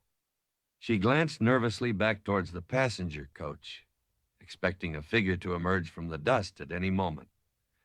Finally, with a sharp snap, the wire broke. She wrestled with the heavy locking bar, sliding it free from its hasp. Now, the door itself. It was massive, heavy, designed to slide sideways. She gripped the handle, planting her feet, and pulled with all her might. The door resisted, jammed by dust and grit. She threw her entire weight into it, groaning with effort. Slowly, grudgingly, it began to move, scraping loudly, opening a narrow gap. She peered into the darkness within. Dim light filtered through the cracks, revealing the cavernous space. Hay bales. And Dusty, standing nervously in the corner, his eyes wide in the gloom. But something else lay near the middle of the car. A shape, unmoving. Her heart leaped into her throat. She slid the door open further, just enough to slip inside, pulling it partially closed behind her to block some of the wind and dust, plunging the car into near darkness. "Dusty," she whispered. He nickered softly, recognizing her voice. She moved toward the shape on the floor, her Colt held ready, her eyes straining to adjust to the gloom. As she drew closer, the dim light revealed stained clothing, a familiar uniform cap lying askew. Jedediah.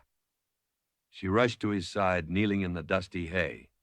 He was lying on his back, his face pale, a dark, ugly bruise swelling on his temple. He was breathing, shallowly, but unconscious, not dead. Relief warred with fear. How had he gotten in here? Had the attackers thrown him in after disabling the engine? Or had he retreated here, been cornered, and then the door wired shut behind him? Her eyes scanned the boxcar. Her saddle lay where she'd left it, near the wall. She hurried over, fumbling with the saddlebag buckles with trembling fingers. She pulled out the logbook. Its familiar weight, a small comfort. She had it. Just as she straightened up, clutching the logbook, Dusty snorted nervously, shifting his weight, his ears pricked towards the door she had just entered. Eliza froze, listening intently over the howl of the wind. Had she heard something? A faint scrape? A footstep on the metal platform outside?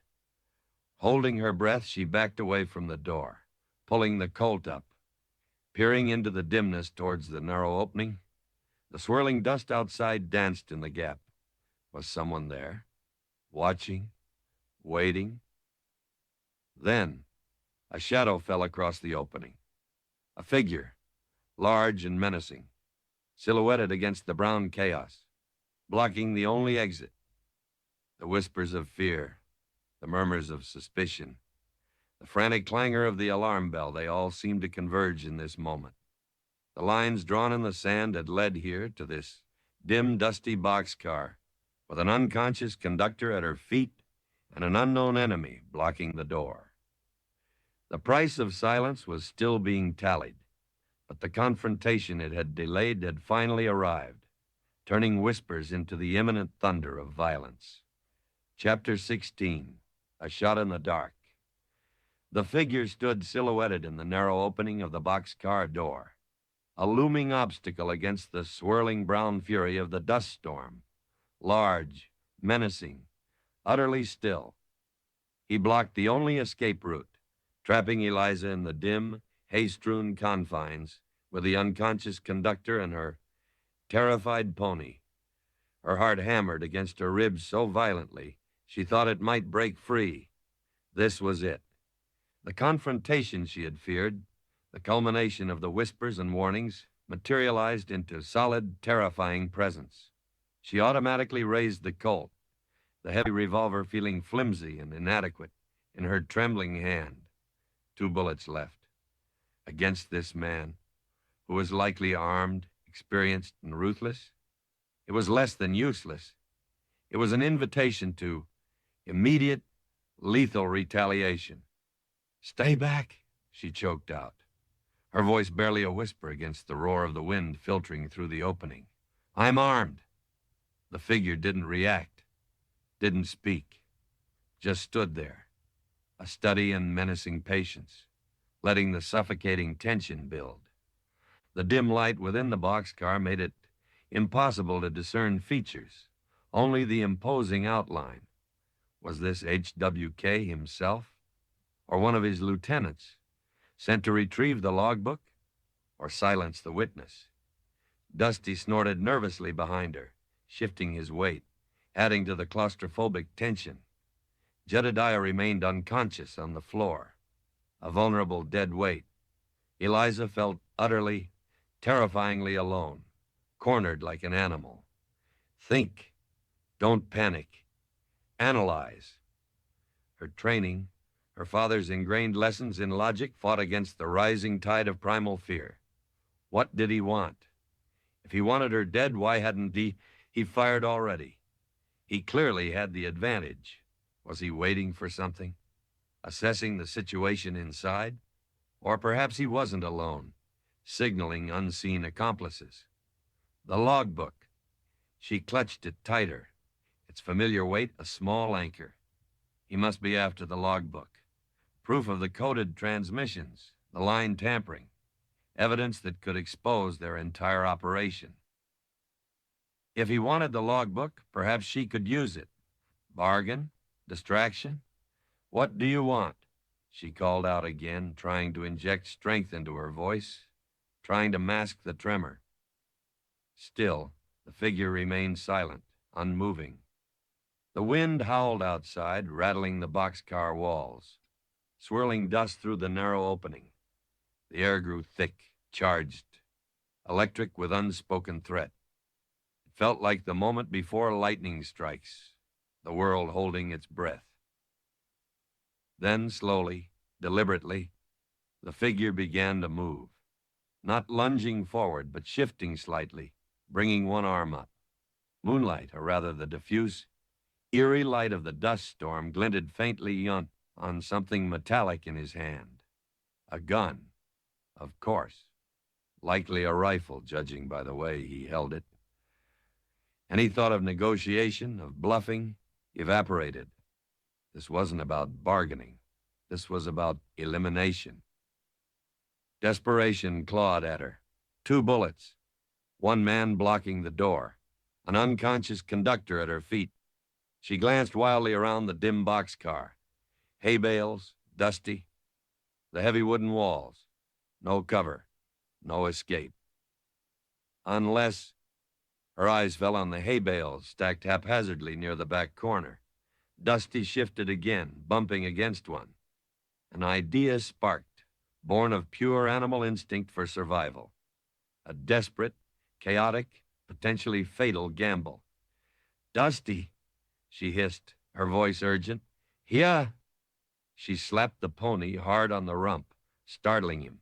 Simultaneously, she dropped low, scrambling behind the nearest hay bale, clutching the logbook to her chest.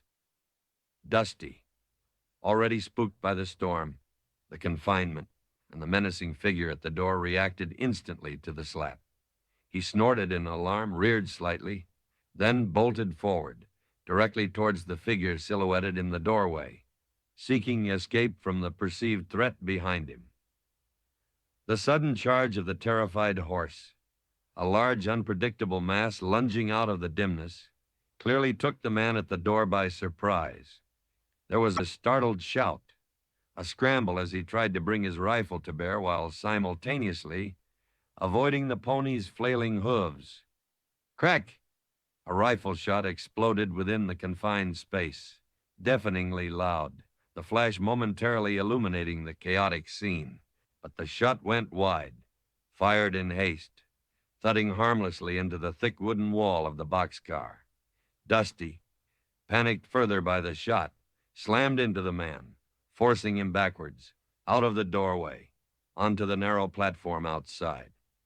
There were more shouts, sounds of a struggle, hooves scrabbling on metal, curses lost in the wind's roar. Dusty had created the diversion Eliza desperately needed. A chaotic, unpredictable shield.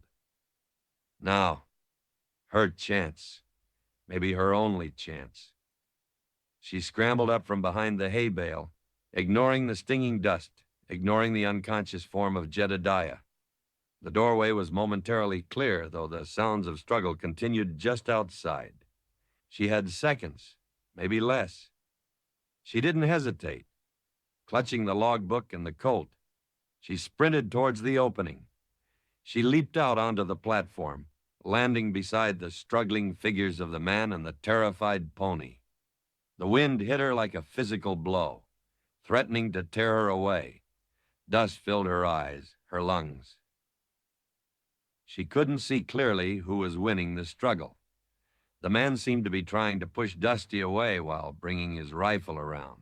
Dusty, wild-eyed, kicked and bucked. Eliza knew she couldn't help the pony directly. She had to use this chaos.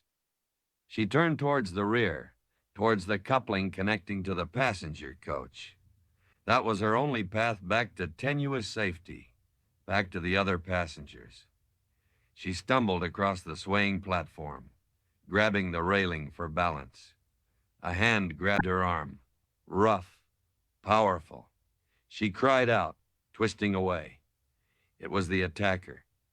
He had momentarily subdued Dusty, shoving him back into the boxcar, and now turned his attention to her.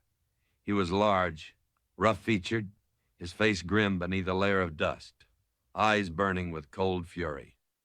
He lunged for the logbook she held clutched against her chest. Instinct took over. She raised the Colt, not aiming carefully, just pointing, and pulled the trigger. Click. Misfire? Or had she already fired her last two shots in the desperate diversion near Pine Ridge Gap? Her mind raced, trying to recall. 2 shots into the air? Yes. She was empty. The gun was useless. He saw her realization, saw the useless click of the hammer. A grim smile touched his lips. He lunged again, grabbing for the logbook with one hand, his other reaching for her, perhaps to silence her, permanently. She reacted without thinking, driven by pure survival. She swung the heavy logbook like a club, catching him hard on the side of the head. He grunted in pain, staggering back a step, his grip loosening for a fraction of a second. It was enough. She wrenched herself free, stumbling backwards towards the gap between the cars. Behind her, she heard Dusty thrash inside the boxcar, heard the man curse. He was recovering quickly.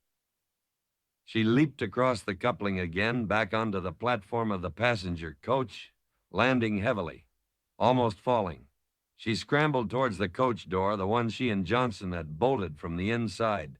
"Johnson, open the door," she screamed, pounding on the heavy wood, her voice barely audible over the wind and the lingering clang of the emergency bell she'd triggered earlier. "Let me in." She could hear frantic fumbling from the other side.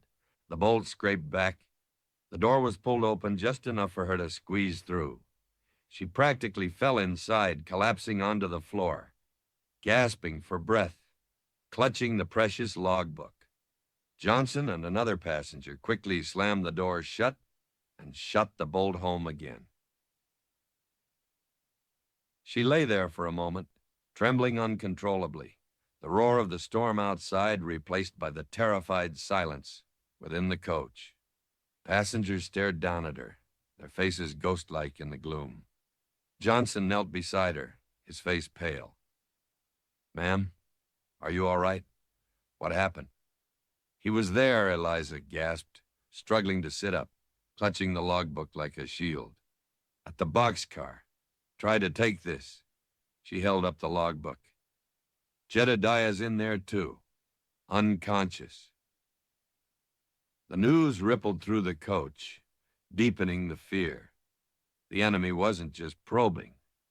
They were actively trying to secure potential evidence, eliminating obstacles, and they had nearly succeeded.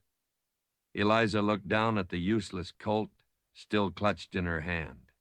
Empty. She was truly defenseless now, except for her wits and the flimsy security of the bolted coach doors. And the logbook. She opened it, her fingers trembling, flipping through the pages, searching desperately for something, anything she might have missed. The coded message wasn't written down, only the times, the line disturbances, the official traffic. But maybe Maybe there was a pattern in the official coded messages, dates, times, destinations associated with HWK's activity. Her eyes scanned the entries, the neat columns of her own handwriting blurring slightly. Then she saw it, a faint pencil notation in the margin beside the log entry for the coded military traffic 3 weeks prior, the traffic that had coincided with line disturbances west of her station. It wasn't her handwriting. It was rougher, less precise. A single word, Hawk. Abernathy, her predecessor, the gruff-haunted man who had vanished, leaving only whiskey bottles in despair. Had he intercepted something? Noted the code name, Hawk, associated with those military transmissions? Had his disappearance been less about succumbing to isolation and more about being silenced because he knew too much? The thought was chilling. This conspiracy, this threat tied to HWK, might be older, deeper than she had realized. Abernathy hadn't just fled. He might have been the first casualty, and he had left behind a single cryptic breadcrumb in the margin of the logbook. Dunedin Hawk, not HWK as she had transcribed from the erratic, possibly corrupted signals she intercepted. HAWK. Was it a name after all? Or still a code associated with military traffic? Before she could process the implications further, a new sound pierced the relative quiet within the coach. Not the wind, not the rattling dust. A sharp splintering crack from the front of the coach, followed by another. They weren't trying to pry the vestibule door anymore. They were using an axe, trying to break through the coach wall itself. The thin defense, the illusion of safety, was being hacked away. The whispers of fear turned into outright screams. The thunder of the axe blows against the wooden wall seemed to count down the final seconds before the wolves broke through into the fold. Eliza looked from the logbook in her hands to the terrified faces around her, the useless colt heavy on her lap. The shot in the dark, the desperate gamble in the boxcar, had bought them only moments. The final confrontation was upon them. Chapter 17, Between Hammer and Anvil. Crack! The sound of the axe biting into the outer wall of the passenger coach was brutally final. Each blow reverberated through the confined space, a physical manifestation of the encroaching terror. Splinters of wood flew inward near the front door, accompanied by the frantic, muffled shouts of the attackers outside, barely audible over the storm's roar, but carrying the unmistakable cadence of violent intent. The flimsy luggage barricade was useless now. They were simply chopping their way through. Panic erupted, raw and uncontrollable. Passengers screamed, scrambling away from the front of the coach, pressing towards the rear in a terrified huddle. The woman who had sobbed earlier was now hysterical, clinging to her husband. Children cried, their fear amplifying the chaos. Johnson, the young brakeman, stood frozen near the front, his face ashen, eyes wide with disbelief and horror. Eliza felt a cold dread wash over her, momentarily paralyzing her. They were breaking through. There was no escape. The train was stalled, the storm raged, and armed, ruthless men were literally hacking their way inside. Her desperate gambles, the warning shots, the emergency bell, the confrontation in the boxcar had ultimately failed to deter them. They wanted something or someone inside this coach, and they wouldn't be stopped. Was it the logbook clutched in her hand? Was it her, the witness who had intercepted their code, disrupted their ambush? Or was it simply the strongbox in the baggage car, and these passengers merely inconvenient obstacles to be swept aside? Whatever their primary motive, the outcome for those trapped inside seemed terrifyingly clear. She looked down at the logbook, at the faint pencil scratch in the margin. Hawk. Abernathy's ghost seemed to whisper a final futile warning. Had he faced a similar end? Cornered, silenced by the forces represented by that single word? But paralysis wouldn't save them. Giving in to fear meant certain death or worse. A spark of defiance ignited within the cold dread, fueled by anger, by a refusal to be a passive victim. She had come too far, risked too much, endured too much fear and uncertainty, just to cower in a corner and wait for the axe to break through. She scrambled to her feet, pushing through the terrified throng pressing towards the rear. "Get down!" she yelled, her voice cracking but sharp enough to cut through some of the panic. "Stay low. Get behind the seats." She needed space. She needed focus. She needed something. Anything. Her eyes scanned the coach interior frantically. Luggage, seats, terrified people, useless colt, the logbook. Then her gaze fell on the kerosene lamps mounted in brackets along the coach walls, swaying slightly with the train's inertia before it stopped. They were still lit, though burning low, casting the eerie, shifting light. Kerosene, flammable. A truly desperate, terrible idea formed, a last resort born of utter extremity. Fire. Could she use the lamps? Create a barrier of flame near the front door? Or use the oil as a weapon, however crude? It was horrifying to contemplate. Within the confined wooden coach, risking incineration for everyone aboard. But the alternative, the certainty of the axe breaking through, of armed men storming in, perhaps the fire offered a sliver of a chance, a deterrent more potent than empty threats or two spent bullets. Crack! Another heavy blow. The wood near the front door groaned, splintering further. A jagged hole appeared, revealing the swirling brown chaos outside, for a terrifying instant, before another blow widened it. No time to debate the ethics, the risks. Action was demanded. "Johnson," she screamed, pointing towards the nearest lamp. "Help me. Get that lamp down." Johnson, jolted from his frozen state by her command, stared at her, then at the lamp, his eyes wide with confusion and fear. "The lamp! Ma'am, what?" "Just do it, now." Galvanized by her urgency, he fumbled with the bracket securing the swinging lamp. Eliza rushed to another lamp further down, struggling with its latch. Passengers watched, bewildered, their fear momentarily overridden by confusion at her strange actions. The axe blade smashed through the weakened wall, creating a hole large enough for a man to see through, to potentially fire through.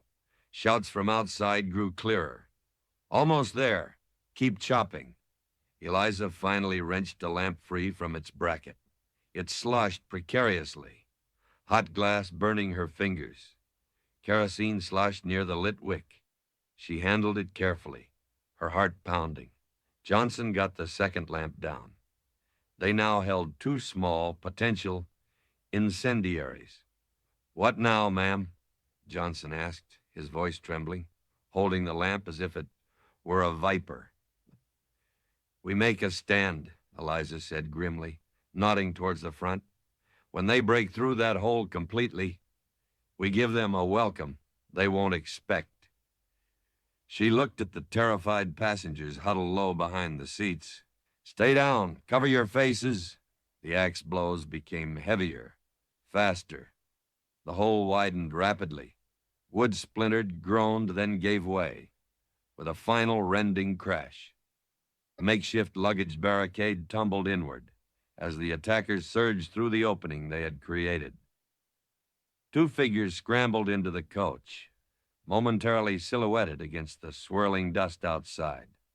They wore rough range clothes, bandanas pulled up over their faces, rifles held ready. Their eyes, hard and narrowed, quickly scanned the interior, taking in the terrified passengers, the overturned luggage, and Eliza and Johnson standing near the middle of the coach, strangely armed with flickering kerosene lamps. For a fraction of a second, there was a stunned pause. The attackers clearly hadn't expected this specific bizarre form of resistance. They hesitated, rifles momentarily lowered, confusion warring with aggression. That hesitation was all Eliza needed.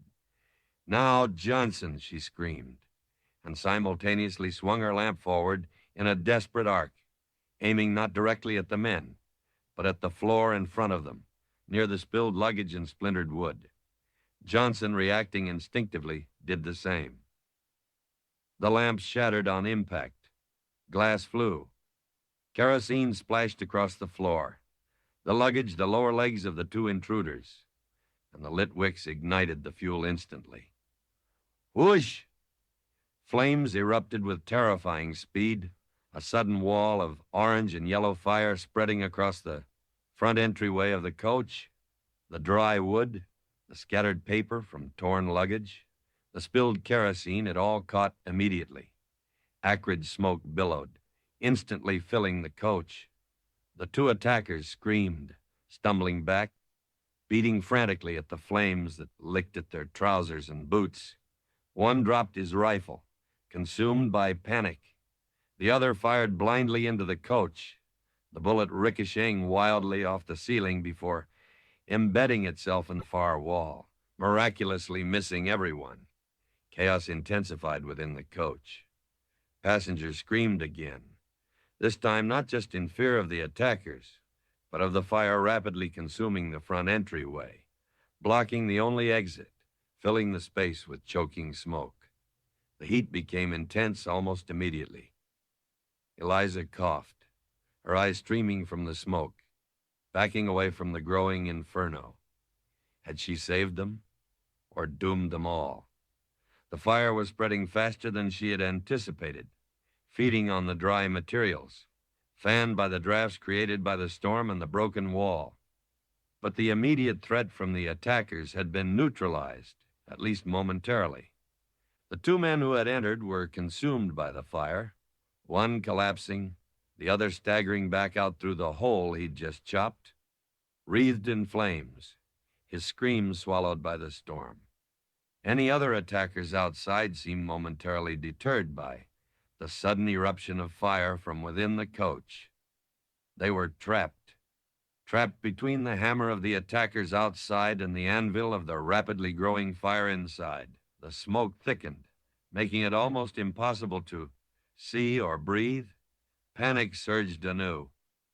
"The back door!" someone shrieked through the smoke. "We have to get out the back!" Passengers surged towards the rear, trampling each other in their desperation. Eliza fought her way through the choking smoke, trying to reach the back door as well. The logbook was still clutched in her hand, but the back door led only to the platform, to the storm, to the potential presence of more attackers who had seen the flames, who would be waiting. And beyond that, the boxcar, potentially still containing the man she'd fought and the unconscious Jedediah. No escape there. Unless the coupling. Could they uncouple the passenger coach from the rest of the train, set it adrift? A mad idea, impossible perhaps, but staying here meant certain incineration or eventual capture when the fire died down or the attackers regrouped. She reached the rear door amidst the crush of terrified passengers. Johnson was there, trying futilely to maintain order. "Johnson!" Eliza yelled over the roar of the fire and the rising panic, her throat raw from smoke. "The coupling! Can we release this coach?" He stared at her, his face streaked with soot, eyes wide with disbelief. "Release the coupling? Ma'am, that's complicated. Needs tools, leverage, and someone has to go out there." He gestured towards the storm-lashed platform. "Is there any way?" Eliza pressed desperately. Before Johnson could answer, a new sound joined the terrible symphony, the sharp, unmistakable crack of multiple rifle shots fired from outside, into the coach. Not from the front now, but from the side. They were firing through the windows. Glass shattered. Passengers screamed, throwing themselves flat on the floor, trying to find cover behind the seats. Bullets thudded into upholstery, ricocheted off metal fixtures. The attackers weren't deterred by the fire.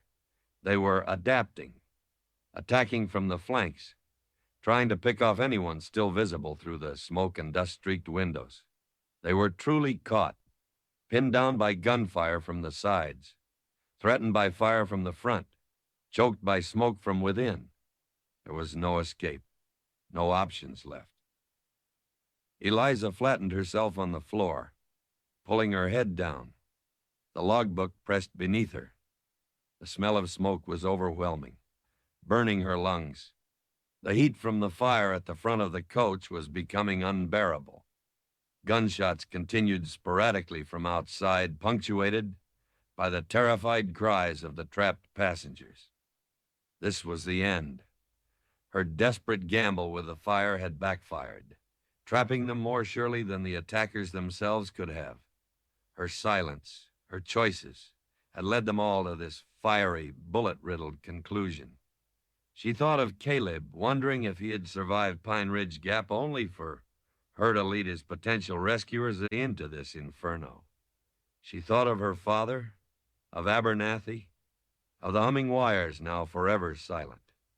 The price of silence, the cost of drawing lines in the sand, was extinction. The hammer was falling, the anvil held firm, and they were trapped, helpless, in between. Chapter 18, The Broken Connection. Choking smoke filled the passenger coach, reducing visibility to near zero, stinging eyes and throats making every breath a painful gasp. The roar of the fire consuming the front section was a hungry beast, its heat pressing relentlessly back against the terrified huddle of passengers near the rear. Sporadic rifle shots continued to crack from outside, shattering the remaining windows, thudding into the coach walls, ensuring no one dared lift their heads. They were pinned down, caught in a death trap of their own making, trapped between the inferno within and the unseen executioners without. Eliza lay flat on the grimy floor, the logbook pressed beneath her as if its flimsy cover could offer protection.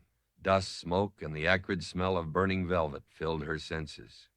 Terror was a cold, sharp counterpoint to the oppressive heat radiating from the front. This was it, the end of the line, in the most brutal, literal sense. Her actions, her desperate gambles, had led only to this inescapable conclusion. Through the haze of smoke and fear, she heard whimpering, prayers muttered through choking coughs, the low moans of someone perhaps injured by the ricocheting bullets or flying glass. Johnson, the brakeman, was somewhere nearby, trying to offer useless words of comfort, his own voice thick with smoke and despair. Her mind felt strangely detached, floating above the immediate horror. She saw the chain of events with a terrible clarity, the cryptic message, her lie to Caleb, the flight, the train, the partial disclosure, the storm, the attack, the fire, each step a consequence of the last, leading inexorably here. The price of silence had been deferred, but now payment was being exacted with brutal interest, not just from her, but from everyone trapped in this rolling coffin. She clutched the logbook. Hawk, Abernathy's faint pencil mark. Had he known the full extent of this conspiracy? Had he tried to warn someone? Or had he simply been another broken connection, silenced before he could reveal the truth? Now she, too, held a piece of that truth, uselessly, as flames crawled closer and bullets flew. Suddenly, amidst the chaos, a different sound registered, almost subliminally, at first beneath the roar of fire and wind and gunfire. A rhythmic resonance, a vibration through the floorboards of the coach. Something deep, powerful, growing stronger. What was it? Another attack? An explosion? Then it hit her. The train. It was moving. Slowly, ponderously at first, then with gathering momentum, the coach lurched forward. Passengers cried out in fresh alarm and confusion, thrown against each other as the inertia shifted. The rhythmic clatter of wheels on rails resumed, faint at first, then growing louder, steadier. But how? The engine was supposedly disabled. The crew attacked, possibly dead or captured. Who was driving the train? Had the attackers somehow repaired the engine? Were they taking the entire train, passengers and all, to some unknown destination? Or had Jedediah or another crew member somehow regained control, making a desperate bid to escape? Eliza pushed herself up slightly, peering through the choking smoke towards the front. The fire still raged, a solid wall of flame blocking any view towards the engine. The heat intensified as the movement created a draft, fanning the flames. But the very fact of movement offered a sliver, however faint, of possibility. Movement meant change. Movement meant they weren't simply sitting ducks anymore. The rifle fire from outside seemed to falter, becoming more sporadic. The attackers, likely surprised by the train's sudden movement, might be scrambling to keep pace, their targets now mobile again, however slowly. Hope, fragile and unexpected, flickered within Eliza's chest. If they were moving, perhaps they were moving away from the main body of attackers, perhaps towards safety, towards Bridger's Point. But who was in control? And where were they truly going? The train picked up speed, bumping and swaying, the rhythmic clatter becoming more pronounced. Smoke still filled the coach, making breathing difficult. But the worst of the immediate panic seemed to subside slightly among the passengers, replaced by bewildered uncertainty. They were moving, yes, but into what? Eliza coughed, her lungs aching. She needed air, needed to see. She crawled towards the rear of the coach, away from the worst of the heat and smoke concentrated at the front. The back door, the one she'd used to reach the boxcar, seemed like the only potential vantage point, however dangerous.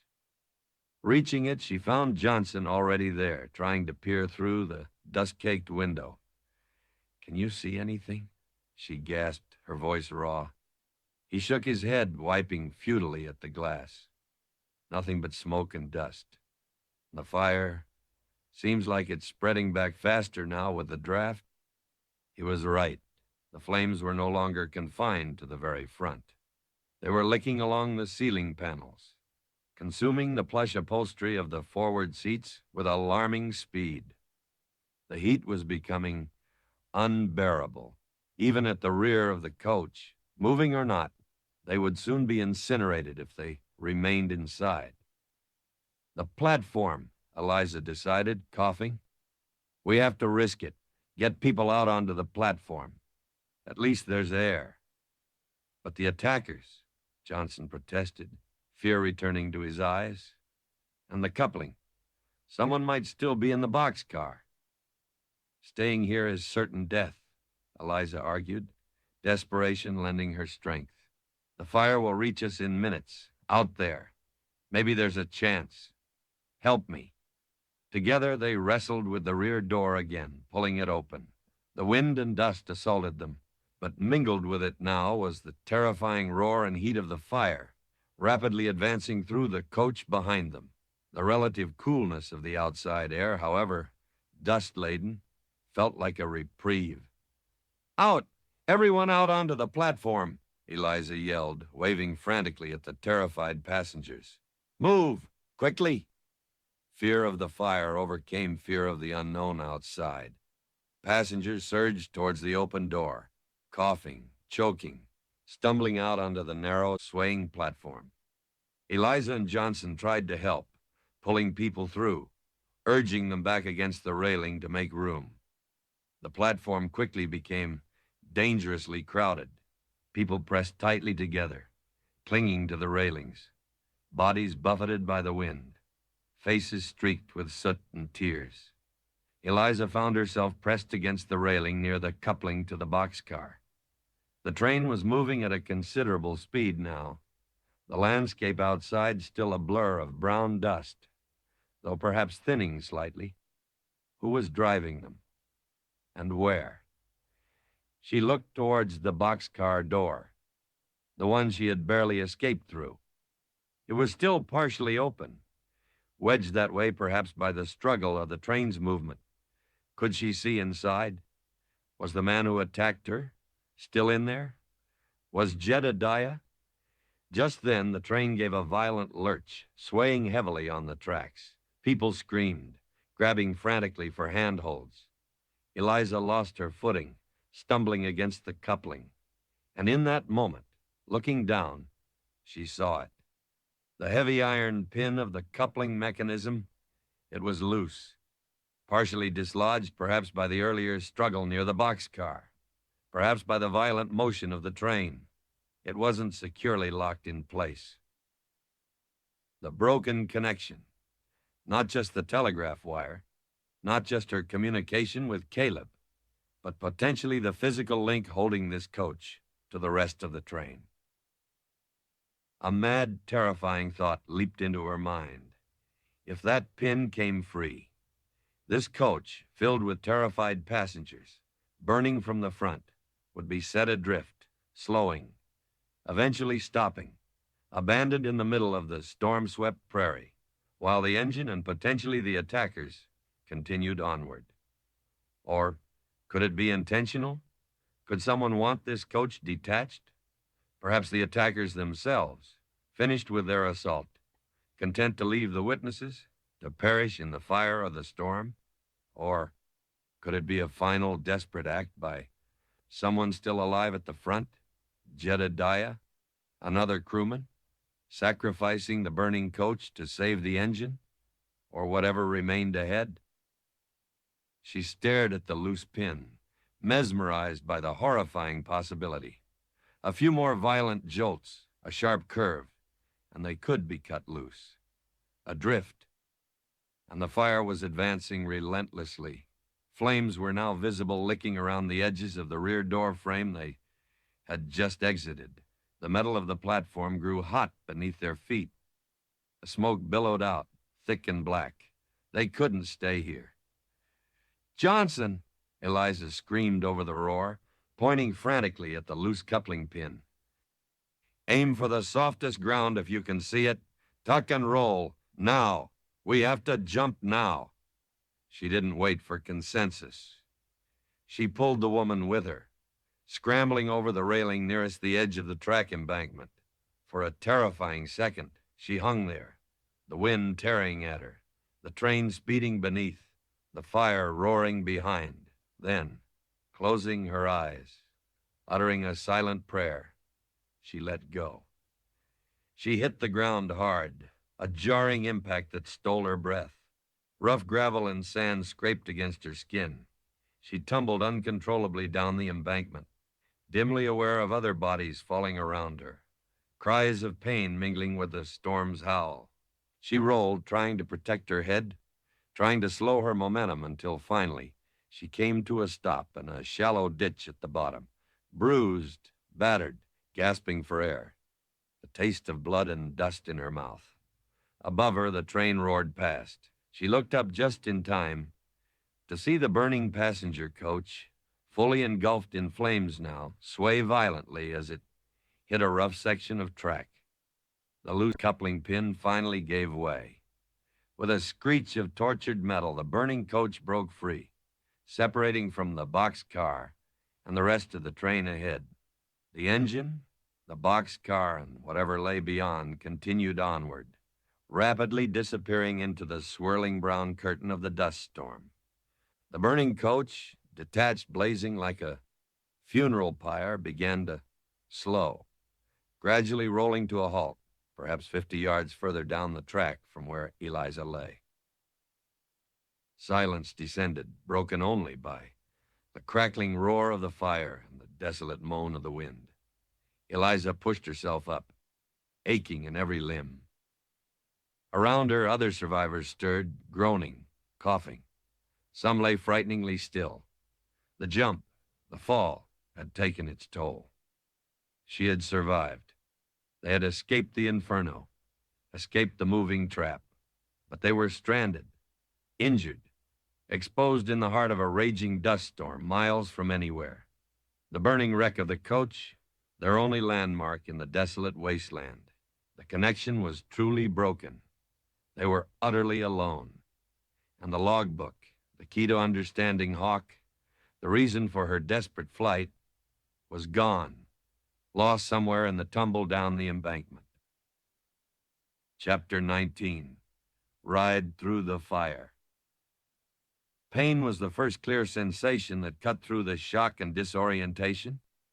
A throbbing ache in her shoulder where she'd hit the ground, sharp scrapes on her hands and face from the tumble down the embankment, and a deep, bone-jarring soreness throughout her entire body. Eliza pushed herself slowly, agonizingly, into a sitting position in the shallow ditch, spitting out dust and grit. The wind howled around her, tearing at her clothes, whipping sand into her eyes. But its fury felt almost secondary to the immediate, terrifying reality of their situation. Around her, others were stirring, their groans and cries mingling with the wind's desolate moan. Some passengers were helping each other up, assessing injuries, their faces streaked with soot and fear. Others lay ominously still. The jump from the moving train, their only escape from the inferno, had been brutal. Further down the track, perhaps 50 yards away, the detached passenger coach burned fiercely, a monstrous pyre against the swirling brown backdrop of the dust storm. Flames consumed it entirely now, roaring high into the turbulent air, casting a flickering, hellish light on the immediate surroundings. Black smoke billowed and tore away in the wind. It was a beacon, yes, but a beacon of disaster, marking their position as stranded, vulnerable survivors in the vast, hostile emptiness. Where was the rest of the train? The engine, the boxcar containing Dusty and Jedediah, and potentially the man who had attacked her? Gone. Vanished into the storm, continuing westward. Who was driving it? Had Jedediah somehow recovered? Had the attackers simply abandoned the burning coach and its passengers to their fate? Or were they planning to return? The uncertainty was another layer of fear, pressing down on the small band of survivors. Eliza scanned the faces nearby, recognizing Johnson, a brakeman, helping the kind woman who'd shared her water. The woman's arm hung at an unnatural angle, broken, likely. Johnson himself had a nasty gash on his forehead, blood mingling with the dust. The merchant, who had questioned her earlier, sat slumped against the embankment, holding his side, his face pale with pain. How many had survived the jump? How many were seriously injured? And the logbook. Her heart sank. In the chaos of the fall, the frantic tumble, it was gone. She frantically patted the ground around her, searched the pockets of her torn skirt. Nothing. It could be anywhere in the ditch or further up the embankment, lost in the swirling dust, potentially already being buried by the shifting sands of the storm. The one piece of tangible evidence, the potential key containing Abernathy's cryptic clue, Hawk, was lost. Another broken connection, this one potentially fatal to uncovering the truth or bringing the perpetrators to justice. Is everyone all right? Johnson called out, his voice strained, trying to rally the survivors. Anyone seriously hurt? Responses were scattered, choked by coughs and pain. It was clear several people had broken bones, deep cuts, possibly internal injuries. They needed medical attention, shelter, water, none of which existed here. We need to get away from the track, Eliza said, forcing herself to her feet, ignoring the sharp protest from her shoulder. If whoever was driving that train comes back, we're too exposed here. Moving away from the relative landmark of the burning coach felt counterintuitive, like plunging deeper into blindness. But staying huddled in the ditch beside the rails seemed like an invitation for discovery, should the attackers return. Where can we go? The merchant groaned, clutching his side. Can't see a damn thing in this cursed storm. Eliza squinted into the brown chaos. The wind seemed to be shifting slightly, momentarily thinning the dust in one direction. Was that a shape? A dark mass? Slightly elevated, vaguely familiar? Her heart leaped. The arroyo. The dry wash where she had hidden with Dusty the night before. Could it be? Had her desperate flight from the ambush site, the interception of the train and their subsequent journey, somehow brought them back near that same area? Or was it just another trick of the light, another false hope in the disorienting storm? There, she said, pointing, though her finger was likely invisible beyond a few feet. I think there might be shelter that way. A wash. We hidden there last night. It was a gamble, relying on a fleeting glimpse and hazy memory in the midst of the storm, but it was better than staying put. We have to try, she urged. Help each other. Those who can walk. Support the injured. Move slowly. Stay together. Gathering the dazed and injured survivors took precious minutes. They were a pitiful group, perhaps 15 or 20 souls, who had made the leap, their faces grim, their bodies battered. Eliza found herself moving automatically, helping the kind woman with the broken arm, offering words of encouragement she scarcely felt herself, her telegraph operator's instinct for connection and order somehow overriding her own pain and despair. Johnson, despite his head wound, proved surprisingly resilient, organizing the small group, his brakeman's training perhaps providing a framework for action, even in this catastrophe. They stumbled away from the railway embankment, away from the roaring pyre of the coach, plunging into the featureless brown void. The wind tore at them, threatening to push them off balance. Dust filled their lungs, making every breath an effort. They clung together, moving slowly, guided only by Eliza's uncertain sense of direction and the desperate hope of finding the arroyo's shelter. Progress was agonizingly slow. Every step was a struggle against the wind, the blinding dust, the uneven ground hidden beneath their feet. The injured moaned, leaning heavily on their helpers. Doubt gnawed at Eliza. Had she imagined that shape? Was she leading them further into danger, away from the only landmark they had? Then, just as hope began to dwindle, the ground dipped sharply before them. The wind lessened slightly as they descended. Loose sand and gravel shifted underfoot. They had found it, or an arroyo at least. It offered shelter from the main force of the wind, a slight reprieve from the blinding dust. They collapsed onto the sandy bottom, utterly spent, huddled together for warmth and meager comfort. The roar of the storm was somewhat muted down here, though dust still swirled, carried on eddying currents. For the moment, they were hidden, shielded from the worst of the elements.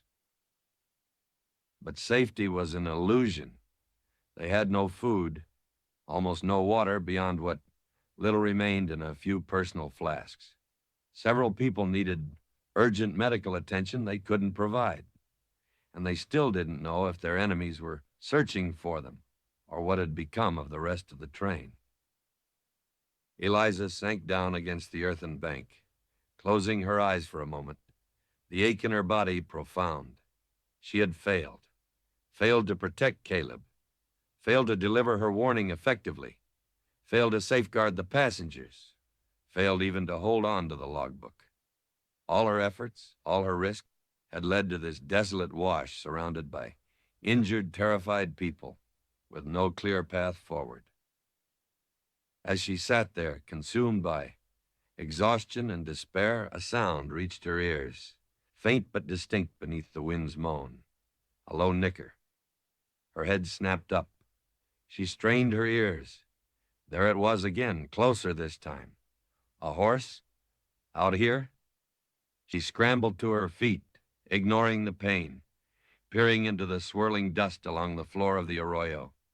A shape emerged from the gloom, moving hesitantly towards the huddled group, A horse, riderless, reins trailing, coat covered in dust, but unmistakably dusty. Relief, sharp and overwhelming, surged through her. He had survived. He must have escaped the boxcar during the chaos, perhaps when the man attacked her, or when the coach detached. He had found his way here, drawn perhaps by scent, or by the simple instinct of a lone animal seeking companionship in the storm. He nudged her gently, nickering again, his familiar presence a sudden, unexpected beacon of hope in the overwhelming despair. She buried her face in his dusty mane, tears finally escaping, tracing clean paths through the grime on her cheeks. He wasn't just a horse. He was a connection to her past, a symbol of resilience and potentially their only means of escape or seeking help. But his arrival also brought questions. How had he escaped? Had the boxcar door been opened? And what of Jedediah and the attackers she'd fought? The boxcar had remained coupled to the engine as it disappeared into the storm. Just as these thoughts raced through her mind, another figure emerged from the dust, further up the arroyo, stumbling, supporting himself against the earthen wall. A man, grimy, bloodied, but walking. Jedediah. Johnson rushed toward him. Jedediah, you're alive. The conductor nodded weakly, leaning heavily on the brakeman. Aye, alive, he rasped, his voice rough. That devil in the boxcar. Knocked me cold. Woke up. Train was moving. Storm. Then the coach broke free. He coughed, wincing. Saw the horse bolt. Followed him best I could. Lucky this wash. What about the engine? Who was driving? Eliza asked urgently, pushing forward.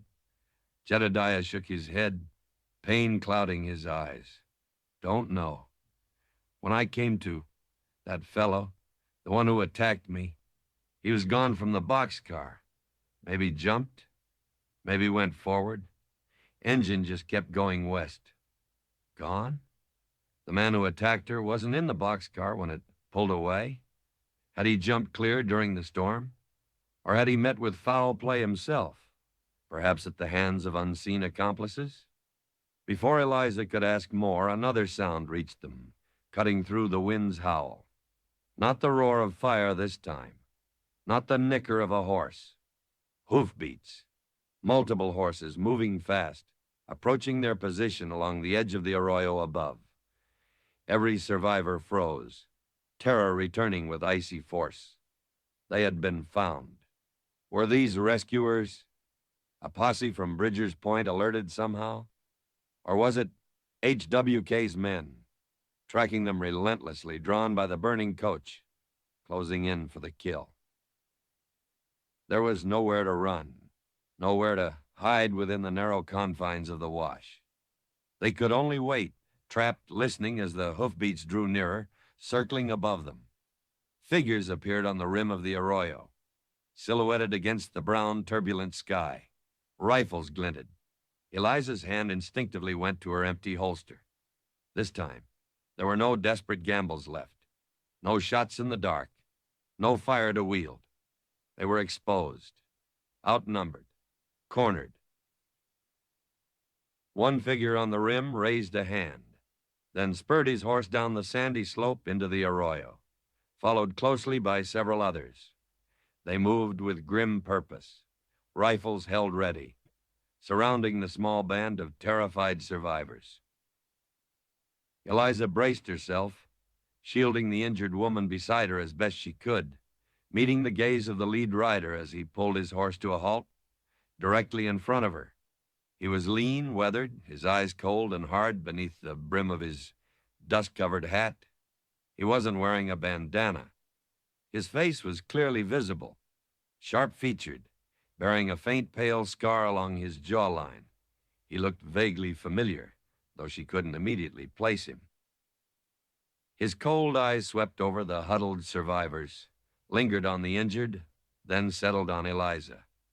A flicker of something recognition, calculation, passed through their depths. He didn't speak immediately, letting the silence stretch, letting the fear build. The wind howled around them, swirling dust at the horses' hooves.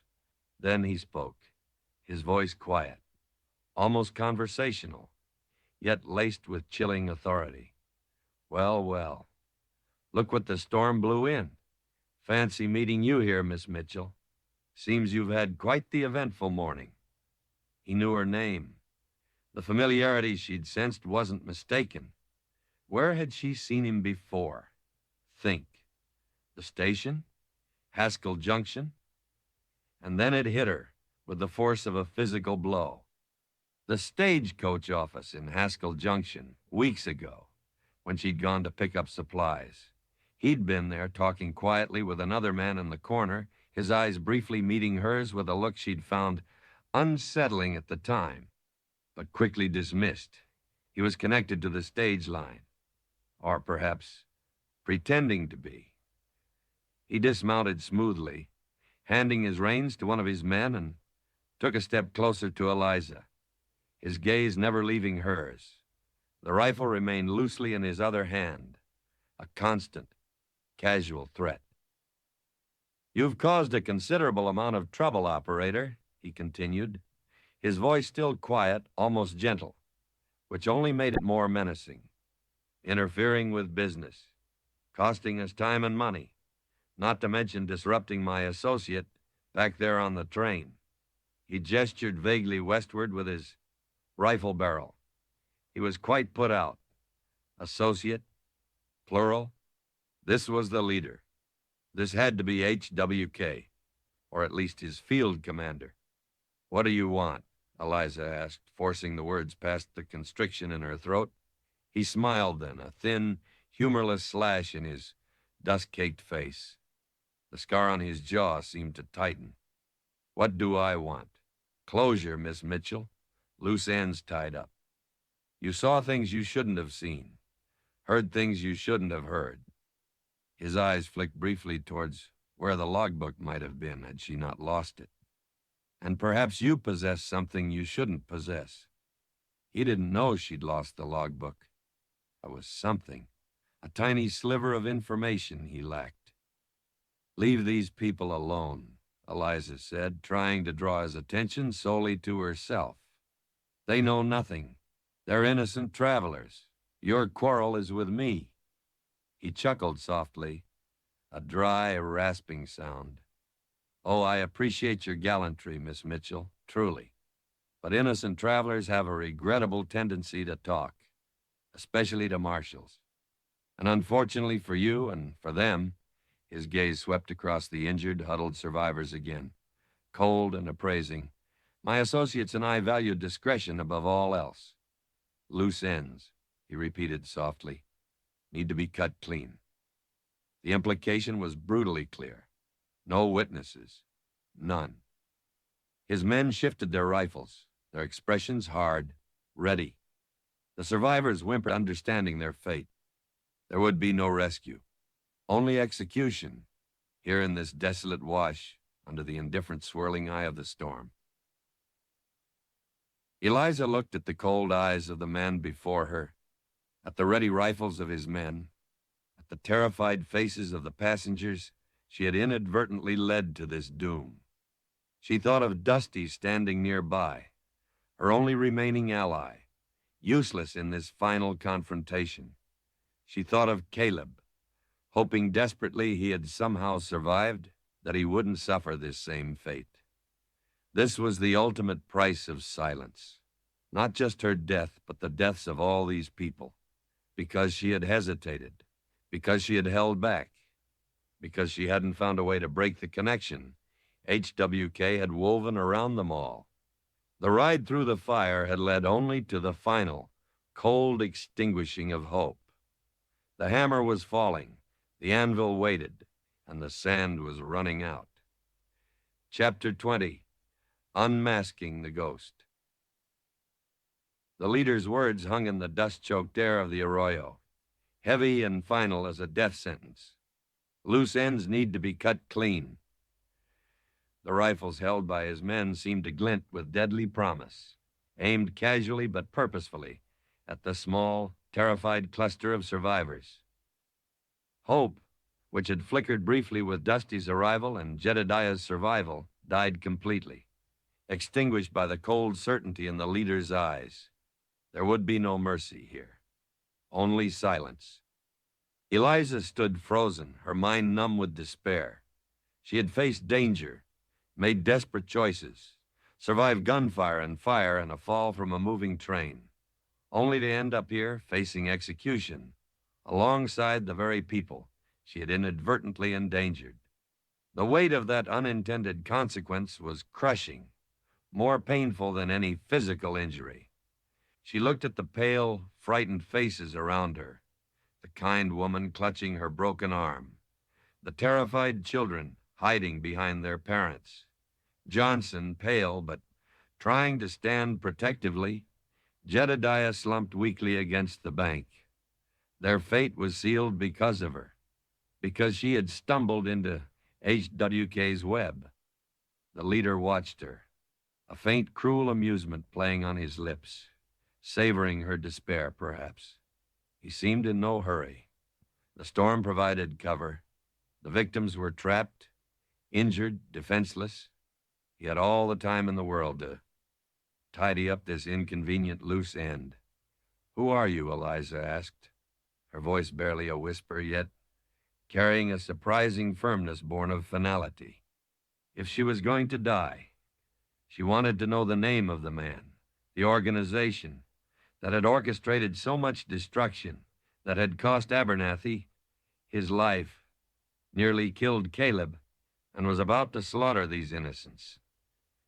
"Who is HWK? The leader chuckled again, that dry, rasping sound that sent shivers down her spine despite the surrounding heat from the nearby burning coach. "Curious to the last, operator? Does it matter? Names are just labels. What matters is control, information, the lines that carry power, whether they're wires or rails or rivers of gold," he gestured dismissively with his rifle. "You meddled with forces beyond your understanding, forces that steal military codes, sabotage telegraph lines, ambush stagecoaches, and derail trains," Eliza shot back, a surge of anger momentarily overriding her fear. "What kind of power is built on terror and murder?" His eyes narrowed, the amusement fading, replaced by a chilling intensity. "The only kind that lasts, Miss Mitchell. The kind that recognizes weakness and exploits it. The kind that understands connections are vulnerabilities. You, with your naive belief in linking the world together, you are the vulnerability." He took another step closer, his voice dropping lower, more menacing. "And vulnerabilities," he added softly, echoing his earlier threat, "must be eliminated." He raised his rifle slightly, a clear signal to his men. They tensed, fingers tightening on triggers. The moment had arrived. Eliza closed her eyes, bracing for the inevitable volley. A silent apology formed in her mind to Caleb, to these strangers whose lives were ending with hers, even to her distant father whose world she had so recklessly abandoned. Suddenly, Dusty, who had been standing nervously beside Eliza, seemed to sense the finality, the imminent violence. Perhaps it was the shift in the men's posture, the glint of the rifles, the sharp intake of breath from the leader. The pony snorted loudly, stamped his hoof, and tossed his head, bumping hard against the leader's arm, the one holding the rifle. It wasn't an attack, just a nervous, involuntary movement. But it was enough. The leader, startled, momentarily off balance, shifted his aim slightly. And in that precise instant, another sound cut through the wind's howl, a single sharp rifle shot. But it didn't come from the men surrounding them. It came from above, from the rim of the arroyo. The leader cried out, staggering back, clutching his shoulder where the bullet had struck. His rifle clattered to the sandy ground. His men whirled around, momentarily confused, searching for the source of the unexpected shot. Their attention diverted from the helpless survivors. Chaos erupted. More shots cracked from the rim of the arroyo, fired with accuracy and speed. One of the leader's men cried out and fell, dropping his rifle. Another scrambled for cover behind his horse, firing blindly upwards. "Ambush!" Someone yelled one of the attackers, his voice tight with panic. Eliza's head snapped up, her heart pounding not just with fear, but with a sudden, disbelieving surge of hope. Who was up there? Rescuers? A patrol? Or... Through the swirling dust on the rim, she saw figures moving, taking positions, men with rifles, firing down into the arroyo, and leading them, directing their fire, shouting orders, was a figure instantly, staggeringly familiar, even coated in dust, even silhouetted against the brown chaos. Caleb. He was alive. He was here. And he wasn't alone. He had brought help. Tears blurred Eliza's vision, tears of shock, relief, and overwhelming gratitude. He had survived Pine Ridge Gap. He had somehow tracked them, found them, arrived in this impossibly perfect, dramatic moment. The firefight was brief, brutal, and decisive. The attackers in the arroyo, caught completely by surprise, outnumbered, their leader wounded, were no match for the coordinated fire raining down from above. Several fell quickly. The others, including the wounded leader who was dragged onto a horse by a remaining associate, broke ranks, scrambling desperately back up the far side of the arroyo, firing wildly as they fled westward into the blinding storm. Caleb didn't immediately pursue. His focus was on securing the arroyo, ensuring the threat was neutralized. He slid down the embankment, rifle still ready, his eyes scanning the scene, the huddled survivors, the fallen attackers, the wounded leader disappearing into the dust. His gaze found Eliza. For a moment, their eyes locked across the short distance. Relief flooded his face, so potent it seemed to erase some of the grim lines etched there by exhaustion and battle. But it was mixed with something else: concern, questions, perhaps even a shadow of the distrust sown by her earlier lie. He strode towards her, his movements economical, purposeful. His men, a rough-looking group, Pussy's members, ranch hands he'd recruited, spread out, checking the fallen attackers, securing weapons, tending cautiously to the survivors. "Eliza," Caleb said, his voice rough, strained. He stopped a few feet away, his gaze sweeping over her torn clothes, the bruises, the exhaustion, but mostly fixing on her eyes. "Are you hurt?" She shook her head, unable to speak past the lump in her throat. She wanted to rush to him, to thank him, to apologize, to explain everything. But the presence of his men, the trauma of the past few minutes, the sheer unreality of his appearance, held her rooted to the spot. "How?" she finally managed, her voice trembling. "How did you find us? What happened at the gap?" He knelt beside her, his expression grim. "My lead horse went down just before the gap your shots gave me that split-second warning to veer off. We crashed the coach in the rocks near the creek bed. Passengers mostly shaken, couple minor injuries. Saw the gunfire where you drew their attention, then saw you ride west. Figured you'd head for cover." He paused, his jaw tightening. "We found tracks, their tracks, following you. And then we saw the smoke from the train."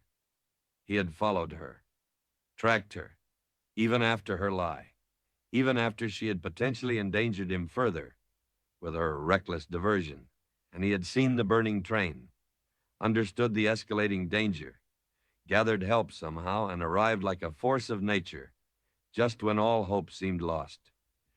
"The men who attacked the coach," Caleb continued, his eyes scanning the fallen figures in the arroyo, "we recognized one, Silas Kane." He nodded towards the figure Eliza recognized as the leader, now escaping wounded into the storm. "Used to run freight scams down near the Platte. Always suspected he had bigger ambitions, maybe railroad or army payrolls. Smart, ruthless. Never could pin anything solid on him. Silas Kane. Not HWK then. Or was HWK an organization? Kane just one operative. The name meant little to Eliza, but it was a piece of the puzzle. He knew my name, Eliza whispered, the chill returning despite Caleb's presence. He knew I was the operator. He wanted the logbook. She looked around frantically. It's gone. I lost it when I jumped from the train. Caleb's expression tightened further. The logbook? Why? Abernathy, Eliza explained quickly, the pieces clicking together in her mind with a horrifying speed. My predecessor. He made a note in the margin beside an entry about coded military traffic weeks ago. Just one word, Hawk. I think Abernathy stumbled onto them, onto Hawk, whatever that means in their code, and Kane, or his associates, silenced him, made it look like he'd just vanished. Caleb absorbed this, his eyes thoughtful. Hawk. Abernathy mentioned strange signals sometimes. Said he thought someone was listening in on the military line. Never reported it formally. Said people would think he was crazy. He looked towards the burning coach. So this Kane, this Hawk, they're after military intelligence? Using the telegraph, the stage, maybe even the train? It seems so, Eliza said. They're organized, technically skilled. They sabotaged the line, knew how to target the engine. Her voice broke slightly. Jedediah, the conductor, he's injured. Kane's man left him unconscious in the boxcar. Caleb immediately turned, issuing orders to his men to check the boxcar, to retrieve Jedediah, to secure the area. He moved with quiet authority, his focus shifting instantly to the needs of the survivors. As his men moved to obey, bringing blankets, water, and rudimentary first aid supplies, Caleb turned back to Eliza. The immediate crisis was over, but the questions, the broken connection between them, remained. You lied to me, Eliza, he said, his voice low. Not accusatory, but filled with a deep weariness, a sadness that cut deeper than anger would have. Back at the station, you knew something was wrong. You knew about the coded message. Why didn't you tell me? The question hung between them, heavy as the dust-laden air. The price of her silence wasn't just the violence and terror that had followed. It was this moment, this breach of trust with the man who had just saved her life, the man whose quiet strength she had come to rely on, perhaps even care for, in the vast loneliness of the prairie. She met his steady gaze, shame and regret washing over her. I was afraid, she admitted, her voice barely audible. Afraid of being wrong, of looking foolish, afraid of drawing attention to the station, to myself, afraid of endangering you if I involved you without knowing the real threat. She took a shaky breath. I thought silence was safer. I was wrong, terribly wrong, my silence. It almost cost everyone everything. He held her gaze for a long moment, his expression unreadable. She saw the exhaustion there, the hardness born of survival, but also a flicker of understanding, perhaps forgiveness. He knew the weight of fear, the burden of responsibility in this unforgiving land. Fear makes us do foolish things, he said finally, his voice softening almost imperceptibly. And this land, it breeds secrets. He glanced towards the west, where Kane and his remaining men had vanished into the storm. But secrets like Kane's, they fester. They corrupt everything they touch. He looked back at her, then offered a hand. Come on. Let's get you and these folks looked after. The storm seems to be easing a little. We need to figure out how to get everyone to Bridger's Point. She took his offered hand, his grip strong, calloused, reassuring. As he helped her to her feet, the physical contact sent an unexpected jolt through her, a spark of connection reforged in the crucible of shared danger. The ghost of Hawk, embodied by Silas Kane, had been temporarily unmasked, driven back into the storm. But the larger conspiracy remained hidden, the broken connections far from repaired. And as Eliza stood beside Caleb, surrounded by the wreckage and the survivors, she knew their ride through the fire was not truly over. It had only just begun. Chapter 21, Reckoning at Dawn. The dust storm, as if sensing the shift in the human drama unfolding beneath it, began to relent with the first tentative rays of dawn. The wind still moaned, but its furious howl subsided to a mournful sigh. The thick brown curtain thinned, resolving into hazy visibility, revealing a landscape scoured clean, yet bearing the fresh scars of the night's violence. The burning passenger coach had mostly consumed itself, leaving behind a blackened skeletal frame, still smoldering, sending plumes of greasy smoke into the pale, washed-out sky. In the arroyo, the small band of survivors huddled, exhausted, injured but alive. Caleb's men moved among them, distributing water sparingly, tending to wounds with rough competence. Jedediah, the conductor, was conscious now, though weak and groggy, his head bandaged. He confirmed Eliza's account, ambushed near the engine, knocked unconscious, thrown into the boxcar. He hadn't seen who was driving the train when it pulled away. Eliza sat beside the kind woman whose arm Caleb's men had managed to splint crudely using rifle barrels and torn strips of cloth. The woman bore the pain stoically, her eyes reflecting a mixture of gratitude and lingering trauma. Eliza felt a fierce protectiveness toward these people, survivors bound together by shared terror and improbable rescue. Her earlier guilt hadn't vanished, but it was now tempered by a grim determination to see this through, to ensure Kane and the Hawk conspiracy faced a reckoning. Caleb stood slightly apart with a couple of his men, scanning the brightening landscape, particularly westward, the direction Silas Kane and his remaining followers had fled. The tracks were faint, already being obscured by the lingering wind and dust, but the general direction was clear towards the rugged foothills, towards the broken country where pursuit would be difficult, dangerous. "He's wounded," one of Caleb's men, a grizzled ranch hand named Shorty, observed, spitting dust. "Shoulder wound looked nasty. Might slow him down."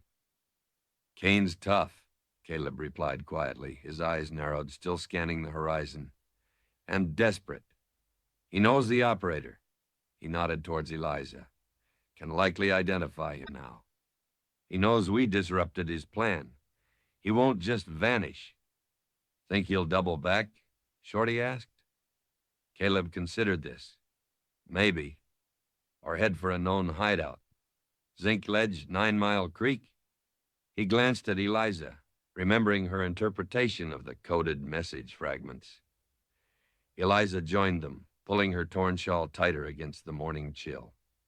"The code," she said, her voice still raspy. "ZL9, Zinc Ledge, Pole 9. Could that be where he's headed? A rally point?" Caleb nodded slowly. "Possible. It's rough country up there. Old mining prospects, caves. Easy place to disappear. Or," his gaze hardened, "to set another trap? We can't just let him go," Eliza insisted. The image of Kane's cold eyes, his casual dismissal of human life, burning in her mind. He has to be stopped. Whatever Hawk is, whatever they're planning. "And how do you propose we do that, Miss Mitchell?" Caleb asked, his tone practical, though not unkind. "We've got maybe a dozen fit men, half that many horses, including yours. We've got wounded survivors who need to get to Bridger's Point, which is a good half-day's ride east, assuming we can find our way back to the tracks and follow them.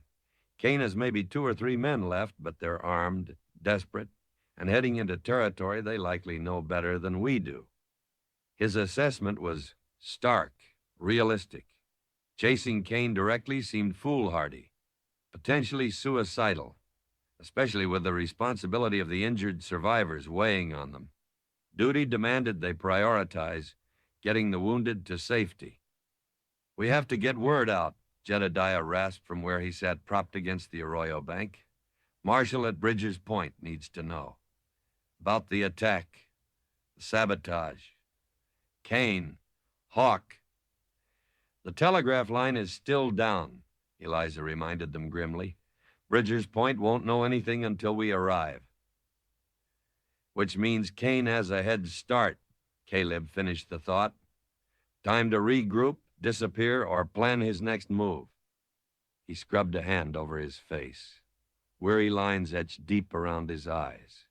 He carried the weight of command, the burden of impossible choices. A silence fell over the small group, heavy with the implications.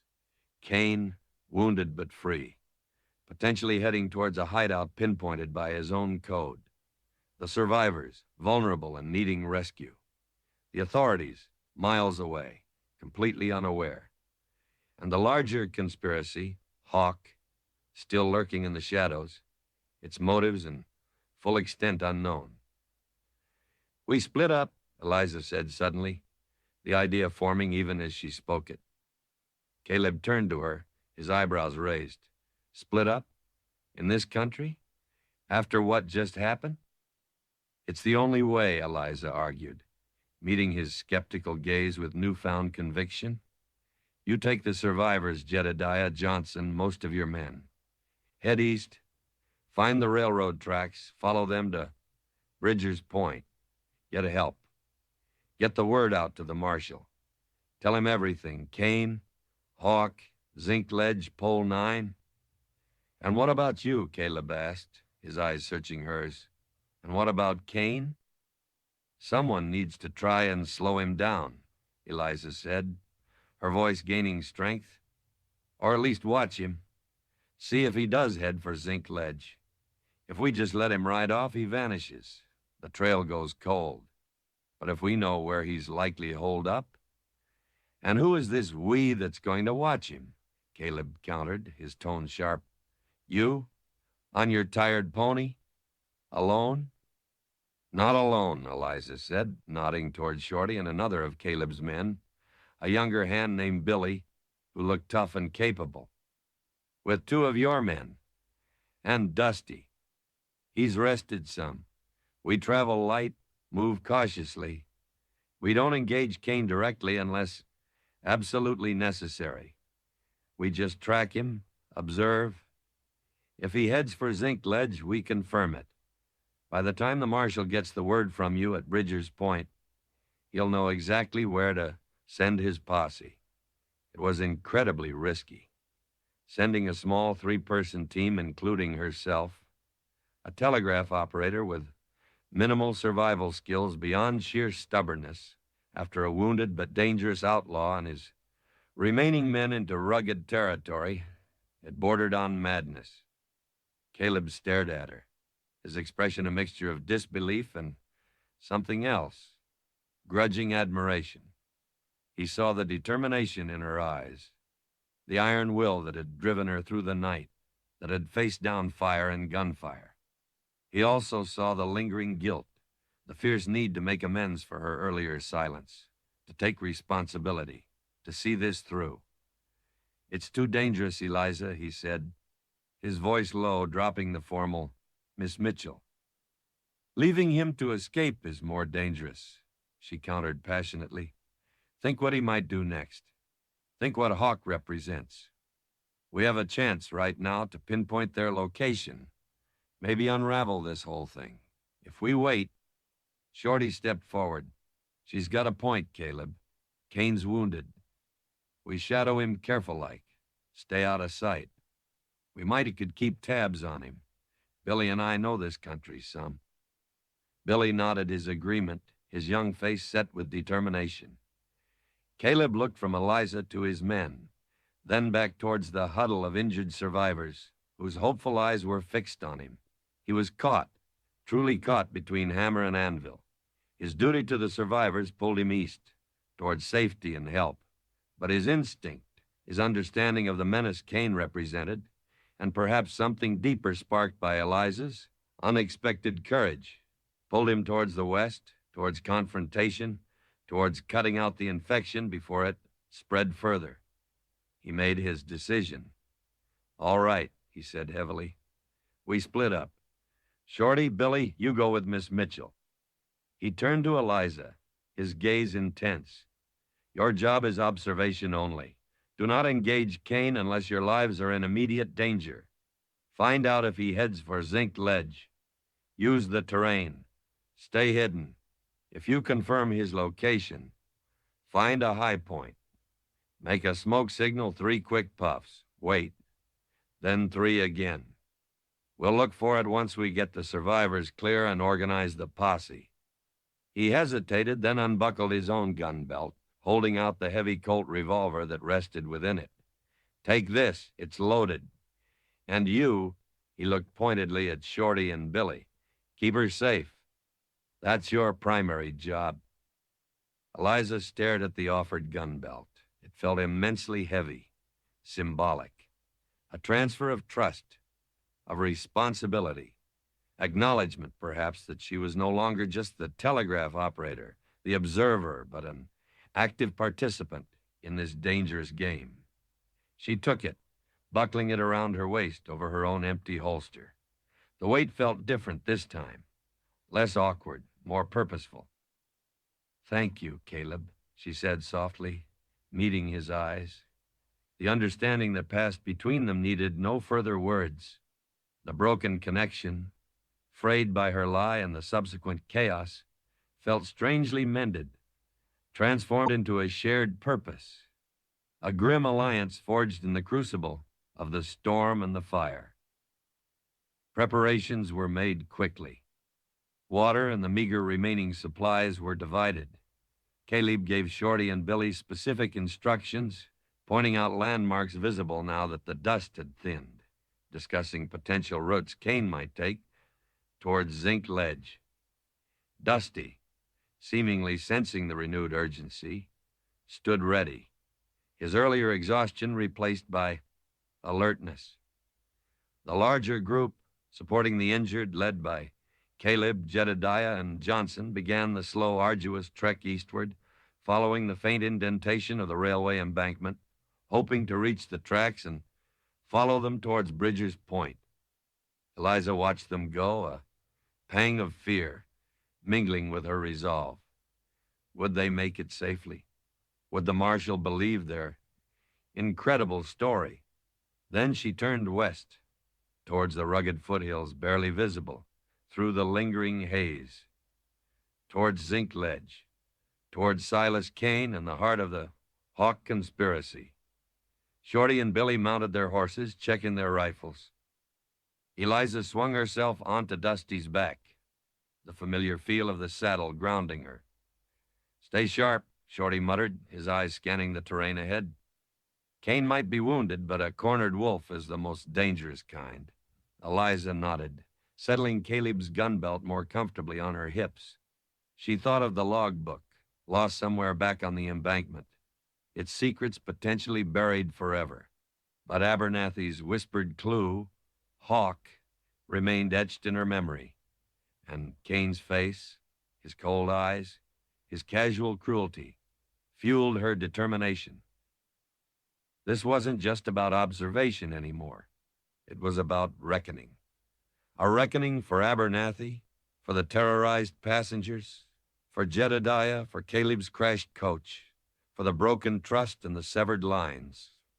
As the dawn light strengthened, casting long shadows across the scoured prairie, Eliza, flanked by her 2 unlikely protectors, rode westward, not into the fire this time, but towards its source, towards the reckoning waiting in the desolate hills, beneath a sky finally clearing after the long, dark storm.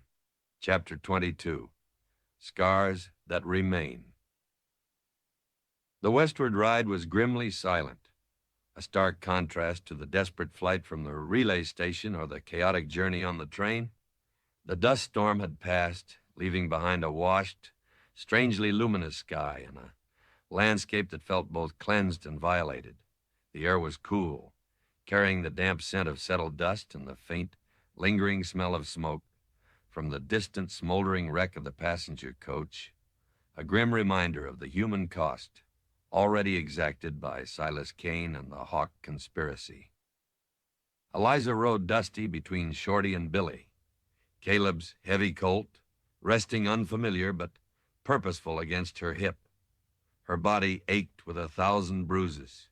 Her shoulder screamed in protest with every jolt, but a cold, hard resolve had settled deep within her, replacing the earlier panic and despair.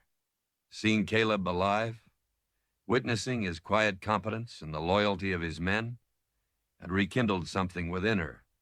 Not just hope, but a fierce determination to see this through, to ensure the sacrifices made hadn't been in vain. The weight of responsibility remained, but it no longer felt paralyzing. It felt like fuel.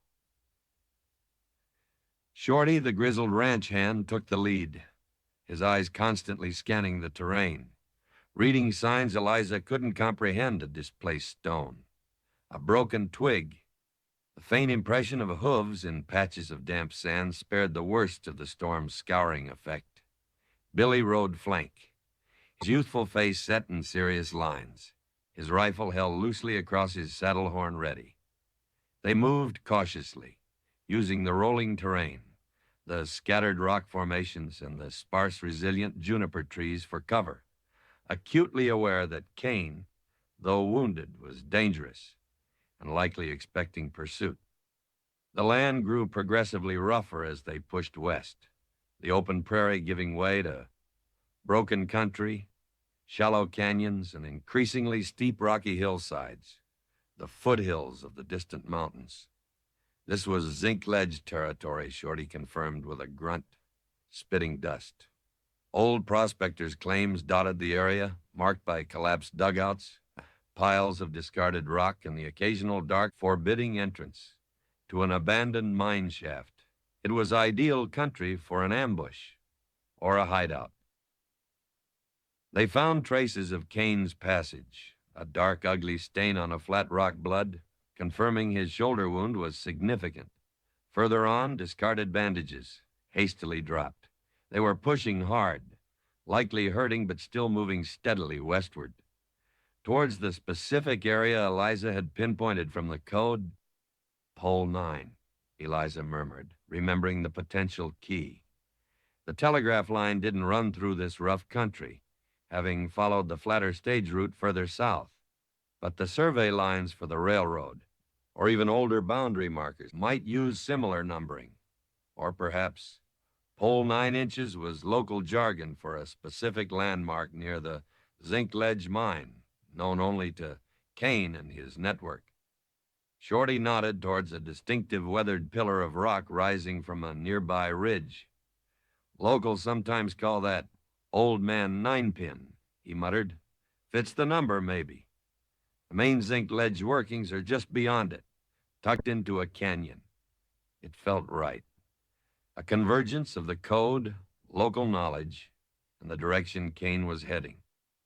Tension tightened in Eliza's chest. They were getting close. They dismounted, leaving the horses hidden in a narrow defile, choked with thorny brush, and proceeded the last half-mile on foot, moving with excruciating care. Shorty led the way, silent as a shadow, testing each footstep, using every rock and bush for cover.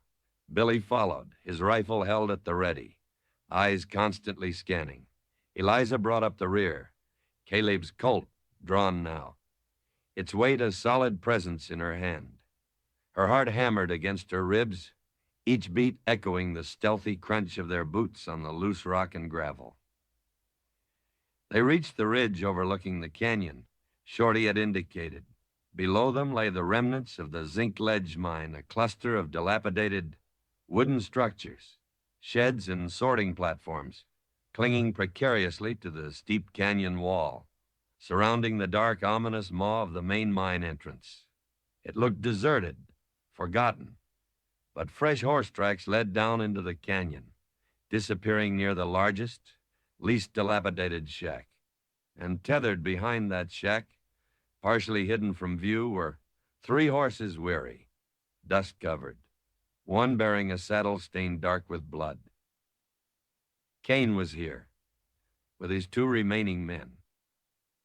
Shorty signaled for them to get down, pulling them behind a cluster of large boulders that offered both concealment and a vantage point.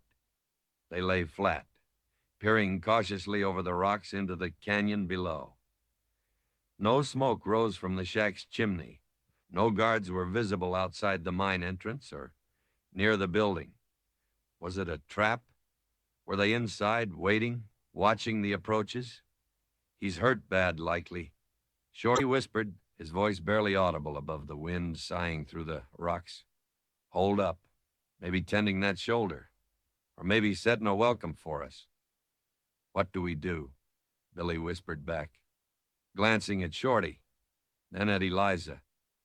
The plan had been observation, followed by a signal, but the situation felt too volatile for passive waiting. Kane knew Eliza had survived, knew she could identify him. He wouldn't simply rest and recover. He'd either be planning his escape or preparing a final defense. And the longer they waited, the greater the chance they'd be discovered. We need to know what's happening inside that shack, Eliza whispered, her mind racing. Is he alone? Are his men with him?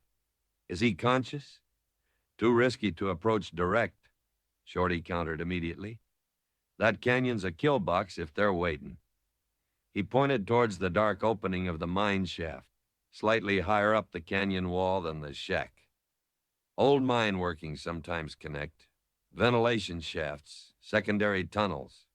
Might be another way in, or at least a way to see or hear something. It was a long shot, fraught with its own dangers. Unstable tunnels, darkness, the risk of getting lost or trapped, but it felt marginally less suicidal than a direct approach on the shack. Leaving Billy positioned behind the boulders, with his rifle trained on the shack and the horses ready to provide covering fire or warning, Shorty and Eliza began a careful, circuitous crawl towards the mine entrance. They moved slowly, using the contours of the rocky slope, staying low, testing every handhold and foothold. The silence felt immense, amplifying the scuff of their boots, the dislodged pebbles skittering down the slope. Reaching the mine entrance felt like stepping into the mouth of some ancient beast. The air flowing out was cool, damp, carrying the metallic tang of minerals and the musty scent of decay. Darkness lay within, absolute and forbidding. Shorty hesitated, peering into the blackness. Don't like this. Could be booby-trapped or just collapse on us. We don't have to go deep, Eliza whispered back, pulling a small bundle from her pocket, a few precious matches saved from the station supplies. Just far enough to see if there's a side tunnel, a vantage point. She struck a match, the tiny flame sputtering bravely against the damp air, casting flickering shadows into the tunnel's entrance. The main tunnel seemed relatively stable, timber supports still visible, though rotting in places. A few yards in, a narrower opening branched off to the right, barely large enough for a person to squeeze through. It seemed to head downwards, possibly towards the level of the shack. Could be a ventilation shaft, Shorty breathed, peering into the narrow opening. Might lead somewhere. Or nowhere. I'll go, Eliza said before he could protest. I'm smaller. You stay here. Cover the entrance. She knew the risks, but she also knew she needed to do this. Needed to face the source of the threat herself. Caleb's gun felt heavy at her side. She handed Shorty the few remaining matches and squeezed into the narrow side tunnel. It was tight, claustrophobic. Loose rock shifted under her feet. She moved slowly, feeling her way in the near-total darkness, her hands scraping against the rough rock walls. The air grew staler, colder. After a few yards, the tunnel opened slightly and sloped steeply downwards. She could hear dripping water somewhere nearby. Then, faintly, She heard voices, muffled, indistinct, but definitely human voices, coming from somewhere below and ahead. She froze, straining her ears. One voice was rough, cursing softly, punctuated by groans of pain. Likely Kane. The other voice sounded younger, nervous. She crept forward again, moving with infinite care. The tunnel seemed to end abruptly at a rockfall, but a small gap remained near the floor, partially obscured by debris. Peering through it, she found herself looking down, as if from a high shelf, into a larger cavern or chamber within the mine.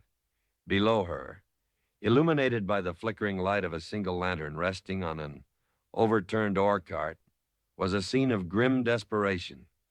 Silas Kane lay propped against the cavern wall, his face pale and sweat-slicked with pain, his shirt stained dark with blood around his wounded shoulder. One of his men, younger, little more than a boy, was trying clumsily to bandage the wound. The third man was nowhere in sight. "Hold still, damn it!" Kane snarled, wincing as the younger man tightened the bandage. "Need to get this tied off proper. We gotta move soon. They'll be coming." "How we gonna move, boss?" the younger man asked, his voice trembling. "Horse threw a shoe back there. Your shoulder." "We move," Kane snapped, his eyes glittering feverishly in the lamplight. "Get the dynamite from the pack. If they follow us in here—" He gestured vaguely towards the main mine entrance Eliza and Shorty had noted. "We give 'em a surprise. Collapse the tunnel behind us. Buy us time." Dynamite. Eliza's blood ran cold. He was planning to blow the mine entrance, trapping anyone inside, including herself and Shorty, and potentially triggering a larger collapse. "What about Jeb?" the younger man asked nervously. "He ain't back yet from scouting the ridge." "Forget Jeb," Kane spat. "He was likely spotted or ran off. Just get the dynamite." So the third man was outside, scouting. That meant Billy, watching the shack from the ridge, might be in danger. Or maybe Jeb was the reason they hadn't been discovered yet. Eliza knew she had to act. Warning Shorty, warning Billy, stopping Kane before he could rig the dynamite. But how? She was trapped in this narrow tunnel looking down on two armed men. One of them wounded, but clearly still dangerous, in command. She drew Caleb's Colt, the cool metal of familiar weight now, loaded, ready. She thought of the chaos on the train, the fire, the jump, the terrified passengers. She thought of Abernathy, likely murdered for knowing the name Hawk. She thought of Caleb, trusting her with his gun, with this mission. The time for observation was over. Reckoning demanded action. Taking a deep breath, steadying her hand against the rock, she aimed carefully through the gap, not at Kane directly, but at the lantern sitting on the ore cart beside him. Plunging them into darkness would create confusion, maybe give her a chance. She fired. The shot echoed like thunder in the confined space. The lantern exploded in a shower of glass and burning oil. The cavern plunged into absolute blackness. Shouts erupted from below, curses, sounds of scrambling. Another gunshot fired blindly upwards by the younger man, ricocheting harmlessly off the cavern's ceiling, far above Eliza's hiding place. "Get down," Kane roared in the darkness. "He's up there somewhere. Find cover." Eliza didn't wait. She scrambled backwards, away from the opening, back up the narrow tunnel as fast as she could move in the pitch blackness, expecting another shot at any moment. She burst out into the main tunnel where Shorty waited, his own rifle raised, alerted by the shot. "Kane's down there," Eliza gasped. "Wounded, with one man. They have dynamite, planning to blow the entrance." Just as she spoke, another figure appeared at the main mine entrance behind Shorty. The third man, Jeb, returning from his scout, rifle leveled, alerted by the gunshot from within the mine. Shorty reacted instantly, spinning, firing his rifle from the hip. Jeb staggered back, clutching his chest, his own rifle discharging harmlessly into the air before he collapsed at the tunnel mouth. But the danger wasn't over. From the narrow side tunnel Eliza had just exited came the sound of scraping, scrambling. The younger man, likely ordered by Kane, was trying to climb up, either to escape or to attack. "Get back," Shorty yelled, pulling Eliza towards the mine entrance, past the fallen body of Jeb. "He blows that dynamite. This whole place could come down." They scrambled out of the mine entrance, back into the hazy daylight of the canyon, just as a deafening roar erupted from deep within the mine. The ground shook violently. Rocks and debris rained down from the cliff face. The dark entrance to the mine sagged, then collapsed inwards with a final thunderous crash, sending up a huge plume of dust. Kane had set off the dynamite. He had sealed his own tomb, and likely that of his young accomplice, burying them beneath tons of rock. Eliza and Shorty stumbled back, coughing, hearts pounding, staring at the impenetrable wall of rubble that now blocked the mine entrance. It was over. Kane was neutralized, trapped, almost certainly dead. The immediate threat was gone. Silence fell, broken only by the wind whistling through the canyon and the distant cry of a hawk, circling high overhead. Eliza looked up the bird, the name echoing in her mind. Hawk. Kane might be gone, but the conspiracy remained. This felt less like an ending, more like cutting off one tentacle of a much larger beast. Billy came scrambling down the ridge towards them, his face pale, but relieved. "Heard the shots? The explosion? What happened?" "It's done," Shorty said grimly, reloading his rifle. "Kane won't be bothering nobody no more." He looked at Eliza, his weathered face etched with a mixture of respect and concern. "You all right, Miss Mitchell?" "I was damn close." Eliza nodded, leaning against a boulder, suddenly feeling the crushing weight of exhaustion, the reaction setting in. Her hands were shaking again. She looked at Caleb's Colt, still clutched tightly.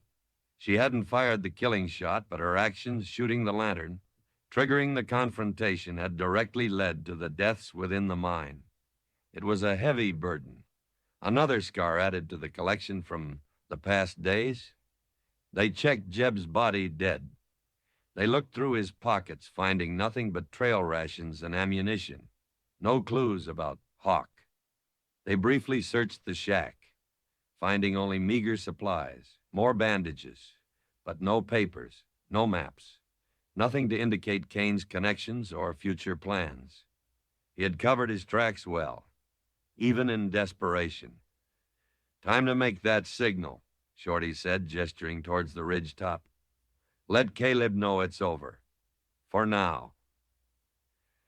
As Billy gathered dry brush for the fire, Eliza looked around the desolate canyon, at the collapsed mine, the scene of violence and death. The reckoning had come, swift and brutal, but the victory felt hollow, incomplete. Kane was gone, but the questions remained. Who was Hawk? What was their ultimate goal? Were there other operatives, other plans already in motion? She touched the place where the logbook should have been, the phantom weight of its lost secrets, a dull ache. The scars of this ordeal, the physical bruises, the terrifying memories, the lives lost and altered would remain long after the dust settled. The connection she had sought through the wires had led her down a dark, violent path, forging new, harsher connections in blood and fear.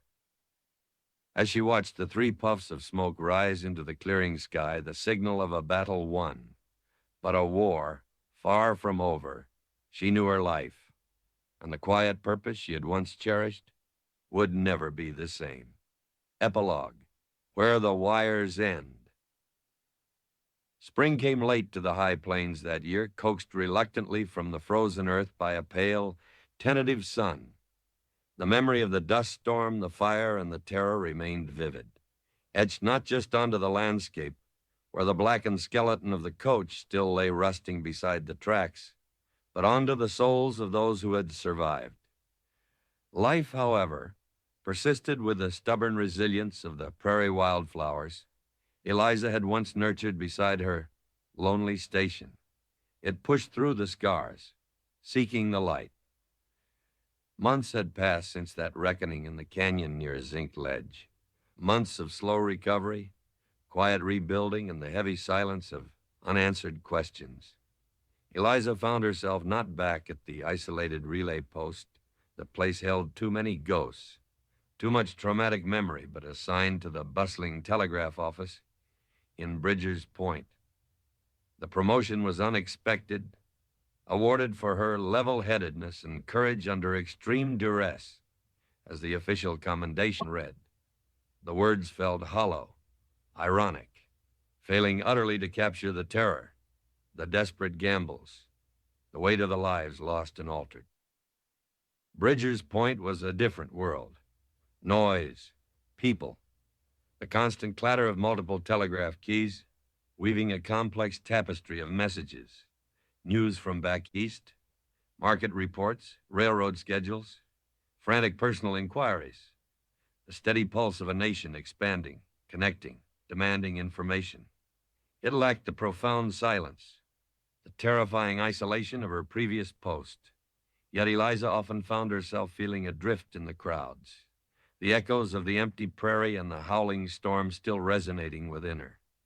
The hum of the wires here was louder, more insistent, but it no longer felt like a simple song of connection. It felt like a constant reminder of the secrets they could carry, the dangers they could attract, the connections that could be so brutally severed. She worked diligently, her fingers moving across the key with the same precision as before, but something had changed within her.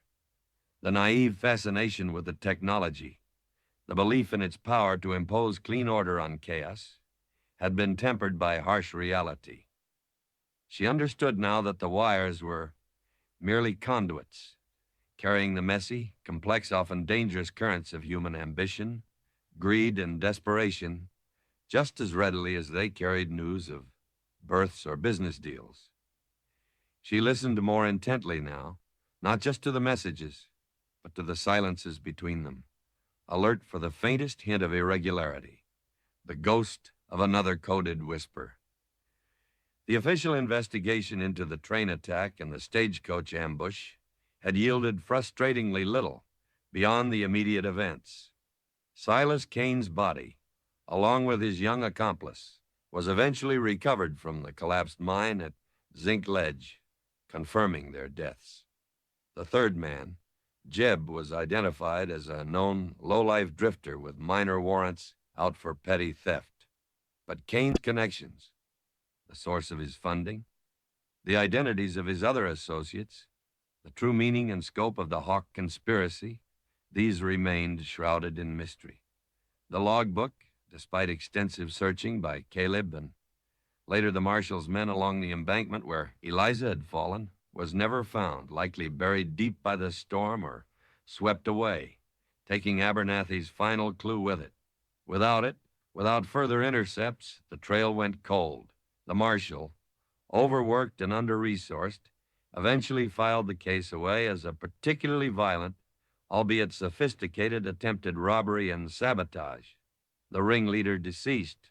The deeper conspiracy, the whispers of military codes, and the Hawk signature became just another unsettling rumor in a territory filled with them. The survivors of the train ordeal had scattered. Most had recovered from their physical injuries. Though the psychological scars ran deep, the kind woman with the broken arm had returned east with her husband, eager to leave the harshness of the frontier behind. The merchant, Eliza remembered, had relocated his business further down the line.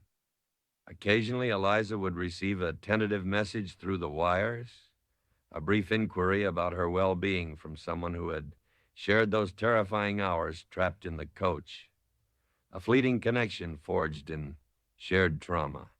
She always replied, Her message is professional, yet carrying an undercurrent of shared understanding. Jedediah, the conductor, had recovered slowly from his head injury. He returned to work on the railroad, but his jovial authority was replaced by a haunted watchfulness, a man who had looked into the abyss and couldn't forget what he'd seen. He sometimes stopped by the telegraph office when his route brought him through Bridger's Point, sharing a quiet cup of coffee with Eliza, their conversations often lapsing into long silences filled with unspoken memories. And Caleb. He hadn't disappeared back into the dusty anonymity of the stage routes. The attack on his coach, the subsequent pursuit of Kane, and the rescue at the arroyo had forged a connection between him and Eliza that transcended their brief, fraught encounters at the relay station. He had taken a job running a freight line based out of Bridger's Point, a less glamorous but perhaps more stable occupation than driving stages through increasingly dangerous territory as the railroad expanded its reach. He didn't seek her out often, understanding perhaps her need for space, for quiet healing, but he was a steady, grounding presence on the periphery of her new life. Sometimes he'd appear at the telegraph office near the end of her shift, leaning against the counter, waiting patiently, his familiar denim blue eyes holding a quiet warmth. They would walk together through the muddy streets of the burgeoning town as dust settled, sharing comfortable silences broken by observations about the weather, the price of grain, the progress of the new church being built. He rarely spoke of the ambush, the fire, the chase.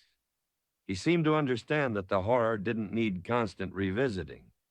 But one cool evening, as they stood watching the blacksmith across the street shower sparks into the twilight, he spoke quietly, his gaze fixed on the glowing forge.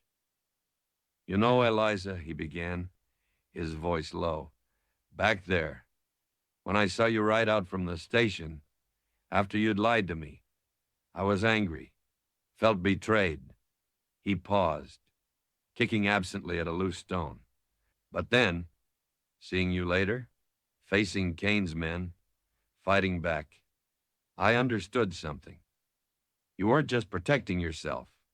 You were protecting the line, a connection, in the only way you thought you could, even when you were scared." He finally looked at her, his expression serious. "Takes a particular kind of courage to face fear head on like that. Different from facing down road agents. Deeper, maybe." Eliza felt a warmth spread through her, easing a tension she hadn't realized she still carried. His understanding, his acknowledgement of her fear and her courage, meant more than any official commendation. "I was terrified, Caleb," she admitted softly, "and I was wrong not to trust you with the warning. Maybe," he conceded with a slight shrug, "maybe not. Might have gotten us both killed sooner. No way to know now." He looked at her again, a faint smile touching his lips. "What matters is we're here, scars and all. Scars and all." That felt right. Their connection wasn't the stuff of whispered poetry or grand declarations. It was quieter, deeper, grounded in shared experience, mutual respect, and an unspoken understanding of the costs of living and loving on the frontier. It was a connection forged not despite the dangers and the hardships, but because of them. Sometimes late at night, when the telegraph office was quiet except for the clicking of distant messages, Eliza would find herself thinking about the future, a future that felt less certain, less defined than the one she had imagined when she first came west seeking independence and purpose. The Hawk conspiracy remained an unresolved shadow, a reminder that danger could wear many faces and hide behind official codes or friendly smiles. Silas Kane might be gone, but the network that supported him likely endured, woven into the fabric of the territory's ambitions and conflicts. She knew she couldn't return to the naive idealism of her youth. The wires would never again seem like simple threads of progress. They would always carry the potential for menace, the echo of secrets, but she also knew she wouldn't abandon them.